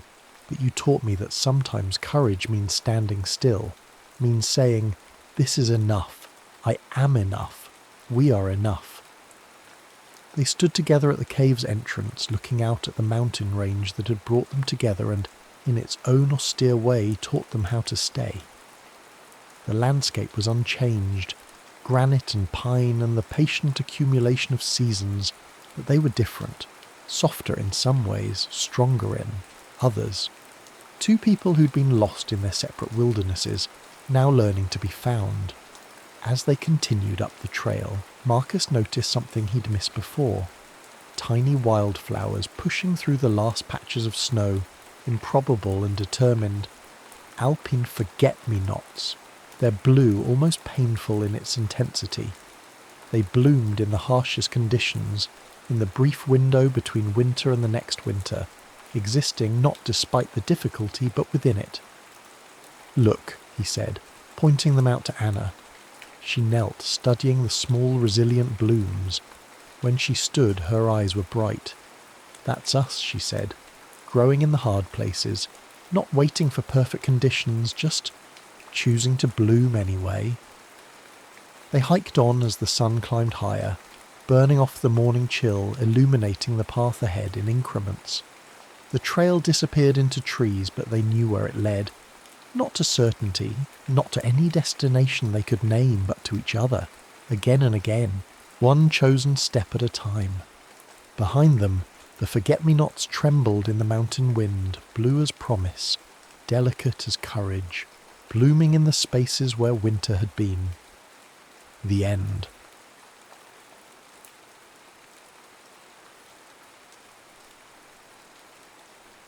One weekend of barefoot truth. The Tuesday before she left, Catherine Reeves typed her resignation letter 3 times. Each version felt like a costume, too dramatic, too apologetic, too thin. In the end, she wrote nothing. She simply placed her identification card in her desk drawer, locked it, and walked out of the old executive office building carrying only her purse and a growing sense of beautiful vertigo. Her assistant would find the identification card on Monday. Her supervisor would make calls, but by then Catherine would be someone else entirely, or perhaps someone she'd always been beneath the correct shoes and careful vowels. She'd told no one. Not her mother in Alexandria. Not Marcus, the senior counsel who'd been circling her for months with expensive dinners and careful touches. Especially not Marcus, who believed in her future more than she did, who saw her as material to be refined into something sharper and more influential. The highway stretched north like permission itself. She'd sold her grandmother's pearls, the ones her mother had already imagined at Catherine's future wedding, and bought a bus ticket to Bethel, New York with the cash. But somewhere outside Baltimore she'd stepped off at a rest stop, let the bus pull away without her, and stuck out her thumb. A station wagon passed, then a truck, then nothing for 20 minutes while the August sun made her collarbones slick with sweat. She'd worn the wrong clothes for hitchhiking, a sleeveless linen shift that wrinkled when she breathed, sandals with thin straps that were already raising blisters. But she kept her thumb out, kept her face angled toward possibility. The van that stopped was painted the colour of dried blood, with one door a different shade entirely. It rattled like a drawer full of silverware. Through the passenger window she saw a man in his late 20s with hair that needed cutting and a Nikon camera hanging from his neck, like an albatross. "Woodstock?" he asked. "Yes." "Get in. I'm not a serial killer, but that's probably what a serial killer would say, so you'll have to decide for yourself." She climbed in. The van smelled like old coffee and darkroom chemicals. The back was a chaos of equipment. Tripods, light meters, film canisters, sleeping bags that had never been properly rolled. "I'm Catherine," she said, and immediately wished she'd lied. "Ben."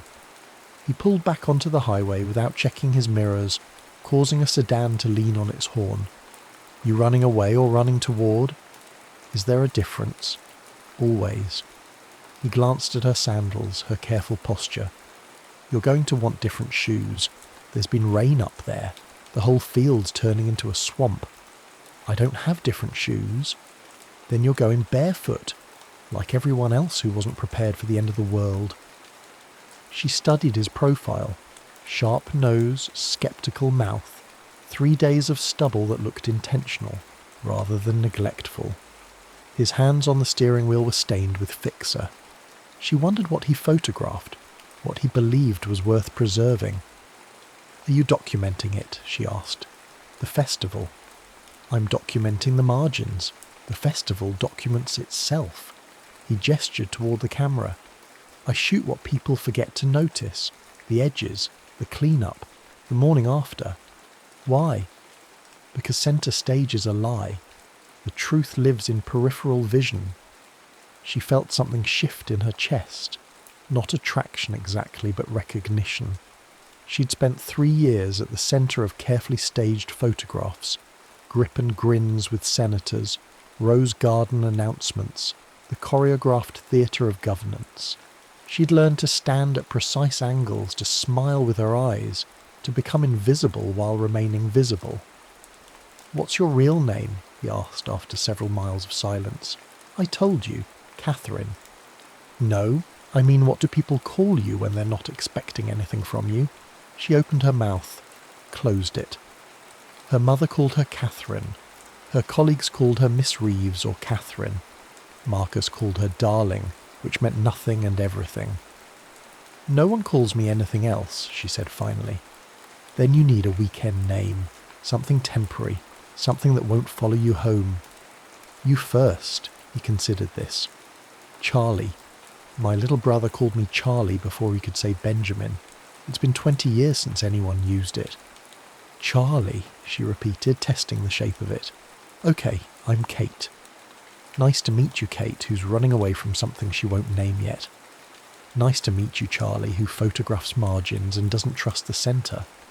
They drove for 3 more hours, the conversation unspooling like thread from a spool, not smooth, not continuous, but present. He told her about documenting a factory closure in Pittsburgh, about the way light looked through broken windows. She told him about growing up in a house where dinner conversation was conducted like committee meetings, where every opinion required 3 supporting arguments. She didn't tell him about the White House, about the memos she'd drafted defending policies she privately opposed, about the morning she'd realised she could diagram the structure of American power, but couldn't remember the last time she'd chosen anything for herself. By the time they reached the festival site, the sun was setting, and the music was already a physical presence. Not sound, but pressure, waves of bass that made the van's windows vibrate. The roads were clogged with abandoned cars. People streamed past on foot, carrying blankets and children and impossible hope. Ben, Charlie, parked the van in a ditch and started loading film into his camera with practiced efficiency. "Last chance to stay clean," he said. "Once we're in there, there's no staying separate." Catherine looked down at her linen dress, her ruined sandals. Then she unbuckled the sandals, dropped them in the van, and stepped barefoot into the mud. "I'm already in," she said. The field was an organism. That's what Catherine, Kate, understood first. Not a crowd, but a single breathing thing composed of 500,000 parts, all of them moving in approximate unison, all of them surrendering to something larger than intention. Charlie photographed the edges while she learned to navigate. The medical tents, the water stations, the impromptu kitchens where strangers divided sandwiches with religious precision. She stopped thinking about where to step and simply moved, her feet learning the topography of mud and grass and other people's blankets. They found a spot on a small rise, close enough to hear but far enough to see. Charlie spread out a tarp that was already 3/4 dirt, and Kate sat down with her knees drawn to her chest, watching the stage dissolve into light and bodies and sound that felt like a hand pressed against her sternum. "You want something to eat?" Charlie asked, producing an apple from his camera bag with the seriousness of a magician. "You carried an apple?" "I carried 12, down to 11 now." She bit into it. It was warm from being pressed against film canisters, and it tasted like summer, like a decision she'd made correctly. Between sets, they talked. Not the way she talked in Washington, where every sentence was tactical, every pause strategic, but the way children talk, following tangents to their illogical ends. "I've never done this," she said during one of the long silences that felt comfortable rather than awkward. "Been to a music festival. Chosen a weekend just for myself, without it serving some larger purpose." Charlie adjusted his light meter, studying her face with the same attention he'd give a composition. "So what does this weekend serve?" "Nothing. That's the point." "I don't believe that. People don't drop their lives for nothing." She pulled her knees tighter. On stage, someone was singing about rain and revelation. Maybe I'm learning what it feels like to be nobody. You mean nobody important? I mean nobody at all. He took 3 photos of her, not posing, just sitting there with mud on her shins and wind in her hair. You're terrible at being nobody, he said. You keep sitting like you're in a meeting. How should I sit? However you want, that's the whole point. She tried lying back on the tarp, looking up at the sky. The stars were invisible behind stage lights and smoke, but she could feel them up there, indifferent and exact. Charlie lay down beside her, not touching, but close enough that she could hear him breathing. Do you stay anywhere? She asked. Or just keep moving? I stay until I understand what I'm looking at. Then I leave before I start lying about it. Lying how? Making it pretty. Making it mean something it doesn't. Once you love a place, you can't photograph it honestly anymore. That sounds lonely. It is. He turned his head to look at her. But commitment terrifies me. The idea of being responsible for someone else's happiness, I'd rather cut off my hands.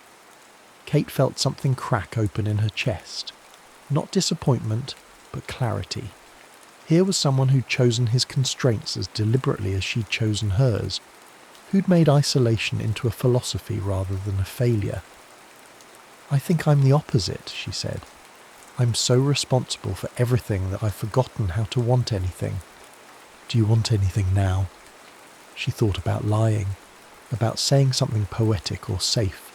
Instead, I want this weekend to be real, not practice for something else, not research, just real. Then stop thinking about Monday. How? Like this. He sat up and held out his hand. Come on, the rain's starting. It was. That particular August rain that's more mist than water, turning the air silver and making the ground even softer. Kate took his hand and let him pull her to her feet. They walked toward the stage where the crowd was opening up to absorb them, where the music was becoming weather. Charlie photographed everything.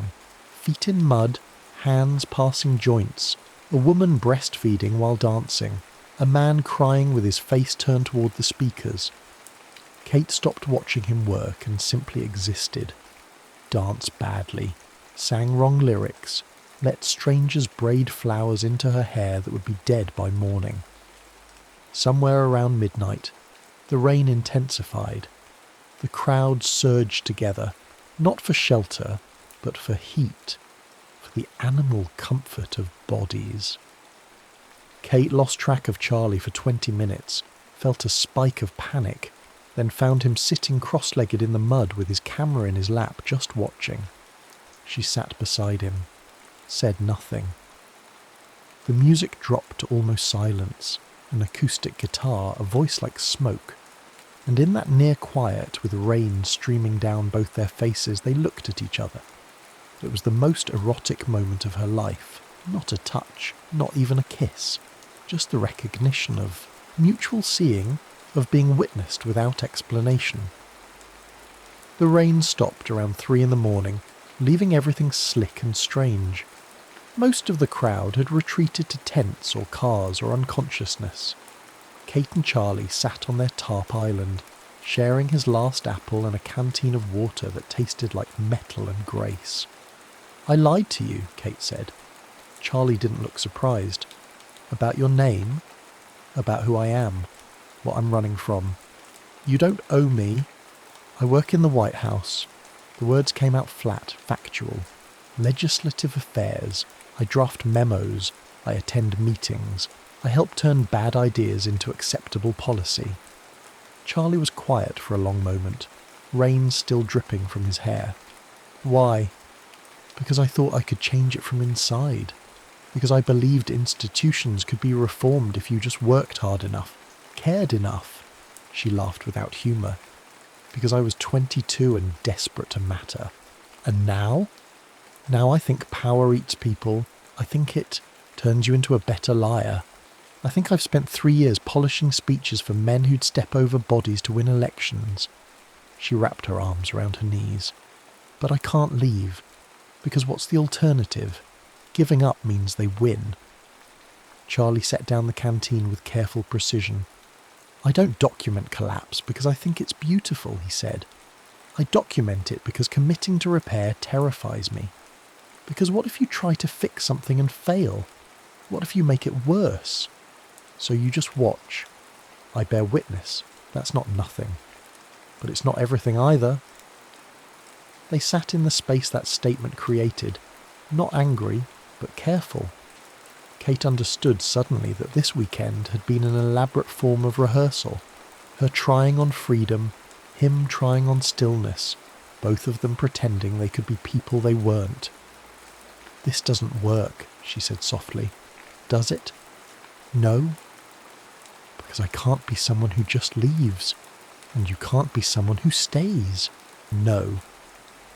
The grief of it was immediate and complete, not heartbreak. They didn't know each other well enough for that. But the loss of a possible future, a different version of themselves they might have been if the world bent differently. Charlie kissed her then, slowly, with the tenderness of goodbye already in it. She kissed him back, memorizing the taste of rain and apples, the scratch of stubble, the way his hand curved against her jaw like he was trying to save the shape of her. When they pulled apart, she was crying, so was he. "I hate this," she said. "I know. It should be enough. This feeling. It should be enough to choose each other. But it's not. No." They made love on the tarp as the sky started to grey toward dawn. It was tender and awkward and real. Muddy knees, wrong angles, the vulnerability of being completely seen.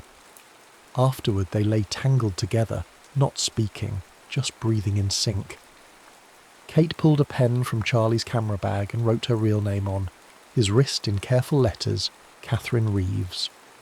Then she took the canteen and washed it off herself, watched the ink dissolve back into invisibility.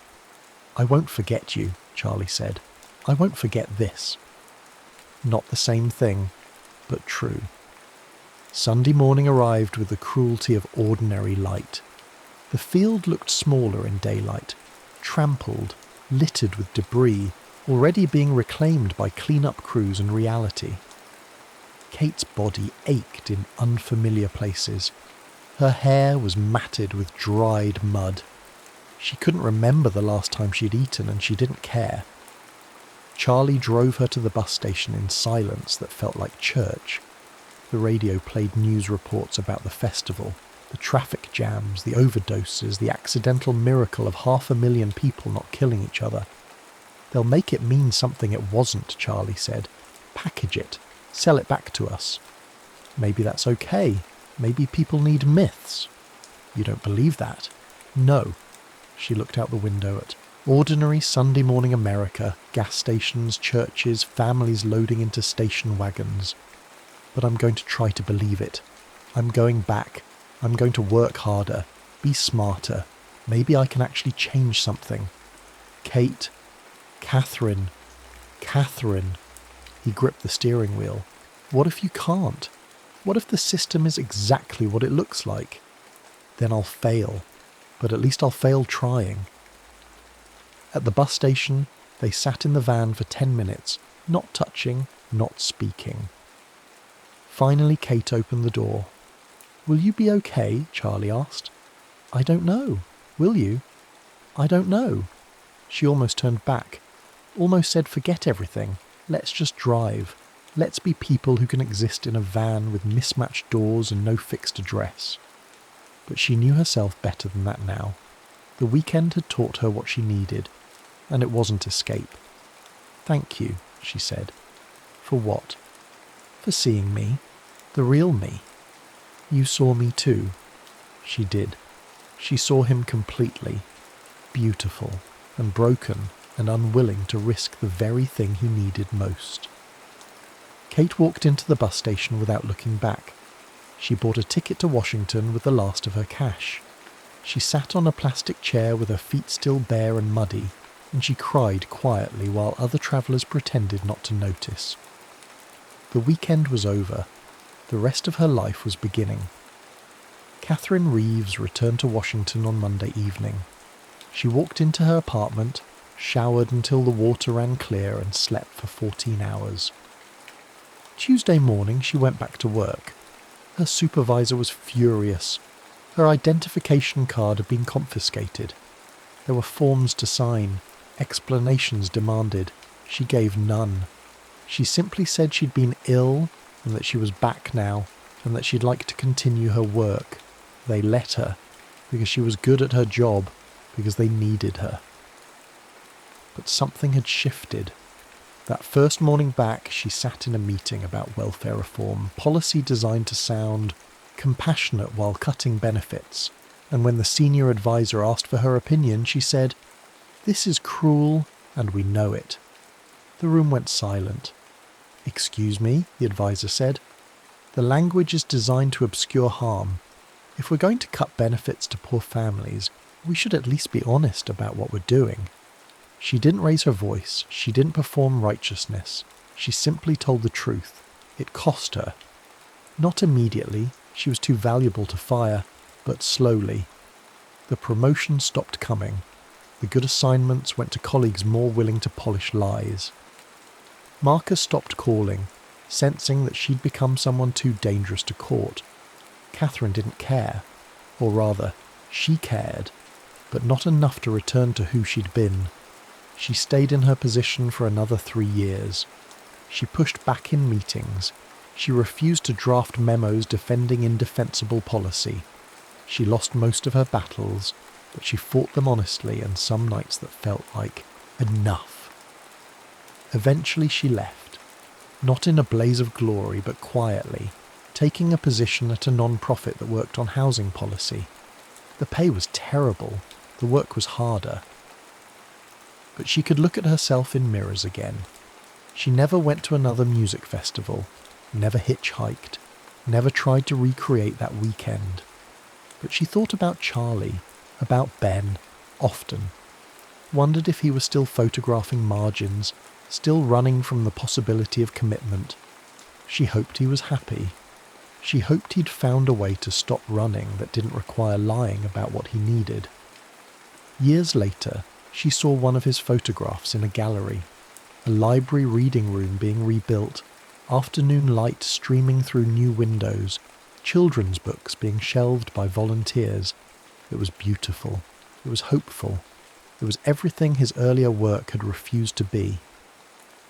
She stood in front of it for a long time, understanding what it meant, that he'd found his own way forward, that the weekend had changed, him too. She didn't try to contact him. Some people are meant to be kept as memory, perfect and preserved, free from the complications of ordinary time. Catherine Reeves never married Marcus, never married anyone, though she came close once with a man who worked at the EPA and understood about compromise and principle. She lived in a small apartment in Cleveland Park with 2 cats and an herb garden on the fire escape. She mentored young people who wanted to work in government. She taught them how to stay honest without becoming bitter, how to lose battles without losing themselves.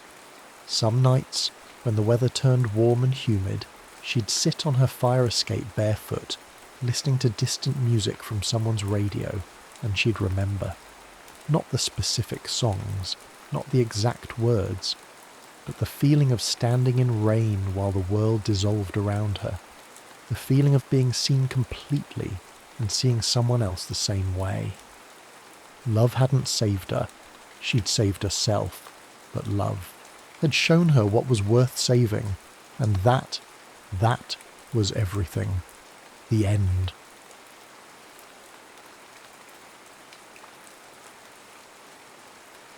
Lifeboat number 6. The great ship groaned. It was a sound that went beyond the ears, a low metallic agony that vibrated in the very marrow of Marguerite Maggie Devereaux. Only moments ago she'd been a whirlwind of silk and laughter, a bright bird preening for the grand dining room of the RMS Titanic. Now her velvet cloak was ripped, her hair escaping its meticulously pinned chignon in a wild halo of mahogany curls. She was a woman reduced to her most fundamental form, a terrified, desperate animal clinging to a rapidly vanishing life.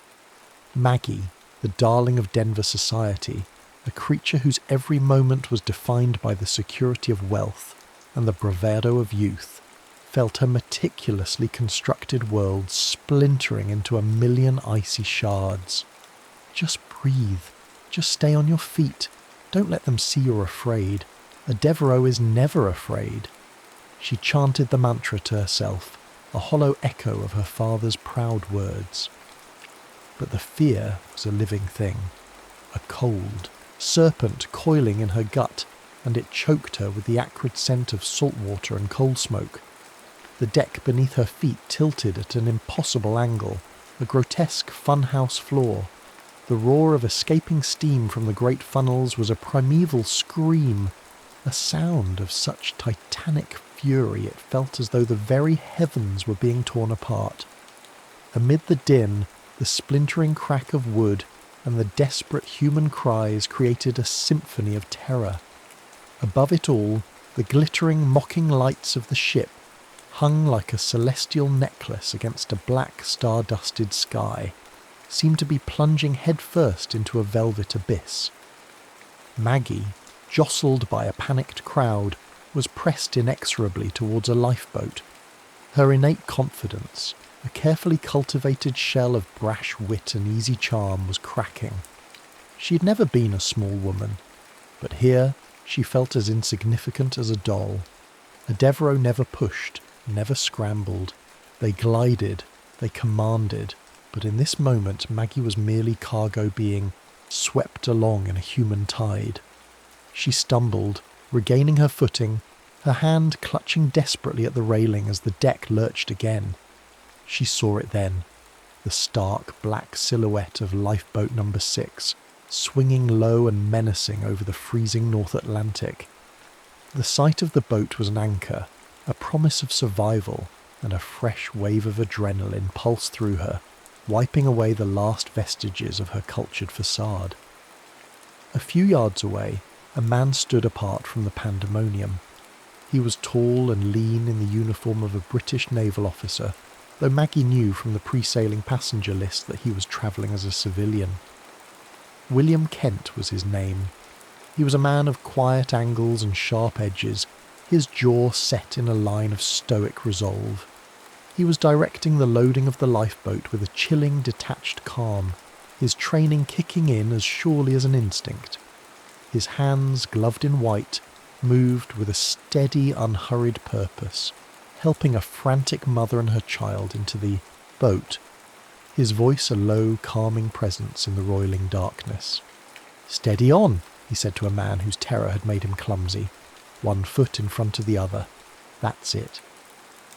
He was a man of duty, a man of order, even as his world too was collapsing. His face was a mask of concentration, his gaze fixed on the task, but Maggie saw the slight tremor in his jaw, the flicker of steel in his eyes, and knew that beneath the calm lay a coiled and terrible tension. There was no melodrama in him, no grand pronouncements, just a quiet, unflinching resolve. And then everything happened at once. A fresh lurch of the ship, more violent than any before, ripped Maggie's hand from the railing. She stumbled, cried out, and was caught in the crush of a wave of people desperately trying to reach the lifeboat. She was airborne for a single breathless moment, and then she fell, tumbling head over heels into the boat. She landed in a heap, her cheek scraped, her ribs aching, but she was in. She was safe. She lay there, dazed, gasping for air, clutching at the rough wooden planks beneath her. She felt the heavy weight of a man's body settle against her, his firm hands holding her in place. She looked up, and her eyes, still wide with terror, met his. It was William Kent. He was looking at her, not with pity, but with a gaze so intense it felt like a physical touch. His eyes were the colour of the dark, freezing sea, fathomless and grave, and for a fleeting, eternal moment, time stopped. The roar of the steam, the splintering of the wood, the cries of the dying, it all faded into a distant hum. There was only the low groan of the ship and the two of them, held in that instant of shared, raw humanity. Maggie Devereux, the socialite who had never known a moment of genuine fear, and William Kent, the naval officer who had trained for every possible outcome, were together, cast adrift in a world of ice and death, united by the most improbable of sparks. The cries from the sinking ship had, at last, faded into the deep silence of the North Atlantic. The rhythmic splash of oars and the chattering of teeth were the only sounds now, a counterpoint to the terrifying calm that had replaced the roar of the disaster. Maggie, no longer just a spectator, had found an oar. Her hands, unaccustomed to such labour, ached with a dull, throbbing pain, but a fierce, almost defiant determination had taken root in her. She had shed the last of her velvet cloak in the lifeboat, and with it the last pretence of her former life. Now she rowed. Her movements were clumsy at first, a raw, uncoordinated effort born of a desperate need to survive. She watched the man across from her, his movements economical and strong, and tried to mimic him. "You're using too much of your arms," William said, his voice a low, calm rumble in the darkness. "Let your back do the work. Lean into it. That's it. Conserve your strength." He spoke with the quiet authority of a commander, but there was no arrogance in it, only a simple, undeniable truth. He was a man accustomed to leading, and in this small world of the lifeboat crammed full with frightened souls, he was the centre of a fragile new order. Maggie, stripped of her own authority, found herself yielding to his. She adjusted her rhythm, feeling her back muscles tense and flex, and soon fell into a steady, almost meditative rhythm. The shared work, the unspoken trust between them, began to forge a new kind of intimacy, one born not of flirtation or wit, but of sheer, undeniable need. As the night wore on, a new silence, one of shared vulnerability and quiet fear, settled over the lifeboat. The cold seeped into their bones, but the rhythm of their conversation began to generate a different kind of warmth. Maggie, whose life had been a series of witty quips and charming anecdotes, found herself talking about things that mattered. She spoke of her boisterous, loving family in Denver, her father's larger-than-life personality, and her own wild, untamed spirit, a spirit that had chafed against the confines of polite society. She spoke of her love for riding through the wide open spaces of the American West, of the sheer, unadulterated freedom of it. William in turn spoke of his own life, a quieter, more regimented one. He was a man of duty, of honour, a man who believed in order and consequence. He spoke of his time as a naval cadet, of the rigid discipline that had shaped him, of the unspoken code of honour that governed his world. He spoke too of a lost love, a quiet English girl he had courted for years, a girl who had died of a fever while he was at sea. The story was told without drama, but in its stark simplicity, Maggie heard a history of deep, enduring grief. He had loved her, he said, because she represented all that was steady and good in the world, the quiet anchor that he believed a man needed. When he had finished, he fell silent, staring up at the indifferent, star-filled canopy above them. In that moment, Maggie saw the emotional armour he wore, the wall he had built around his heart to protect it from the chaos of life. She, who had once prided herself on her fearlessness, recognised in him a far deeper and more terrifying courage, the courage to stand alone in the face of an insurmountable loss. They rode on, side by side, their hands raw, their bodies cold, but their souls finding a strange, unexpected closeness. The creak of the oarlocks, the taste of salt on their lips, the shared warmth of a threadbare blanket. These were the anchors of their new reality. Maggie, with a boldness born of the moment, reached out and touched his hand on the oar. He did not pull away. His gaze, once so detached, was now turned to her, and in its fathomless depths she saw a flicker of something new, a nascent understanding, a fragile thread of connection that had somehow survived the sinking of the world. She had never been so vulnerable, and yet in this small, crowded boat in the middle of a vast and frozen ocean, she had never felt so seen. The decks of the rescue ship, the Carpathia, were a new world, a stark contrast to the small, intimate cosmos of Lifeboat No. 6.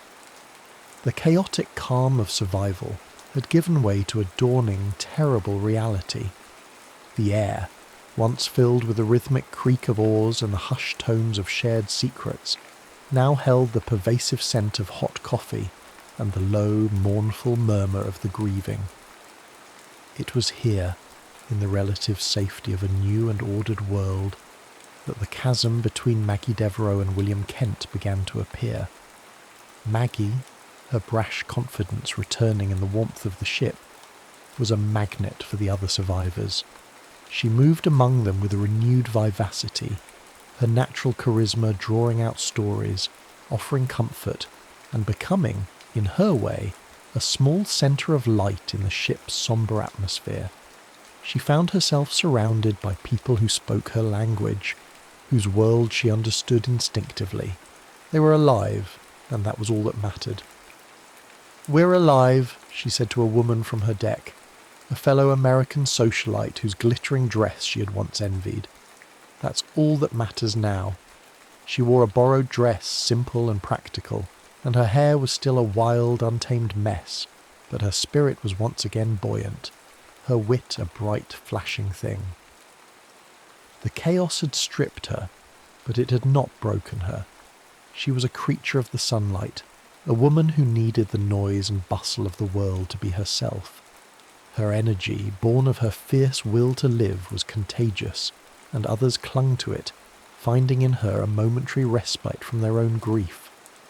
William, in contrast, was a man retreating.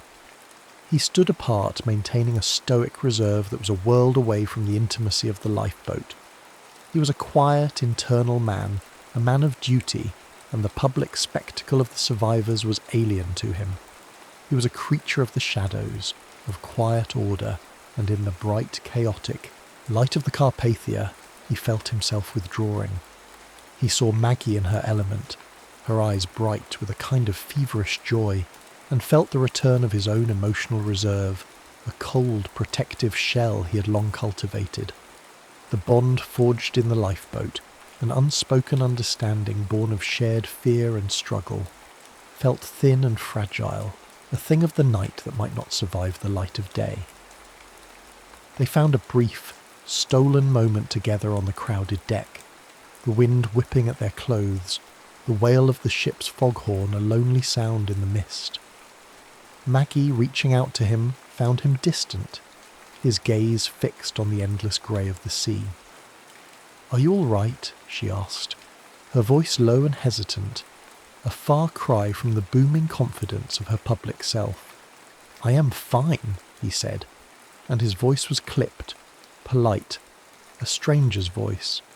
He looked at her, his eyes cold and grave, and for a moment she felt a chill deeper than the ocean's touch.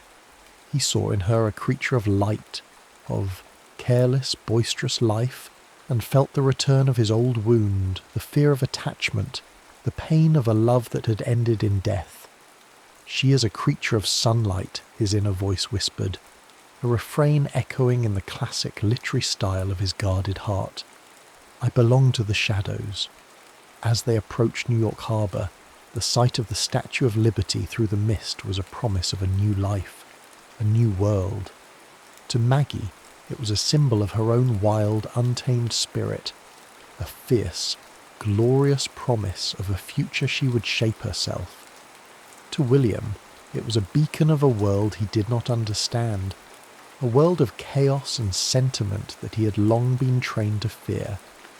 They stood together on the deck, side by side, but the ocean that had brought them together now felt like an impassable chasm. The unspoken connection, the fragile, beautiful thing they had found in the heart of the frozen sea, seemed to have shattered with the first light of day. The fire crackled in the hearth of Maggie's Denver parlour, its dancing light the only illumination in the room. Months had passed since the sinking, months during which Maggie had tried to bury the memories of that night, to lose herself in the bustling, confident rhythm of a new life, a life built on the foundations of old certainties. She was a woman of position, of privilege, but the memory of the lifeboat, of the quiet man with the fathomless eyes, remained a raw, unhealed wound in her soul. A knock came at the door, sharp and unexpected. Maggie, startled from her reverie, rose to answer it herself. Standing on her porch, framed by the cold twilight of a Colorado evening, was William Kent. He was out of uniform, his clothes those of a civilian, but the stoic resolve of the naval officer was etched in every line of his body. He was determined, his usual reserve stripped away by a terrible fear, the fear of a love that had been forged in a crucible of ice and was now threatened by the light of day. "William," she said, her voice a ghost of its former self, her heart hammering a frantic rhythm against her ribs. "Maggie," he said, and the word was a plea, a confession, a prayer. He came in, leaving the door open to the cold, and they stood in the silent parlour, the firelight casting long, dancing shadows on the walls. The intimacy of the lifeboat, of shared suffering and hushed confessions, rushed back, a powerful, palpable force in the quiet room. They talked for hours, long into the night. They spoke of the unspoken, of the fragile, terrified bond they had formed in the open sea. They acknowledged the depth of the connection, the raw, undeniable attraction that had transcended the icy horror surrounding them. He told her of his months of restless nights, of trying to forget a woman who was a creature of sunlight and failing. She confessed her own struggle, her attempts to return to a life of cheerful ease, a life that now felt thin and false. He moved to her then, drawn by an irresistible force, his usual stoicism a distant memory. The fire crackled and spit, the only witness to their reckoning. He reached out, his fingers trembling, and traced the line of her jaw, his touch sending a shiver through her, a current of longing that left her breathless. He had kissed her once on the deck of the Carpathia, a brief, desperate kiss of a world ending. This was different. This was a kiss of a world beginning. He leaned in, and his mouth, once a firm, guarded line, met hers. It was not a kiss of desperate urgency, but a slow, deliberate tenderness, a silent promise of a love that had been waiting, smouldering in the dark for months. His hands moved to her hair, his fingers tangling in the soft curls, freeing them from their pins and brushes, letting them fall in a wild cascade around her face. Her hands came up to cup his face, her thumbs stroking his cheeks, tracing the sharp, proud line of his bone structure. The kiss deepened, becoming more insistent, a wordless conversation of need and desire. His mouth became a demand, a reverent exploration of her. He kissed her like a man possessed by a beautiful and terrible hunger. Clothes were shed with a sense of ceremony, of unveiling something sacred. Skin met skin in a heated rush, a silent, breathless communion. He laid her back on the thick fur rug in front of the fire, his body a warm, solid weight against hers. His eyes, fixed on hers, held a silent question in their depths. She answered with a soft gasp, a slight arch of her back, a silent plea for more. His hand slid lower, exploring her with a mixture of reverence and hunger, his touch sending a tremor of pleasure through her. He moved within her slowly at first, his eyes never leaving hers, savouring the way her body arched and trembled beneath his touch. Then faster, as their shared need consumed them in waves of pleasure. He gave himself to her with a completeness she had never known, his body a language of shared trauma and shared survival, of a love that was forged in the heart of a frozen sea. She clung to him with a hiss of wonder that was almost awe, her body quivering, unconscious and alive, like plasm. They moved as one, a symphony of touch and taste and scent, their breaths coming in a rhythmic counterpoint to the crackling fire. He pulled her into a slow, deliberate embrace, their eyes locked, and she answered with a soft gasp, a silent arch of her back, a plea for more. He moved within her, a slow, rhythmic dance that built in intensity until they were a single, breathless, shuddering communion. Their bodies spoke a language of their own, a language of a love that was born in the heart of a frozen sea and had bloomed into something eternal.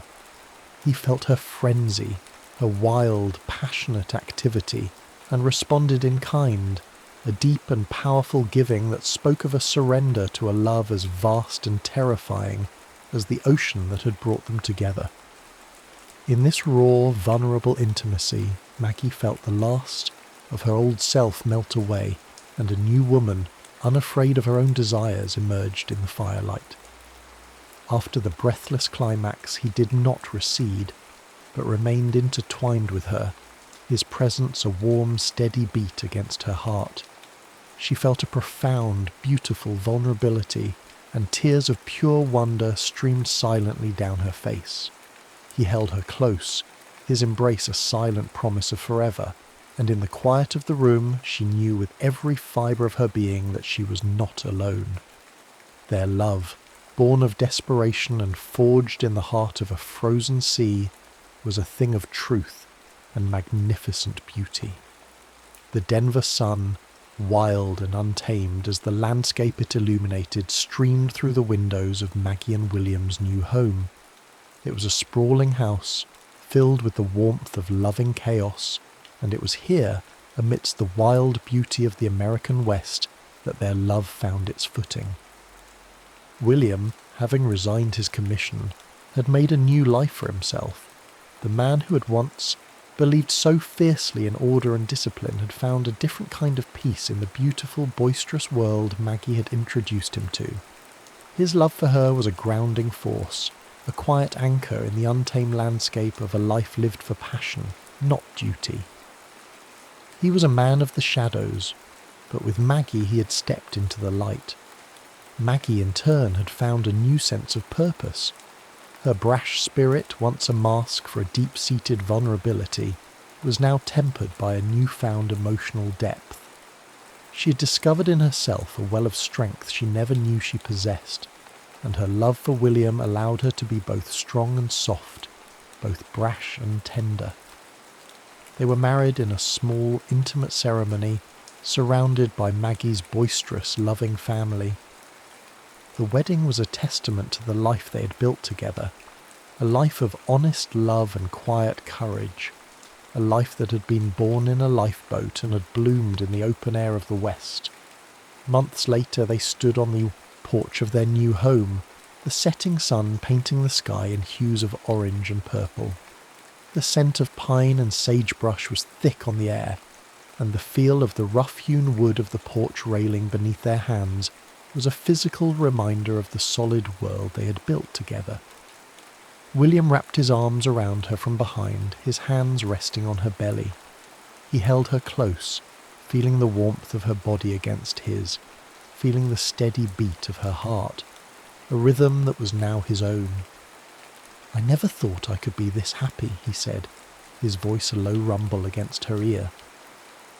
Maggie leaned back against him, her head resting on his shoulder.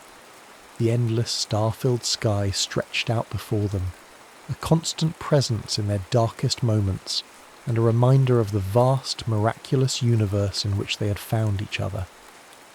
"I knew," she said, her voice soft and full of a quiet certainty. "From the moment you pulled me into that lifeboat, I knew." He turned her in, his arms, his eyes searching hers, his gaze dark and tender, and full of a promise that made her heart ache. "I love you, Maggie Devereaux," he said, his voice thick with emotion. "And I," she said, her voice catching, "love you, William Kent." He kissed her then, a kiss that was both a promise and a prayer, a testament to a love that was not born of fear, but of a shared and desperate hope.